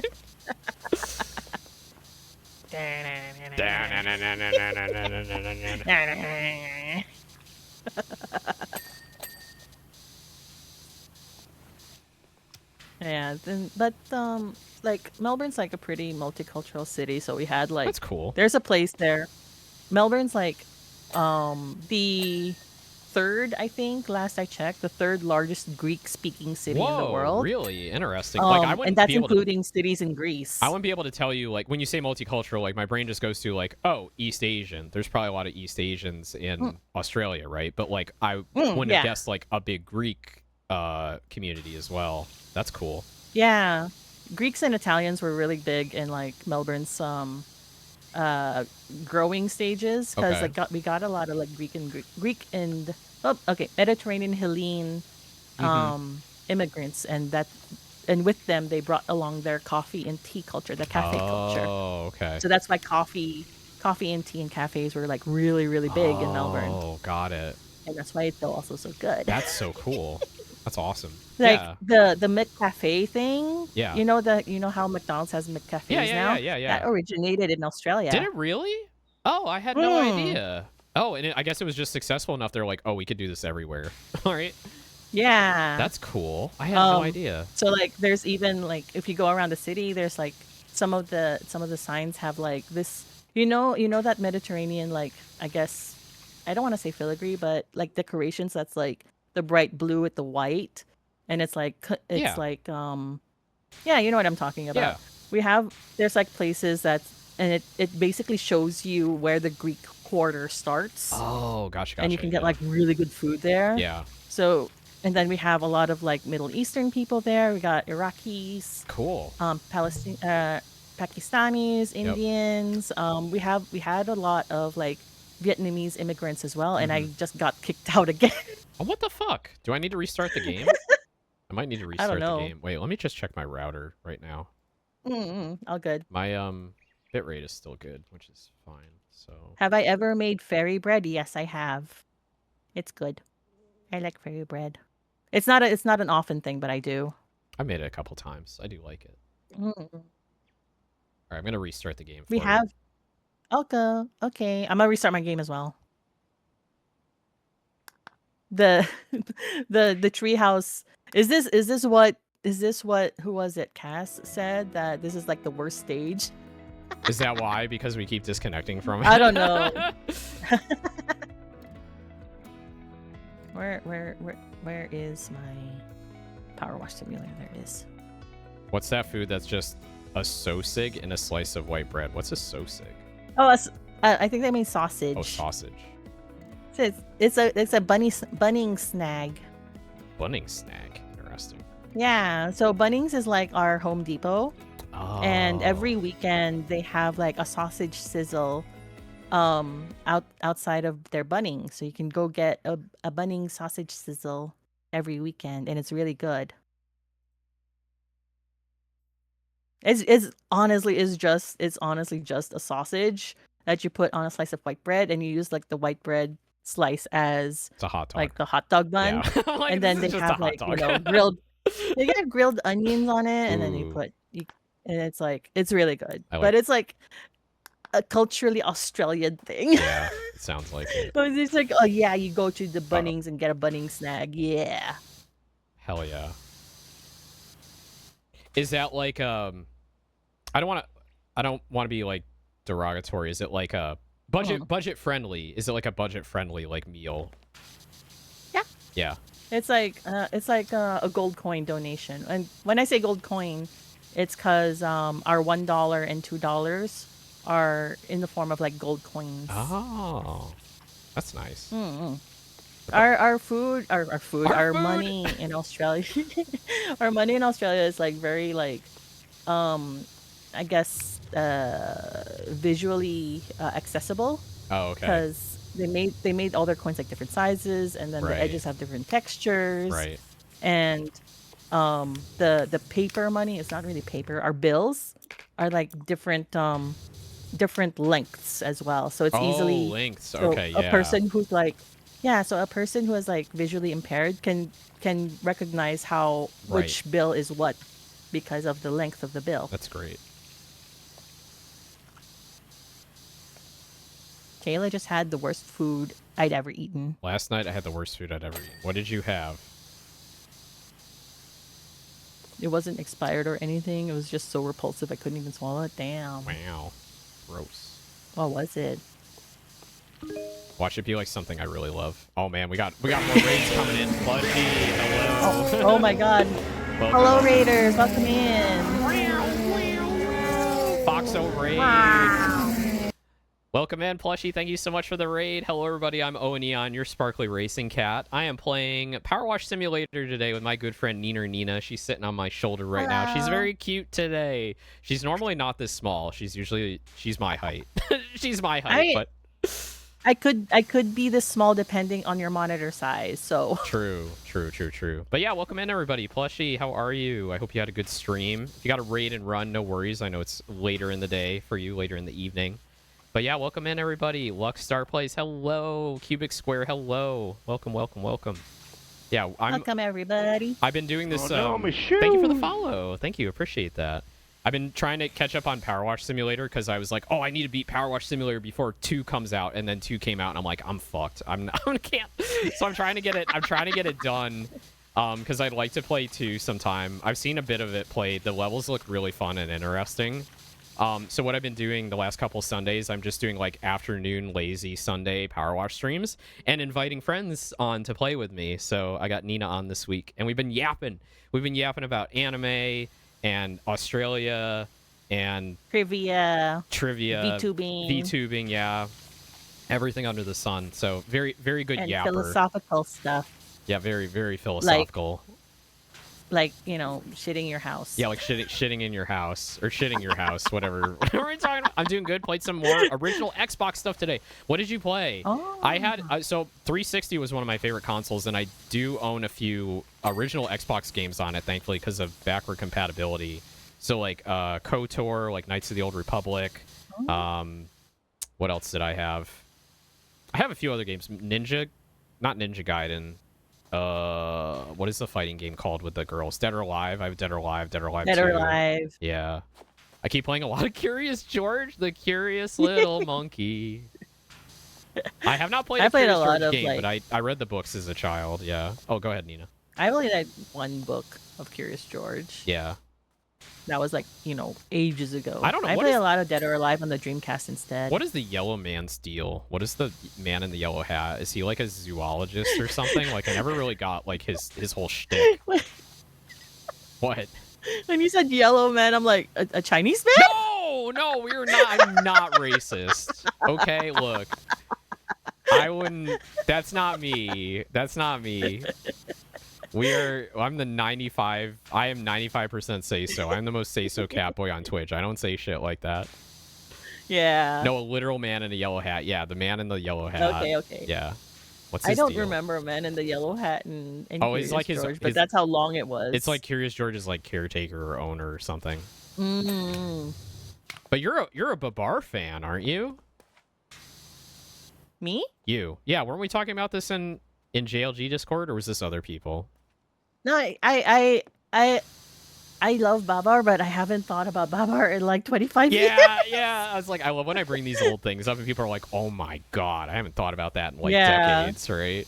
I love because like Babar wasn't really a thing in the Philippines. I only saw Babar like while it's here in America. Yeah, it's a colonialist thing. It's a white people colonizing the world kind of thing, unfortunately, but the characters. The thing are is, cute. like in the Philippines, people would have liked Babar though because it's cute. Oh my god! But the thing is, like, oh my god. Sorry. No, I'm not saying sorry. I'm so sorry. We have a raid. I'm sorry that Nina. I'm not letting Nina finish her thought because I keep interrupting her, and then we get a raid in between. But hello, raiders. Hello, Zap. Welcome in. I'm Owen Aeon, your sparkly racing cat. Welcome in, everybody. Hope you had a good raid. Hope you had a good stream. If you got a raid and run, no worries. Welcome in. Glad to have you. I am just a foxer. So hello. I love that name. Oh my god. Love foxes. Foxes are cool. Foxes are cool.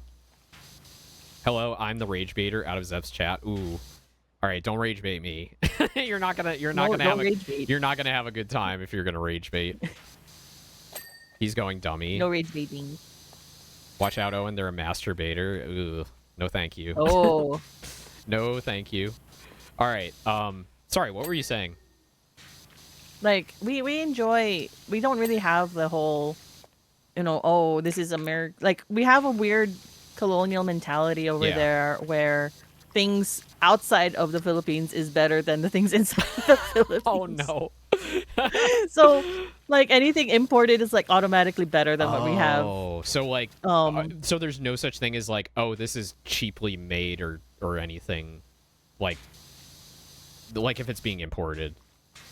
Yeah, if it's like, oh, it's yeah, and then we have like a whole what we call balikbayan type things, like people who go out of the country will always, like, even if it's for work or if it's for vacation, we always have to bring home stuff from our vacation to give to give back home. And then like during Christmases there's like special deals that certain oh my. You good? I'll pick it up later. Yeah, I'm getting a call. My mom's calling me. Oh, if you gotta take a call, you can stop. It's fine. I don't know how long she'll yap for. Oh, okay. Well, you just let me know. You just let me know. Okay. Oh no, yeah. She's calling my husband now, so I'll be right back. He can handle it. He can handle it. I'll be right back. Fox, don't make me get the spray bottle. Yeah, we're gonna spray you. We're gonna spray you with this power washer. That's how we're gonna handle this.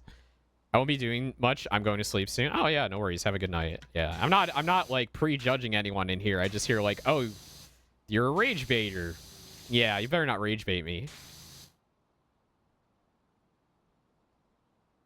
What happened? Why is it focusing on my chest?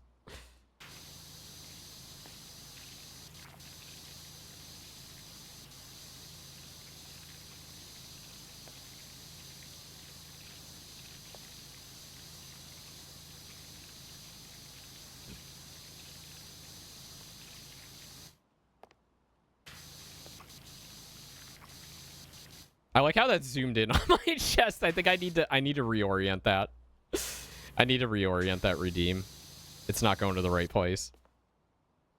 The nefarious depression inducing pectorals. Why would they induce depression? Oh, because of the song. Duh. No, it's supposed to zoom in on my face. Is it set to old angle? Yeah, it's set to the angle it was before, which is usually where my PNG would sit. But I'm a little taller on the screen now that I have the live 2D model. Oh yeah, I'm back. Welcome back. I'm sorry. Yeah, no worries. You good? Yeah, my mom just wanted to catch up. And okay. The first thing she asked was like, "Are you playing?" I'm like, "Yeah, I'm hanging out with a friend." And she's like, "Okay, I'll call her later afterwards." Okay.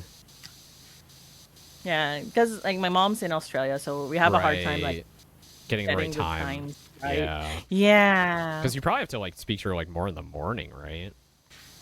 Because it's like evening there. Oh shit, where did I leave my phone? Over there. So like on my phone, I actually have displayed like 4 time zones. Oh yeah, that makes sense. Yeah, for sure. Yeah, I have 4 time zones displayed on my phone, my phone's home screen, just so I can keep track of what time it is, like wherever. Yeah.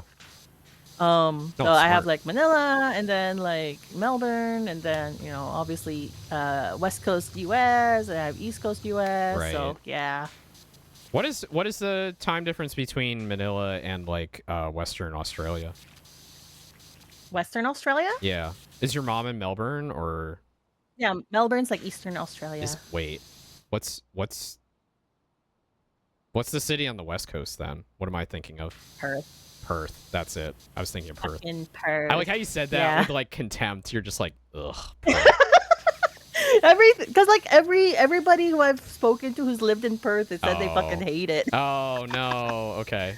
Is it like one of those like there's nothing to do here? It's just like go to work and then nothing else happens. Yeah, or... it's like from my understanding, because I've never been to Perth. Okay. From my understanding, everybody's like, yeah, it's just a mining town. Oh. But then when we watched Eurovision one year, and one of our favorite acts came from Perth, Voyager, they showed Perth. I'm like, Perth is really pretty. What do you mean? It's like there's nothing to do there. It looks pretty. People who live somewhere will hate it no matter what, right? This is what I found. Yeah. Like where I live, like I'm perfectly happy with where I live, but there are a lot of people that are like, and I'm just like, what are you talking about? Like, yeah. Well, yeah, Perth is like the only city of note as far as I'm aware in WA. Gotcha. So we call Melbourne's in Victoria, Sydney's in New South Wales, NSW. Brisbane is up in Queensland. Mm-hmm. Adelaide is in South Australia. And we have like the ACT, which is basically just Canberra, which is the Australian capital territory. Oh, okay. And then there's we have the Northern Territories, which doesn't really have anything of note because there's fuck all there to do. Right. There was a I don't think it's real, but there was a thing going around where supposedly the slogan to visit the Northern Territories was like CUNT. God damn it. I was like, that's Australian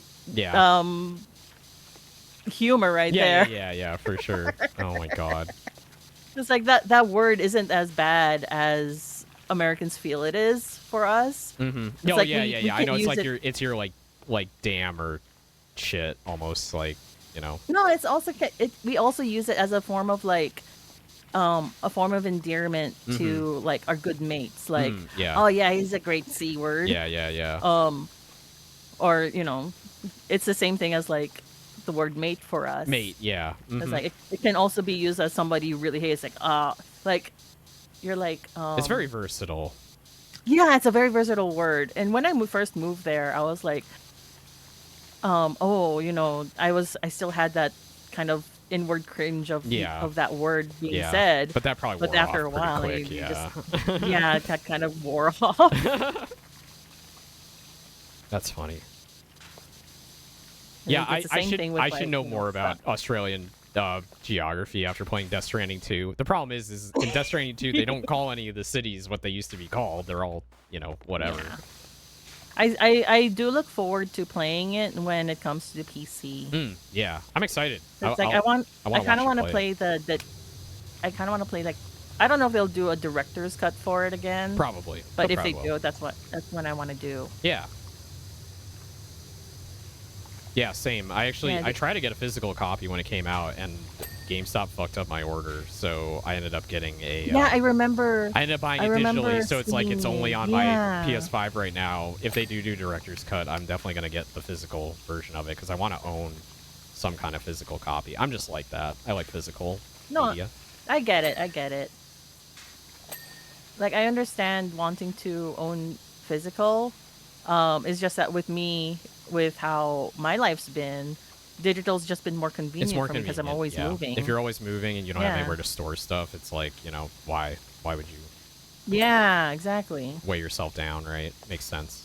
No, I totally. I used to have like a ton of books as well. Books are heavy. Books are they are. Like they're the great. Words are pretty good. They're great. No, books are amazing, but like they're to move. It's just like, oh, I don't have that many books. I have like a bookshelf full of books. That bookshelf full of books is like 8 or 9 moving boxes, and they're all like 30 pounds or 40 pounds each, right? Yeah. So. I had to get rid of. I unfortunately had to get rid of books when I moved like to the U.S. Yeah. So I like lost a lot of my old books. Yeah, it is what it is. Owen hates but some literacy. Of them was like, no, read. I encourage you to read. Sorry. All good. What was I going? Oh yeah, but then you know at the time I was gifted a Kindle and that and because I was moving a lot, that was such a godsend for me. Yeah. What the hell? It was super convenient. What happened? Connection timed out? Oh. What? From what? Oh my god, I again? Disconnected. Yeah. I hope it's saved. Oh. Hang on, let me start that again. That was weird. Why are we having weird connection issues? Yeah. My mom had a small box of documents and papers. Heaviest shit I ever lifted. Yeah. Because it's all compacted. Yeah. It's dense. Paper is dense. I have a friend in Australia that likes to make her own papers. Oh, really? Oh, that's so cool. Yeah. Paper making is really neat. They're a very like crafty person, but they don't have spoons for a lot of other things. Oh, okay. They were a vet before. But now they do like, you know, flow art and paper making. Cool. They also have like a bunch of like carnivorous plants that they grow. Oh, that's a cool hobby. Those things freak me out, but yeah, I respect it. Really? Why do they freak you out? I don't know. Just like the idea of a plant like digesting a bug is just like really weird to me. Like I don't know. I'm very bad. I'm very bad with like horror and body horror stuff. Like that. That's true. That includes like things eating things like vor. Like I can't deal with like the digestion stuff. It's really fucked up to me. Don't think about your own body digesting food then. I don't like to imagine what's going on underneath the skin, honestly. I think the human body is honestly pretty disgusting. It's very beautiful on the outside, but it's also very disgusting at the same time. This is why anime is the best, because anime is people are perfect and they will never be gross. Unless you open them up. Ah, no. Ain't into that. Ain't into that. Are you able to like join back in? Is it loading? Or? Yeah, I'm Okay, cool. currently downloading the dirt. Okay. Cells at Work makes it cute. Yeah, Cells at Work was cute. I can't do Cells at Work Black though. It was weird. Is that the sequel or? Cells at Work Black is like so the first Cells of Work is like, oh yeah, this is an ideally fit-ish body, Oh, you know, okay, like a healthy body that you're looking at. at. Yeah. Whereas Cells at Work Black is like, oh, you know, Cells at Work, but a body that's been, you know, fucked up and abused with like alcohol and like nicotine and everything. Yeah. So it's a bit darker. It's much more, yeah, it's much more darker. Gotcha. The ecchi version with STDs? Oh no. Yeah, that's what it is. Ugh. That's why I was like, I'm not gonna read into this that. one. Yeah, you're not into that. Yeah. I already saw enough of the human body with my uncles and my family working in medicine. Oh yeah. Yeah. Yeah. One of my uncles. Oh, go ahead. One of my uncles was like is actually a kind of prolific. I don't want to use the word prolific, but he's on the board for like laparoscopic surgeons. So laparoscopic surgery, if anybody doesn't know, is like when you have like a non-invasive surgery and then they like insert a little tube with little grabby hands. Right. And then the surgeon like they remote control the little grabby hands. Right. Like a video game. He's like a pro in that because he grew up with video games. Oh my god. It's like one of the times that I last visited him, he was showing me this like photo not photo what's that Microsoft with the slides? PowerPoint. He was showing me his PowerPoint presentation when he was going to teach some other students about laparoscopic surgery, and it included like videos of some of the surgeries that he's done. Right. So I've seen the insides of people. What the fuck? Why did it disconnect again? Okay. Oh my god. Hang on. I'm gonna restart the game one more time. If it keeps doing this, we can just stop. But yeah, maybe the game's telling us, okay, you've yapped enough. You yapped enough. No, never enough. Never enough. Hang on. You need Cells at Work someone with leukemia and it's just Dark Souls. Oh my god. So for those who don't know, leukemia is like when your white blood cells is like all fucked up and it's like white blood cell cancer, pretty much. It's what my brother had passed away from. Yeah.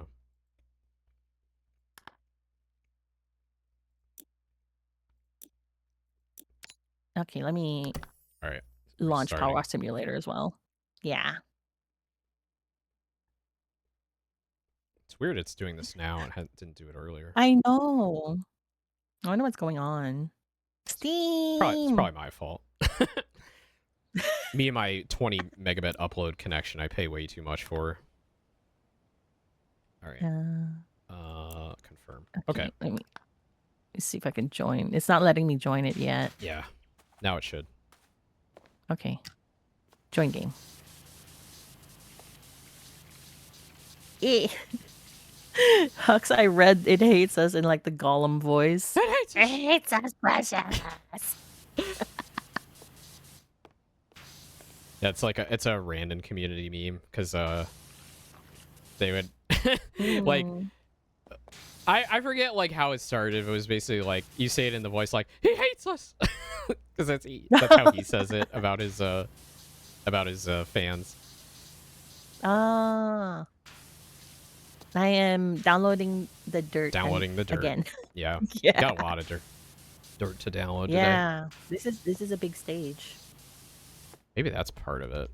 There's a lot going on. Yeah. Here. Could be.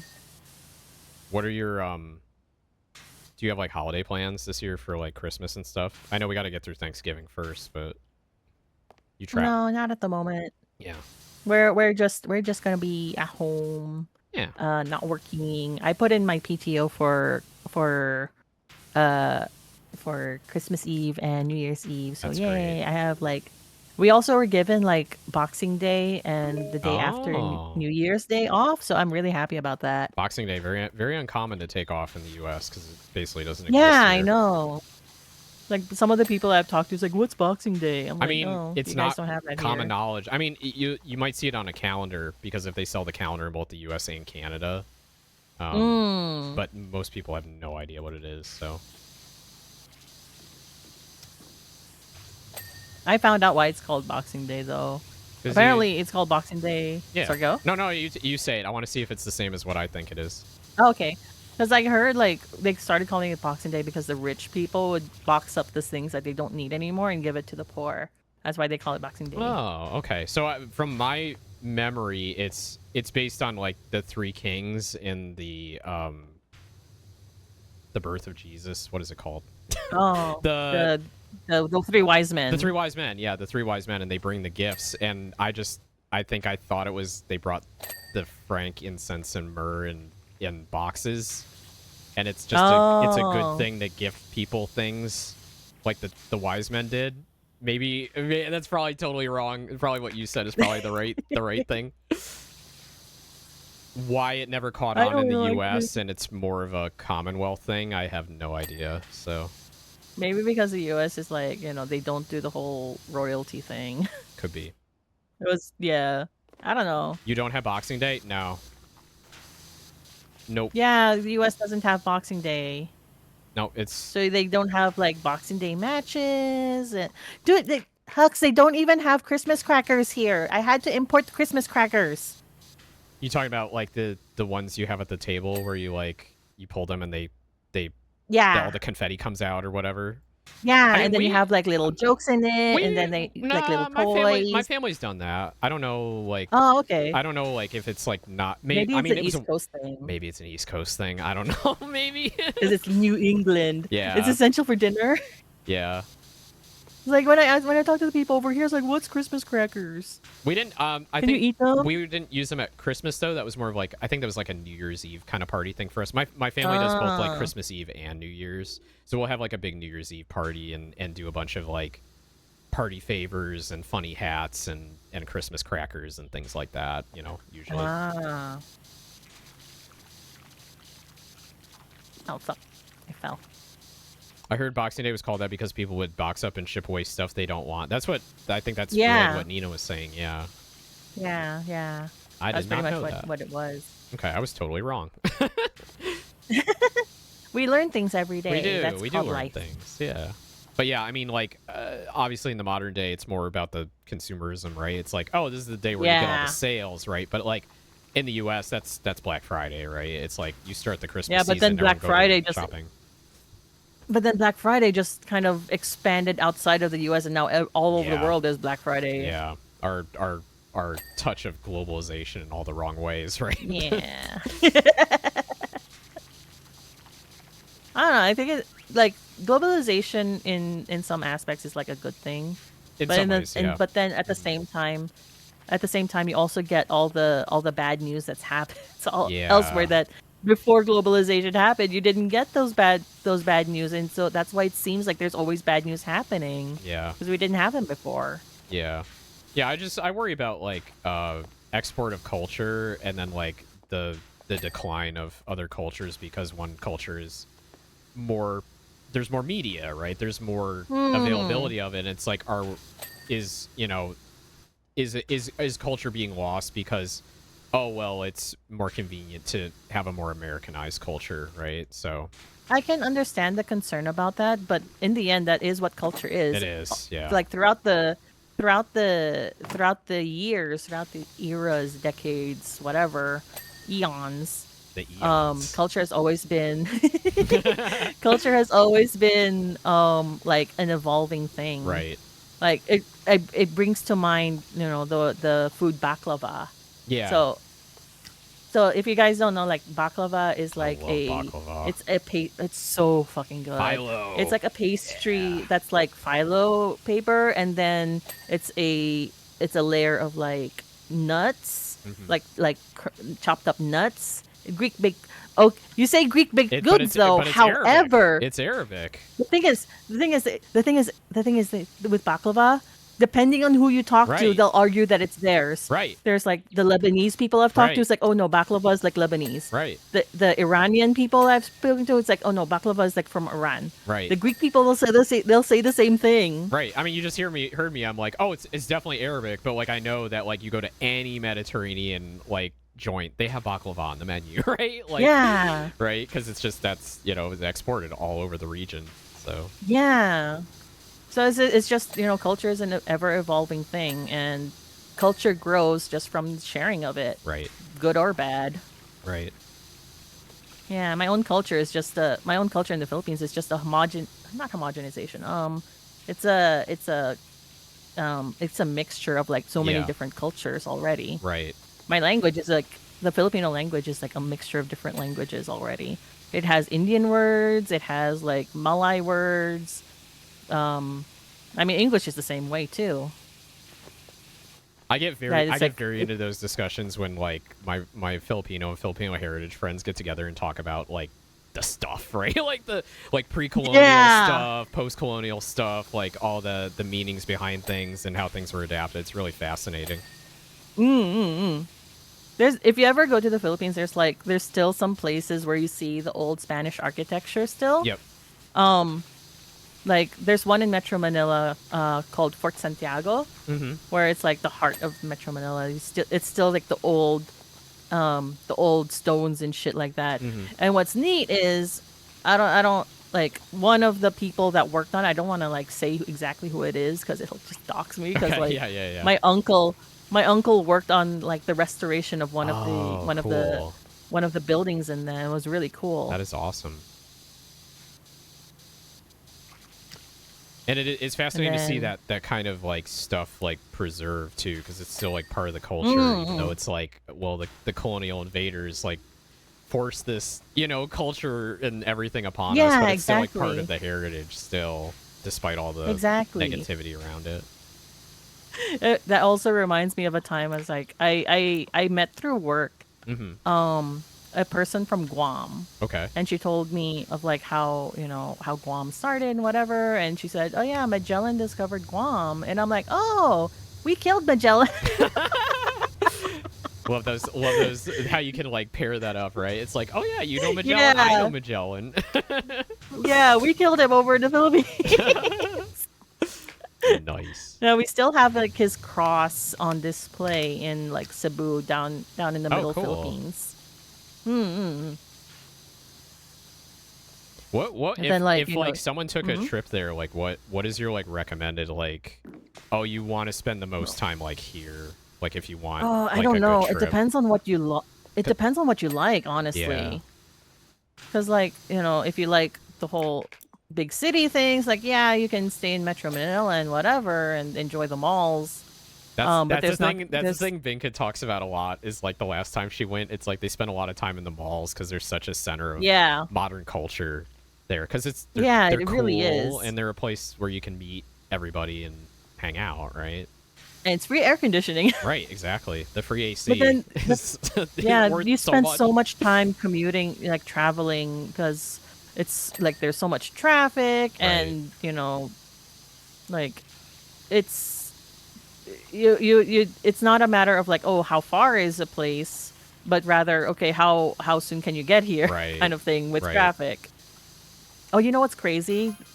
So because of the proliferation of like cars in Manila, they have a coding system where you're not allowed to drive your car on specific days. Oh, to like keep traffic down. To try to keep traffic down. The thing is, they call it color coding, but it's not about the color of your car. Right. It's about like the last digit of your license plate number. I see. Yep. So on certain days, you're not allowed to drive this car on this day because your license plate ends in this number. So that didn't work because all that made people do was they just bought more cars. Oh my god, with the different license plate to get oh my god. Benjamin, hello, welcome in. Thank you for the raid. Hi, Raiders. How are you? Welcome in. I'm Owen Aeon, your sparkly racing cat. I'm here with Nina today. We're playing PowerWash Simulator and yapping about stuff. Hello. If you got a raid and run, no worries. Glad to have you. Welcome. Anyway, so people are buying more cars so they could get a different license plate number so they could drop. Yeah, I could see that happening. Oh God. Well, the thing is like it's very inconvenient for like, okay, like I'm a working. I would assume middle class if they're buying multiple cars. How am I going to get to work? And I'm like, well, obviously they want us to carpool. Like this is the thing. It's like we force the population to carpool. People will not always go down that path of relying on other people to drive them somewhere, right? So I kind of get it, but it is like, really, really. That's funny. Yeah, and then just with how things are over there, it's like, sure, you maybe you're like upper middle class and whatever, but you still have like your own driver or you have like your own house help. Just because you have a house help, if you mentioned that you're in the Philippines and you have a house help or a driver, it doesn't necessarily mean that you're like, you come from like the bougie class. I see. Okay, that's very interesting. It's just a thing. So it's very common for anyone. Not anyone, but like it's more common than not to have like be a house help and a driver. Something. Okay, is that just because the service economy is so affordable, or I'm curious. I don't know, honestly, I never looked at the money aspect about it. Yeah, because like the concept to me is like, I mean, I'll be honest, I've daydreamed. I'm like, what if I had a maid, right? Like how much does that actually cost, right? Like what does that entail, right? And I'm like, you don't do that unless you're like quite a few multi-millions of dollars. I mean, it is common to have a nanny if you're like two adults and you're both like lawyers or you're both doctors or whatever. Yeah. It is kind of common in the States. Like you probably would have a nanny taking care of the kids. Yeah. But it's not. It would be more like a babysitter than a nanny. Yeah, and not a live-in nanny. It'd be someone who'd be like, okay, you pick the kids up from school and you get them lunch and dinner, and that's basically it, kind of thing. Yeah. However, like for us, it's more common to have live-in house helps. Wow. So that we have like, even when my mom and I were like having some issues and stuff, and we were like living in this little tiny box apartment, we still had a house help who'd like who'd be like sleeping in the kitchen. Yeah. Wow. That's fascinating. I did not know about that at all. I want to know more about that. Or if you're okay with like talking about it, like what is your relationship to them? Is it very like business oriented, or is it like, oh, you're kind of like a temporary part of the family kind of thing? Yeah, pretty much. If depends on if the like how the family itself is. Okay. Because there are some people who will be like very disconnected from the house help. Mm-hmm. But for my family, we try to treat them as much as a part of the family as we could. Okay. So like, we're paying you to do stuff, but we still try to treat you good. And then they get like a weekend or two off in 1 month. And some of them they still became like, we'd still, even when they were like not necessarily let go, or when they stopped being our house help, sometimes they still come over for like Christmas with their own family and stuff like that. Yeah. That's such an interesting concept to me. Like, I not that I can't believe this is a thing. Just like I had no idea that it was an affordable thing, right? Like for people to do normally. It's like, I think more often than not, it's like the upper middle class that is the starting point that starts to have those kinds of things. Okay. And for my mom to have had a house help, it's more of necessity because she was a single mom. Yeah. Just trying to make ends meet. Yeah. And when we're having the house helps, where they're like, we give them we give them a place to sleep. Right. And they also eat our food. Right. But they're giving us a service in return, but we also pay them. Right. No, and I think that concept is great when it's like, a single mom like needs help. If like help is affordable and it works out in a mutual way, then why not, really? Mm-mm. That's fascinating. Like people, I'm wondering, it's like, I'm trying to remember how much did we pay them for a month. I don't remember how much it was. I'm also curious, like, and this is not to like stereotype, but like what kinds of people are usually the house help? Are they usually younger? Like maybe like, they're in high school or you know, don't have many job prospects? Like, what kind of people are usually house helpers? From my family, at least, we ended up getting house helps just from word of mouth of like, do you know anybody who's like looking for work, who's open to being a house help? Got it. And we just get them from, we just like find people from word of mouth, because like sometimes the kind of people who want to try and be house helps, they're not always so good. Right. I remember one of my friends, Racine, she's like, she made a Facebook post one time of how basically her house got ransacked by the house help that they hired. Oh no. Yeah. That's too bad. So that was so that's why sometimes word of mouth is better, because like we have that idea of saving face in the Philippines, the whole shame concept that's in other Asian countries. Tell me about like, this. Oh, go deep in this, because I don't think I'm familiar. So the whole shame thing, it's like shame on you know how in like in Mulan you have like the dragon guy, I forgot his name, Eddie Murphy's character, who goes, shame on you. Yeah, Mushu. Yeah. Shame on you, shame on your family, shame on your ancestors, that sort of thing.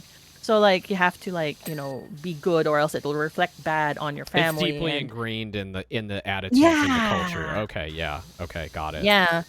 And in the Philippines they have the entire shame culture of like we in Filipino it's utang ng loob, which literally translates to like how do you translate it?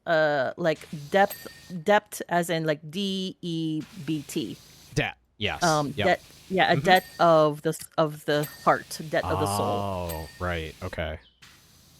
So you accrue debt over time if you carry shame with you and you're trying to stay debt free. Am I like getting that? Or it's more of like you the more that you do, or the more that person does for you, the more debt that you have for them. Oh, I see. So like okay. So like if your family does something for you, your mom is carrying you and whatever, you have like utang ng loob for them. Right, yeah. And then they guilt trip you with that. Oh, then they guilt trip you. Well, yeah, I think the idea is they don't guilt trip you, but like that sounds like it tends to what happens. But no, yeah, it's a very human concept that I think that, I don't know, people like myself think about. I don't have a name for it, but it's just like mutual exchange of just someone did something goods amazing. And services. Someone did something good for you. Like, why wouldn't you pay them back for that, right? Or feel like an obligation to be like, well, they did something good. I need to help them out when they're in this case, it's like the idea of the sole obligation debt kind of thing. Right. That's cool that you have like a phrase for it, like a word for it. That's really neat. Like, language is just fucking cool, man. Yeah, it is. Just the evolution of like languages and shit. I mean, that's the thing about like finding out about other languages that have place importance on those concepts that like don't have a specific phrase or thing in maybe English or another language, where it's like, oh, I wish we had that, right? Or like if I know the people I'm talking to are familiar with that concept, I could just say, you know, the phrase that you just said, and we would all instantly understand. Like, we'd have an understanding without having this 5-minute conversation of, can you tell me about your shame face? Like, I need to know more about that. Yeah, it's not really a phrase that I use often, because like I have no shame with my family. Got it. I'm like, I try not to think about it. That's fair. Because like I am my own person. Let me do my own shit. I don't want what I do reflect on you guys, and I don't want what you do, reflect on me. So do you consider yourself kind of like I don't want to say like against your own culture, but like unique in that sense? Like that's okay. So here's the thing. We're getting deep. This is where we're getting deep. I'm like, how do you feel about your own self in relation to your people? Like, it also comes from the idea of like my relationship with my own culture comes from the idea of being the diaspora type stuff, Yeah. It's like I'm Filipino. I spent 8 years in the Philippines, grew up there and shit. However, I spent a lot of time like in other countries, and Right. I did a lot of like growing up and finding myself in like Western countries. Right. So in the end, and this was like a pain point as well, like a trauma point or I whatever bet. with my mom, um, because like I was trying to explain to her that like I'm not Filipino enough for this, and I'm like, and then she's like, you aren't Western, you will never be Western. I'm like, I'm not really Filipino either. You can't do this to me. This is a very hard conversation that happens in a lot of families Mm. that, diaspora and growing up in a different country or growing up Yeah. in multiple countries at the same time. So like in the end, I'm like, I'm too Filipino to be Western. I'm too Western to be Filipino. Yeah. Damn. And I I know, right? damn. It's hard because like I've heard this conversation like a million times, and like as much as I understand it, I will never understand it because I didn't grow up like that, right? Like you can't be expected to understand it either, and that's okay. And that's okay. Yeah. But I get it. Like I get it, but I get don't. it, But you I don't get get it, right? Like I can't fully get it. Like you understand the idea behind Right. it. Right. Exactly. But I'm Yeah, glad that and you it's have it's this. At the end of the day, you have the strength to be like, well, I'm my own person, and that's what matters, right? Like as long as you're Yeah. true to what you I have want. like a tattoo idea I've always wanted to get. It's been in my mind for the past like, I don't know, 25 years now. Wow. Or 15 years Mhm. of like it's really silly and it's kind of nerdy in its own way, of like, you know how like in like Final Fantasy X they have this thing, it's like, oh, this is my story of of like Titus just, Titus's thing, looking yeah. out. Mhm. Yeah. So I wanted, I kind of, it was during that time that I played Final Fantasy X again that I was like, you know what, I like this message. And yeah. I want that like in Filipino, in okay. like our traditional writing in Baybayin, to be like on my back. It's like, this is my story. Tell me about the traditional writing. Sorry, I want a tangent. It's called, all good. So it's called Baybayin. It's like a syllabic writing like Japanese is. Oh, okay. So like, you got ba, or ba, sa, Everything B, ends in and a vowel. Yeah, each character ends in a vowel. Got it. But they have modifiers if a syllable ends in a consonant. Okay, got it. So like it's like a tiny cross, or it's a little pip, or it's a little upside down heart if it ends in a certain consonant. Okay. Or whatever. Oh, there's a gnome. He's like on Where that is he? little tarp over there. Oh, he's in the tarp. It's on that tarp over there. Zero, yeah, hello. over there. That's cool. That's really cool. Is that and how often is like, that used these days? Almost never. Never. Okay. Nobody. No. All our main newspaper publications are in English. Okay. Our adverts are in like, the Filipino like alphabet is basically the English alphabet, but Right. it just has like 2 extra letters. Okay. Or 2 extra sounds. The ñ with like the Spanish N with the squiggle on top. Right. And then we also have NG. The Okay. sound in our language. But we just use like the American writing, whatever, Right. because thanks American nuns in the 1920s who came by to teach us American stuff. Okay. My husband said, "You're welcome." Oh no, I wouldn't have said that. Not on stream. I think Melky's gonna come beat me up if I said something like that.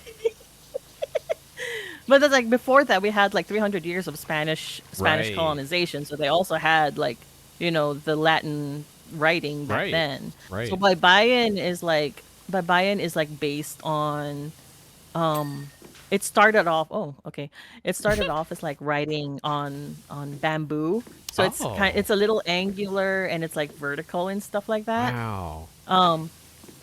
I'll send you. I can send Yeah, you. I'm curious. Actually, let me send it to you now before I forget. That's all good. Baybayin. But yeah, nobody actually uses it unless they want to kind of be like they're wanting to send a specific message. I see. Is it used in like formal, anything formal, or no? We still use the Latin language. Okay. Yeah, this I just find that stuff fascinating, like alternate writing styles and how language evolved through a culture because of one reason or another. Oh wow, look at that. I've probably seen it at some point, but I've never like had the context to know what I'm looking at. And if you were to tell me like where did this come from, I'd be like 10,000 years ago in Persia. Like I'd be like, that's, I don't know, like Arab stuff. Like I would have no idea. Yeah. Right? That's crazy. That's so cool. The other thing is like the Philippines is like a kind of it was considered like a hub, a trading hub in like the early days and shit. Oh, it's in such a so we did great get a lot place for that, right? Yeah, like, it's such a like it's in the middle of everything. So we had a lot of like other people from other countries like bringing stuff over. Some of our old words are like still like I guess Indian, I think. Okay, like yeah. Indian words. Yep. But there's like only a couple of them. And what was this script called? Baybayin. Baybayin. Okay. Patware, hello. Sorry, got another rate. We've been going that long. Everyone's rating into us all day long. Hey, Patware. Hello, everybody. Hello, Power. It's Owen Aeon, your sparkly racing cat. I'm here with my good friend Nina. She's on my shoulder. Hello. We're playing PowerWash and we're yapping. We're talking about Filipino and history and heritage. What? Wait, disconnected? Yeah, no, not now. I didn't get disconnected, but we've been getting disconnected on this stage. It's been kicking Nina out, and then I got kicked out of my own game. I'm like, bro, I'm the one hosting this game. What the hell is going on? But we've been discussing like Filipino diaspora and culture and this writing script, which is so fucking cool. Was it Baybayin? You said, right? Baybayin, yeah. Baybayin. That's so cool. Yeah. Yeah, but nobody really uses it though. Like we're taught to kind of try and learn how to write it in like elementary school, but yeah, nobody who like normies don't upkeep the knowledge of having to write that down. Write it. Is it like spoken in a different way? Is the manner of speaking? No, it's the same. Okay, got it. It's the same, yeah. Okay. The thing is, like you say, most people would just say, you speak the Filipino language. There is no such thing as a Filipino language. I was gonna say you've been saying Filipino. I'm like, well, isn't there like at least a dozen different languages spoken, depending on like what island you're on? Yeah, because it's like so Philippines, depending on the time of day, has like over 7,103 or 300. I don't remember. Depending on time of day, because tides and shit. They have that many islands, over 7,000. Wow. And we have like a lot of different tribes, with their own language, and it's like some people used to say like, oh yeah, it's their own dialect. It is not a dialect. It's an entirely different language, right? Yeah. It's an entirely different language. Yeah. Like one time, my mom and I, with my grandma, we went gas bottles. We went to like one of the islands in the middle of the Philippines called Cebu. Okay. We were just going there for like vacation, whatever, visiting shit. And one of the taxi drivers there would try to speak to us, and like we don't speak Cebuano, so we just ended up speaking English to each other. Yeah, I mean they're. So can you, not like always, but like can you almost always fall back on English or Tagalog to speak to somebody? Okay. It's mostly English that you fall back on, but sometimes because of some of our media, we can maybe speak Tagalog, but mostly it's like we'll just fall back on English. So is Tagalog really only spoken like on like near Manila and like the main centers of everything? Yeah. Okay. So here's a fun fact. Tagalog, the language Tagalog, the name of the language, comes from the Tagalog people who lived in that area. I see. Okay. The word Tagalog is a mashup of two Filipino words of Taga-ilog, which means by the river. Oh. Because there was a river going through Manila, the Pasig River. Okay. So yeah. Like Manila, the name Manila comes from the word of Maynilad. Nilad being like the type of flower that was growing in that area. Oh. So they're saying that there's this type of flower here. That's so pretty. that's why they call it Manila. I love learning that, like, how the names of places originated, and they're like stuff like that. It's like, that's very pretty. It's named after the local flower. That's nice. Yeah, I use that type of like naming ideas, conventions in like D&D world building stuff too. No, that's brilliant. No, that's such a good idea. Yeah, I that's honestly something I haven't thought of that much. Like, I did do like homebrew type things like that, and in like naming places and characters.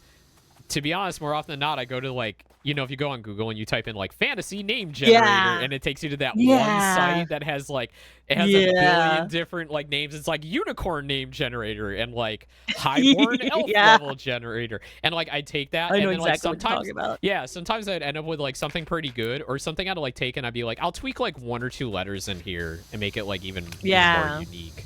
So often I fall back on that stuff, but like thinking about it in the context of like, well, names of places were often, in this case, right, like something that was local to the area, which is just so cool. That's awesome. There was like, I will also just do that with like English words and whatever when naming places. Right. And because like sometimes the languages, like for example, one of the cities in Alaska, Nome. Yep. It started off because like it was a city with no name. But map makers needed to put a name there. So initially they just wrote the city name as name ? Because they didn't have a name. Apparently this one guy had really very bad handwriting, and the A looked like an O. Yeah, so it just stuck. I did not know this. I had no idea. You're educating me on this too. That's so funny. I just like reading trivia sometimes. Oh, me too. Yeah. It's fun. It is fun. You just learn shit. Yeah. Fascinating. I mean, that's what I learned anyway. I don't know if it's true or not. That's so cool. Okay, thank you for telling me about the Philippines and all this stuff. It's infinitely fascinating to me. I like talking about places I've been to. Sometimes I do get a little like self-conscious, like awkward. It's like I want to know more about that, but like I don't want to just come out of the blue and be like, tell me about your strange Asian culture or like whatever. And I'm like, you know, I don't want to like come off as that. Like, oh no, don't feel it that way with me. I like talking about it. Good. If I tell you if I feel uncomfortable about it, I'll tell you if I'm uncomfortable. Cool, I appreciate that. Yeah, no worries. If I'm talking too much about it, just tell me to shut up. No. This is good. This is good. I can listen. Okay. I can yap about this forever.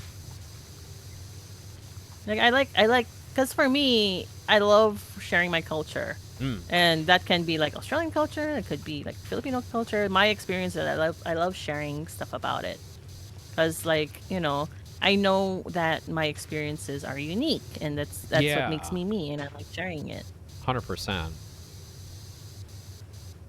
But sometimes I feel like, oh, is this kind of selfish about me, or am I oversharing or something? No, because white people run the world for the most part, and we've shared enough of our own nonsense. So I'd rather hear. But there's some stuff's good though. It is good. Like, yeah, sometimes it is good. Like, really it is good. It's just like it depends on the context, right? Depends who the audience is, right? It's like you all know, like everyone knows St. Patrick's Day. I don't need to talk about my Irish heritage because everyone's Irish on St. Patrick's Day, and it's, you know, what is. Do I love my heritage and that aspect of culture? Yeah, absolutely. But like, I'm not gonna go yap about it because like it's not necessary, right? It's you know, it's a little cringy too sometimes. So I just kind of keep my mouth shut about it.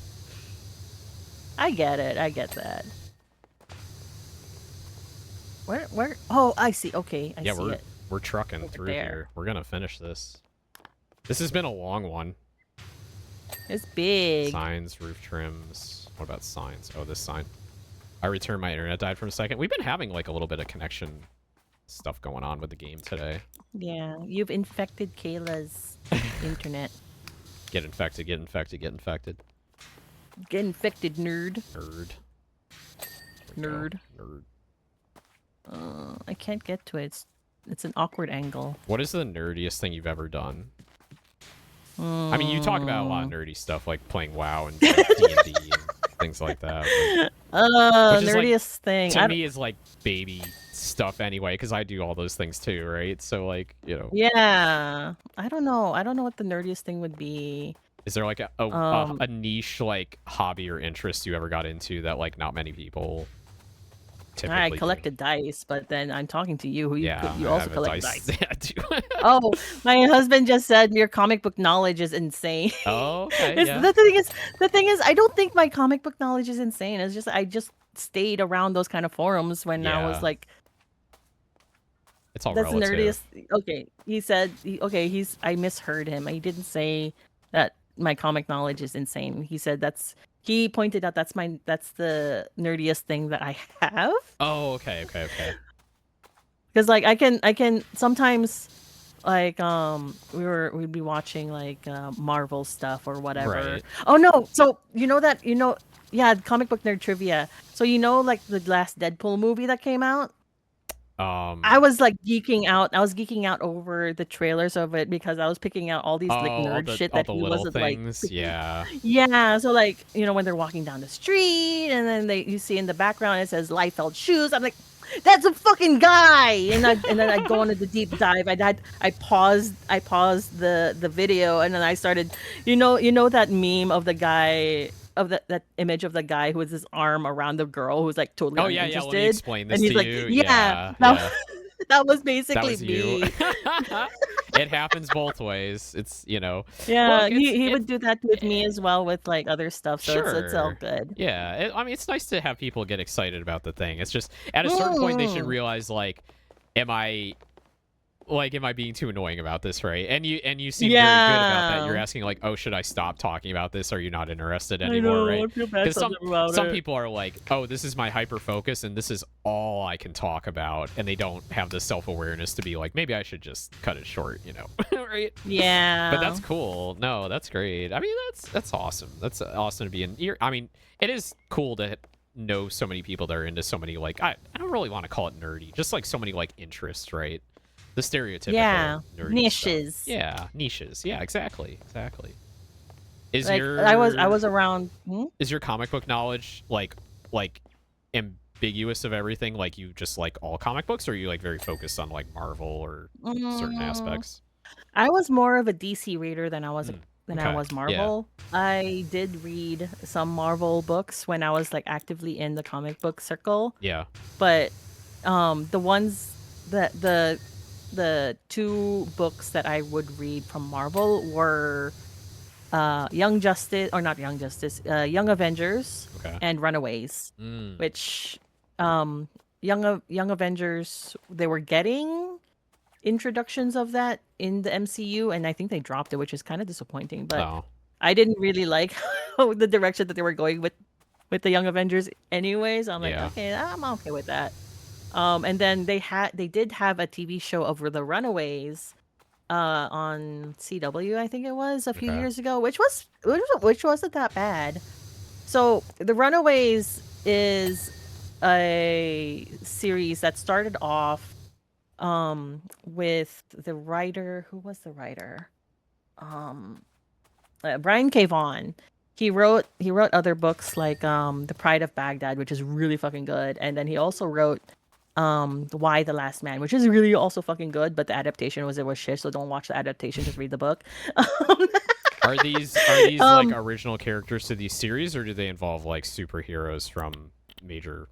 So the Runaways, like it were original characters, and it was basically a book of like, there was this group of 5 kids who lived on like the West Coast US. Okay. And every year their parents would get together from some form of like fundraiser event, whatever, and then they were kind of stuck in the basement getting to know each other. One day they were like, fuck this, I want to know what our parents are going on. I bet they're doing drugs or whatever. Getting drunk or doing orgy. So they snuck in, and it turns out that all their parents were supervillains. On the West Coast. That's interesting. So they're like, I don't want to be a supervillain child. Let's all run away. Right. And it just started from there. Oh, okay. And do they all find out like, oh, we all have superpowers or some kind of something unique Yeah, to us yeah. kind of thing? Okay. Yeah. So there's like there's one of them that actually is like her parents are time travelers. So they got her a genetically modified velociraptor with psychic abilities or telepathic abilities. Yeah. Or another one was like, you know, super inventor, so he has like power fists and shit, even though he has none of their parents' smarts about it. Another one is a mutant that gut punched the Punisher. Oh my god. She was like a 6-year-old girl with like pom pom beanie. Cute. And she gut punched the Punisher. It was so fucking cute. And my favorite is like Nico Minoru, who's like gotten bigger in the Marvel universe. Kind of like a fan favorite. And that I fucking love her. Like, yeah, she became a fan favorite. She's basically like a witch, I guess. Oh, you know why I like her now? Oh, because she's a she's witch. like yeah. Yeah, she's like a goth. She started off looking like you know, an EGL witch. Okay, yeah. Cute. And then push me around. Her power came from like when she draws blood, she can bring out this magic staff. Ooh. But the thing is, the staff has like the magic abilities of the staff are like very particular. Okay. So you can cast a spell with certain words, or you can cast a spell with words, but then you can never use the same combination of words again. Oh, it will not work. Okay, got it. That's kind of interesting. Yeah. It's like R9K, but spell form. Okay, cool. And then they also had like a space alien who's a lesbian, and cute. We love lesbian space aliens. Gorgeous. She was fucking gorgeous because her space alien form is like kind of rainbow plasma energy, and she flies through the air trailing of that rainbow plasma energy, and it's so fucking pretty. That's sick. Yeah. This sounds fun. And then yeah, it was a fun read. I'm sure it's like until there's like a lot of tragedy going on at some point, right? Like, yeah, at one point one of them dies. Yeah. So yeah, that was tragic. In my brain, I'm just imagining like they all want to do good, but then one falls to, I can only be a bad guy, and then they have to like kill them, and it's tragic and horrible. Like something, I don't know. Like a bad. I don't know if I should say anything then. It's okay. It's okay. Yeah, what that kind of does happen. Like one of them does betray the rest of them. Yeah. And it's all very tragic and shit. I know. I can see the tropes coming, but they work. They work. They're good. They're good. Yeah. You know, plot points, right? So. Yeah, I stopped reading it though. When they went time traveling, and I'm like, this is much. This is too much. I don't like it anymore. It got too much. Yeah, that's the thing. It's a shame when that happens. Like, there's a series that you're like, wow, this is really good. I really like where it's going, and then they take it just a bit too far, or they lean in one direction. I'm like, I'm not into this anymore. It's happened to me a couple of times in the last like few, I don't know, like a long time, but like a couple things I remember. Like I read the I was really into the Ancient Magus Bride manga, if you're familiar with that. Oh yeah. And I really liked the first whole arc was really good. And it was it ended like really cool. And I was like, great, can't wait to see where this goes next.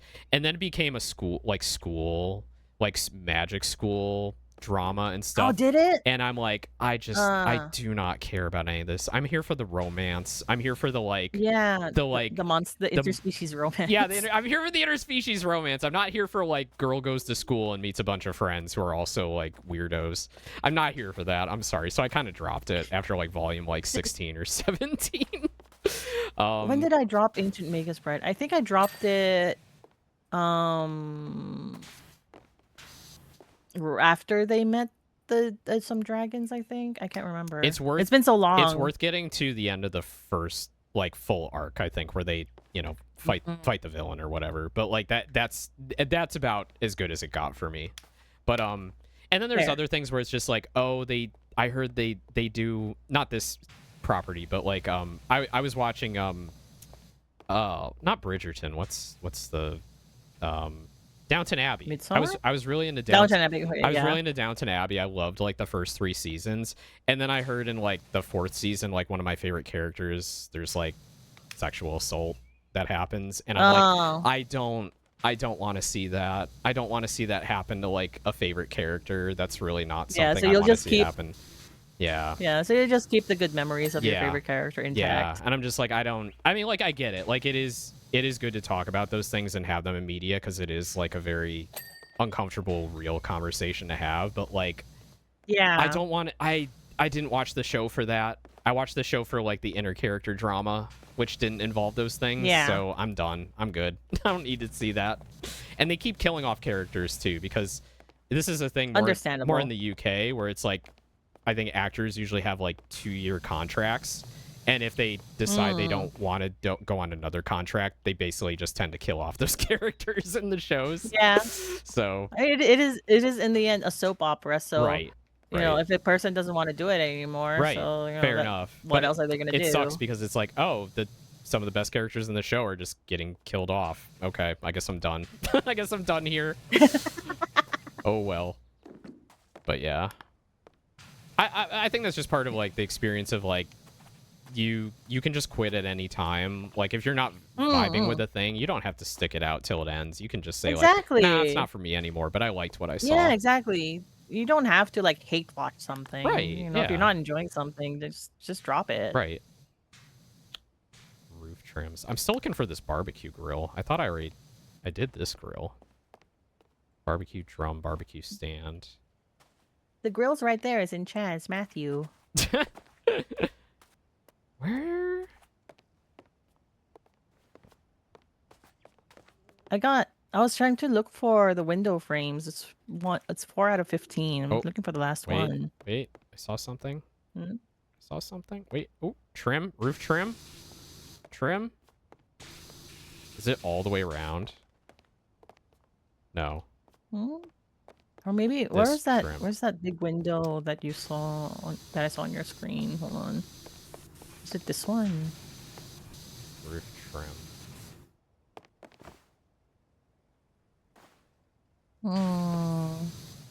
Think? Wait, is it? Oh, I see. I see.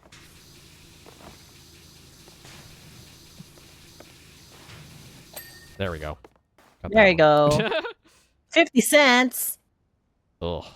Barbecue grill, upper deck rim joists, balance steps, window frames. Yeah, where's that window frame? I'm going through the window frame.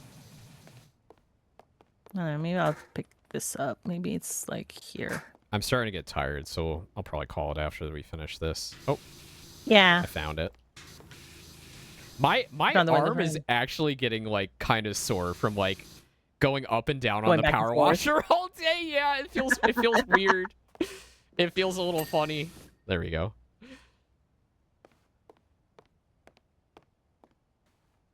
When your arm starts aching from moving the mouse, it's time to stop. Yeah. Balance steps. What is a balance step? It's these steps down here underneath on the mulch. I'm down here. Let me look. Oh, wait. Oh, yeah, you're right. I see it. There we go. Okay. Barbecue grill. Grill. Upper deck rim joists. Well, I know what joists are. Oh, upper deck joist, upper deck rim joist. That must be around the outside. Okay. Ah, I see. Oh, did the gnome fall off the tarp? Him up. I picked him up and brought him down. Oh, you can pick him up? Yeah, you can grab him. Oh. I see. Put him wherever your heart desires. Put him on the grill. Cook him up. We're eating good tonight. Ah, I found I'm not eating a gnome. Got it. I don't want to eat a gnome. Taste. Where's the grill? What would gnomes taste like? I mean, they're just small people, right? Unless they're more like leprechauns, maybe they taste like Lucky Charms. Hearts, stars, and I don't know. horseshoes. Do leprechauns Clovers and blue moons. do leprechauns taste like No, leprechaun? Like, no, they don't. I'm just making shit up. Always after me, Lucky Charms. Upper deck rim joists. I'm still looking at the joists. upper deck. They're these on the outside. Yeah. Yeah. None of these. I wonder if it's like the ones blocked by the tree. I think I'm gonna take the rest of the week off from streaming to get all my Tubathon stuff done. I'm like, really, I'm stressing that I'm not gonna get everything done before Friday now. So I think I'm gonna not stream tomorrow night. I wanted to do Resident Evil, but I think I'll be happier if I don't. That's fair. I'm not gonna be streaming on Monday to Thursday. Whoever's streaming like this week is gonna eat good because there's so many of us that are like seeing family and doing other stuff. So yeah, they're gonna get whoever is still sticking around. Where the heck is it? I'm gonna be hanging out though on yeah, playing some video games on on Wednesday night. Oh, good. Jofi and I was like, yeah, let's do you want to play some video games? And you're like, yeah, I want to play video games, so we're gonna play some video games. We're doing it off stream though. I know we talked about this. I wanna collab with her. I think that would be really fun. Yeah, I'll let you know how it goes, how the connection is and everything. Okay. Because we haven't she and I haven't hung out in a long while. So we're taking this time to because since it is Thanksgiving and she's over on the East Coast, so time zone difference. Oh, she is. Okay. And she got it. Yeah, she got a time zone difference, and she works long hours too, so she goes to sleep. Oh, that's rough. Yeah. Dude, where is this? I don't know. Are there joists I'm not looking at? Because this is lower deck, this is middle deck, this is upper deck. I wonder if it's the inside of the joists. Well, I'm just hovering over it to see if the progress meter lights up, and I'm not getting anything. I don't see anything blinking either. Yeah. Sorry, what was it? What are you collabing with, or are you just playing a game together? Oh, we're just gonna play some repo. Hell yeah. Because I noticed we've been Steam friends for ages. We just never played anything together. Yeah. So I saw that she had repo, and Sean and I were like, we kind of want to play some more repo. That's fun. And so I asked her, I was like, hey Amanda, do you want to play some repo? And she goes, yeah. So we're gonna play repo. Cute. We just hang out and catch up and shit. That's awesome.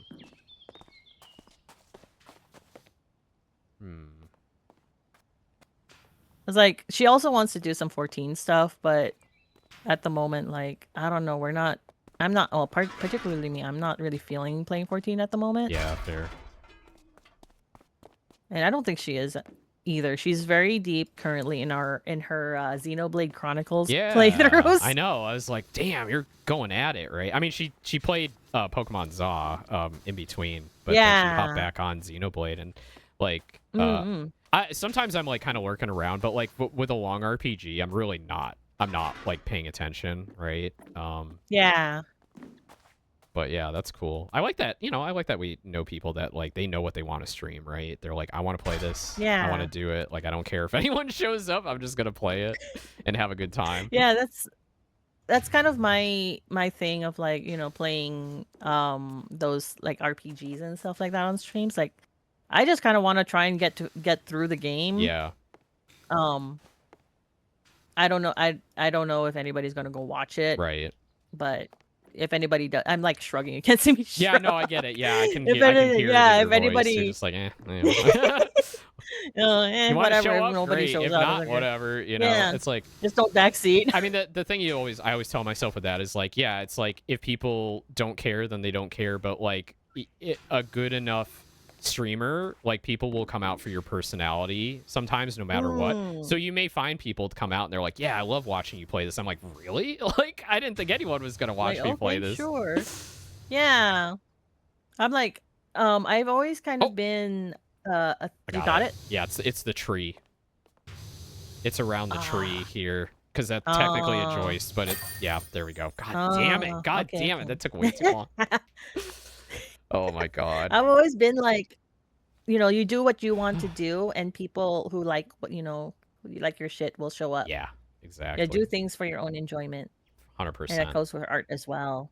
True. Look at that That is progress. awesome. Yeah, I think with art, people are like always down for an art stream, right? Like no matter like what it Yeah, is, you know. I mean, and I'm like half the time I'm just yeah. well that's the I don't thing. get an actual word done. Art really is the ultimate Zatsu game. Like, and I go into an art stream, I'm like, I'm expecting to like have a whole ass conversation in chat with the streamer. Not expecting, but like I know it's gonna happen, right? Like, because it just turns into a yap Yeah, session.